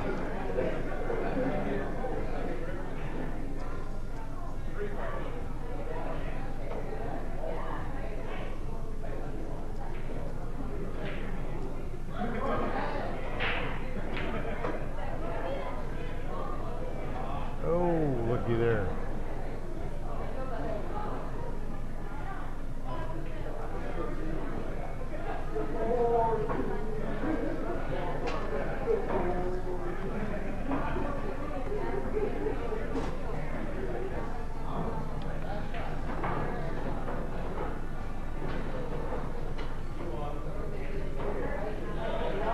That's a pretty good shot there.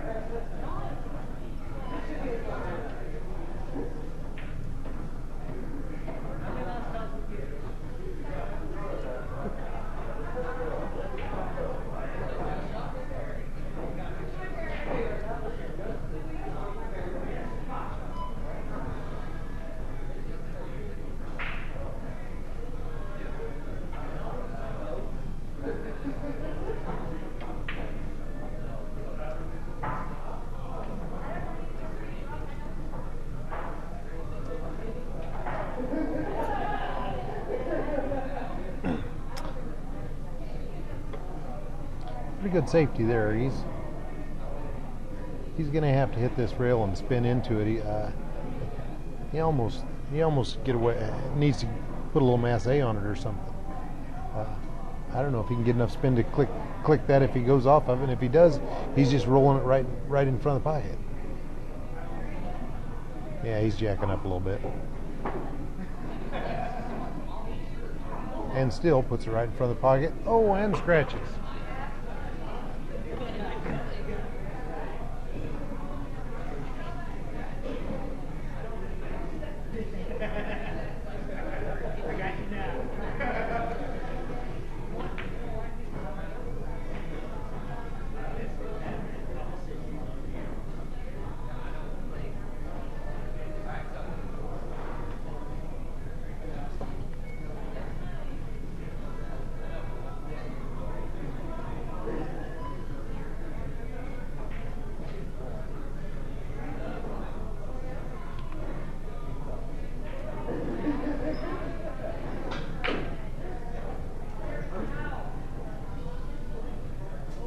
Another overestimation. Yes.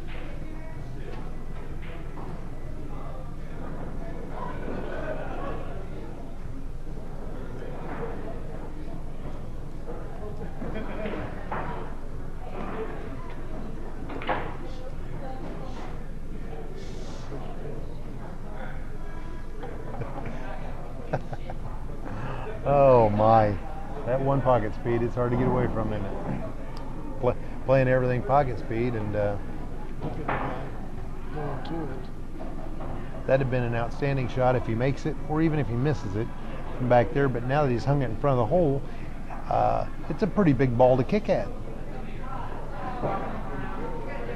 He's going to jump at it. Or jump at, I suppose. I believe this is the first time tonight we've seen a jump cue.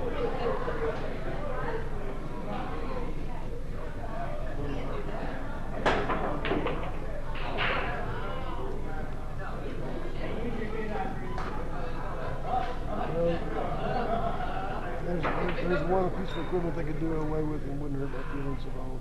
Me too.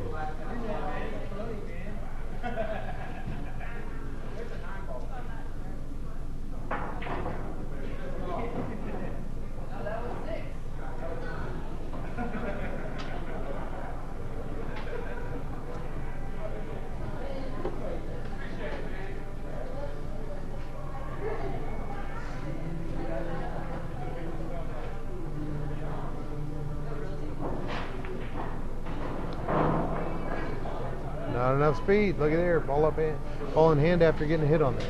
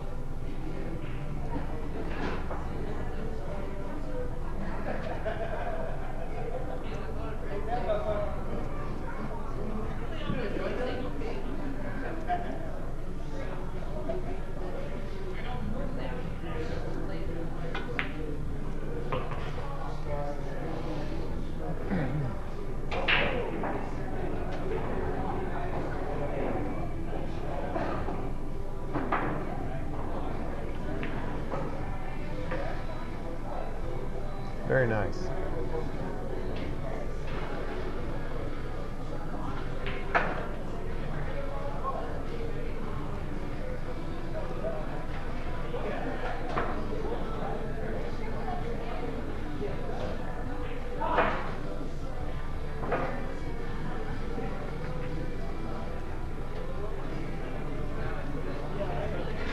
So we're tied at 7 now.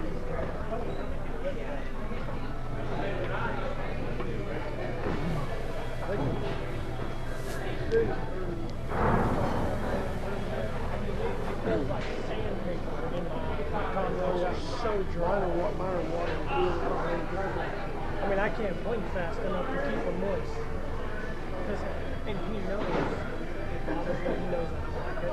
So he just sits there and blows through like, Close the door. yeah, he hates me. He does not like me. So he just sits there and goes the whole night.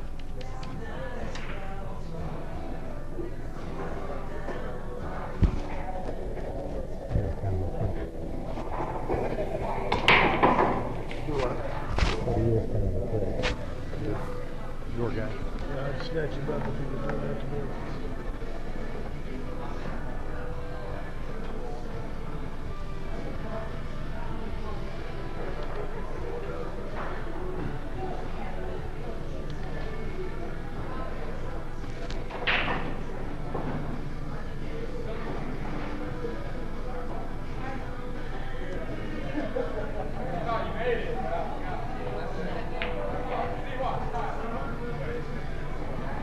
Oh my.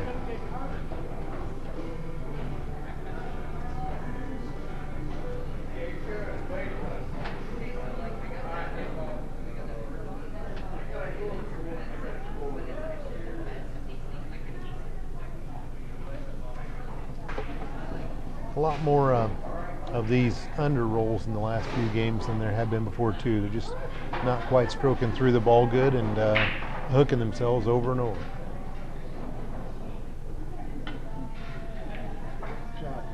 Oh, looky here. And oh, at least he got past the 7. I thought he was going to be hooked again. Oh, it was a good shot just to get it. Yeah, no kidding.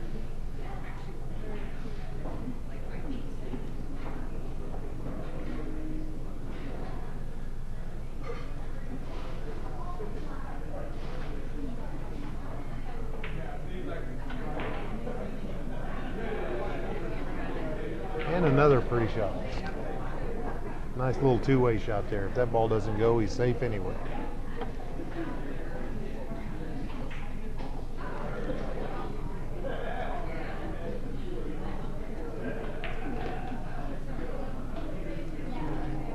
You don't spin that ball when you cut it in, you don't have the danger of scratching it. Yeah.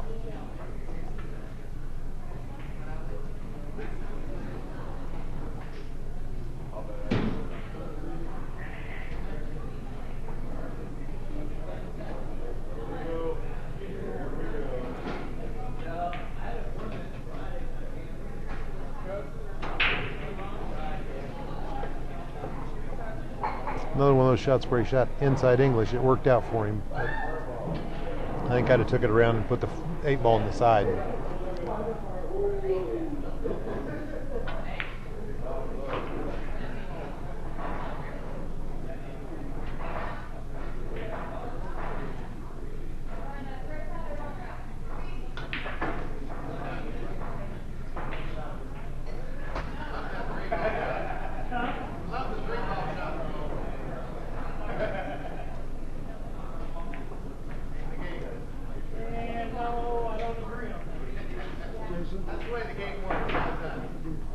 You want to figure that $5 on the 93 bit now or after this?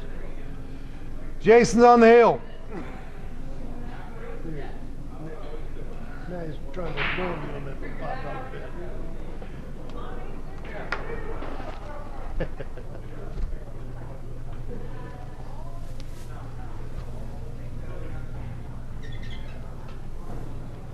This is only the second time this entire set that Jason's been up, and he's on the hill.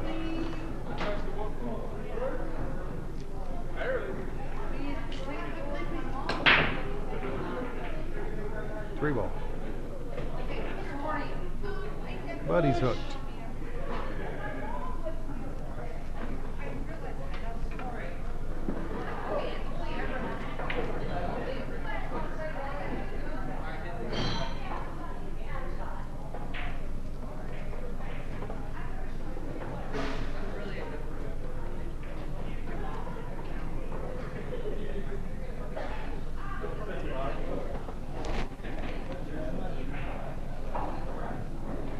Ah, the art of pushing. Leave it somewhere where the Or you think you got a chance and the other guy doesn't.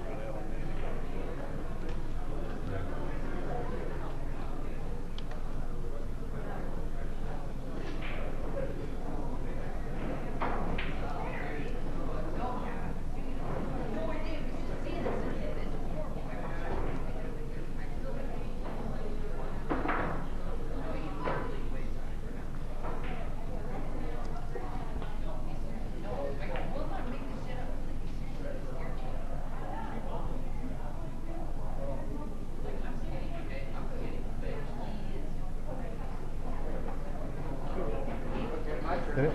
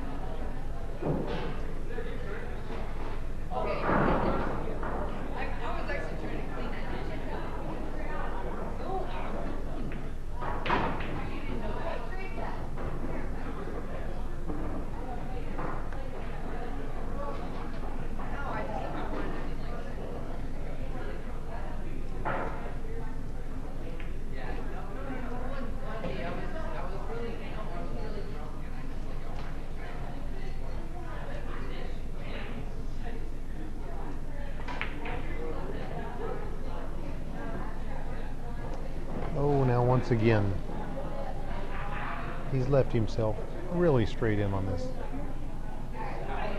Absolutely no easy way to get on the 6 from here. He's going to have to put a stroke on it no matter how you look at it. If he'd have been a foot off the rail, this would be candy.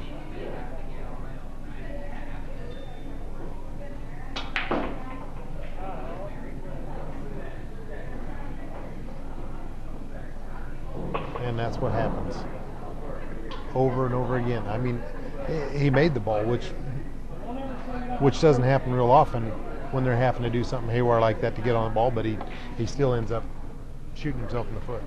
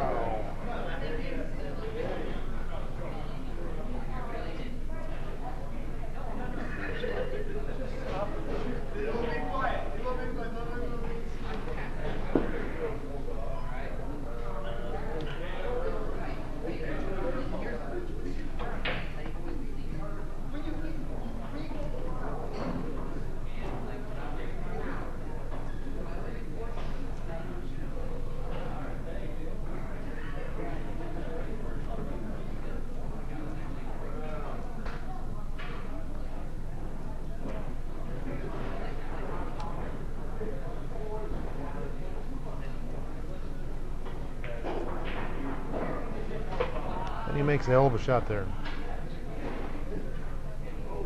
Hill to hill, guys.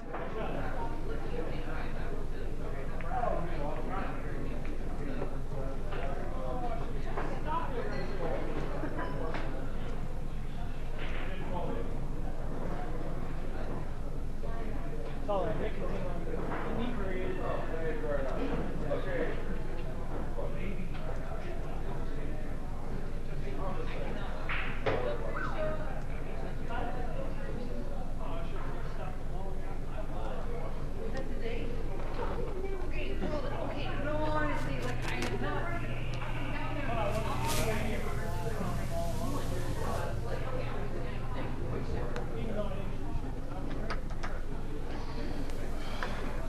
You know, another thing that surprised me tonight.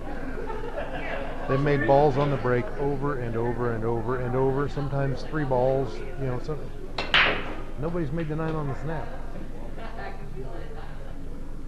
Either one of them breaking from an advantageous spot to make the 9.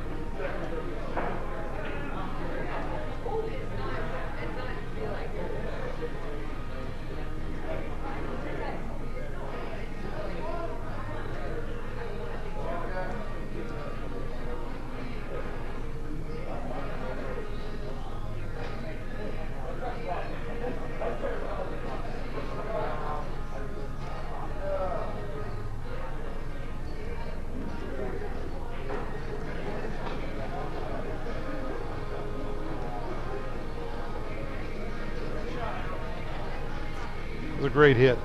Didn't work out very well, but it was a great hit. 3 ball's still in a tough spot though.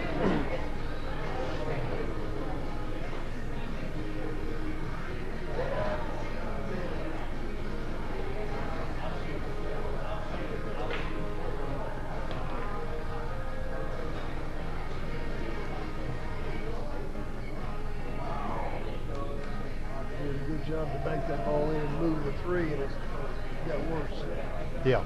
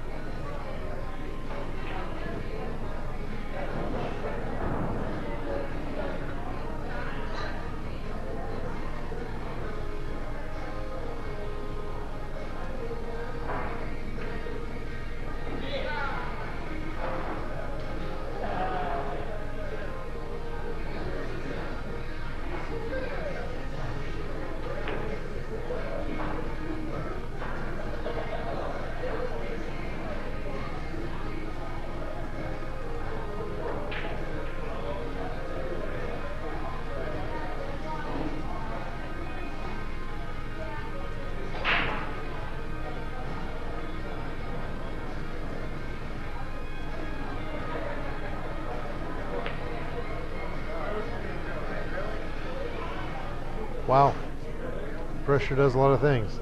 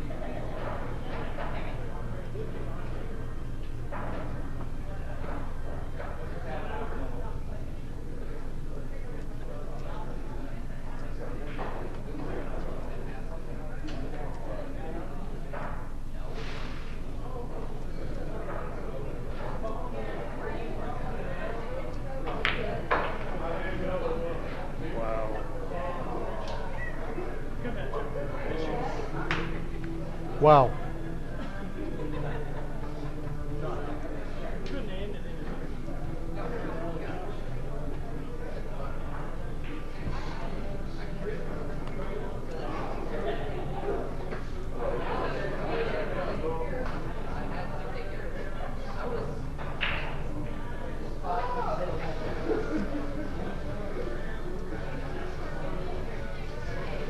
What a shot.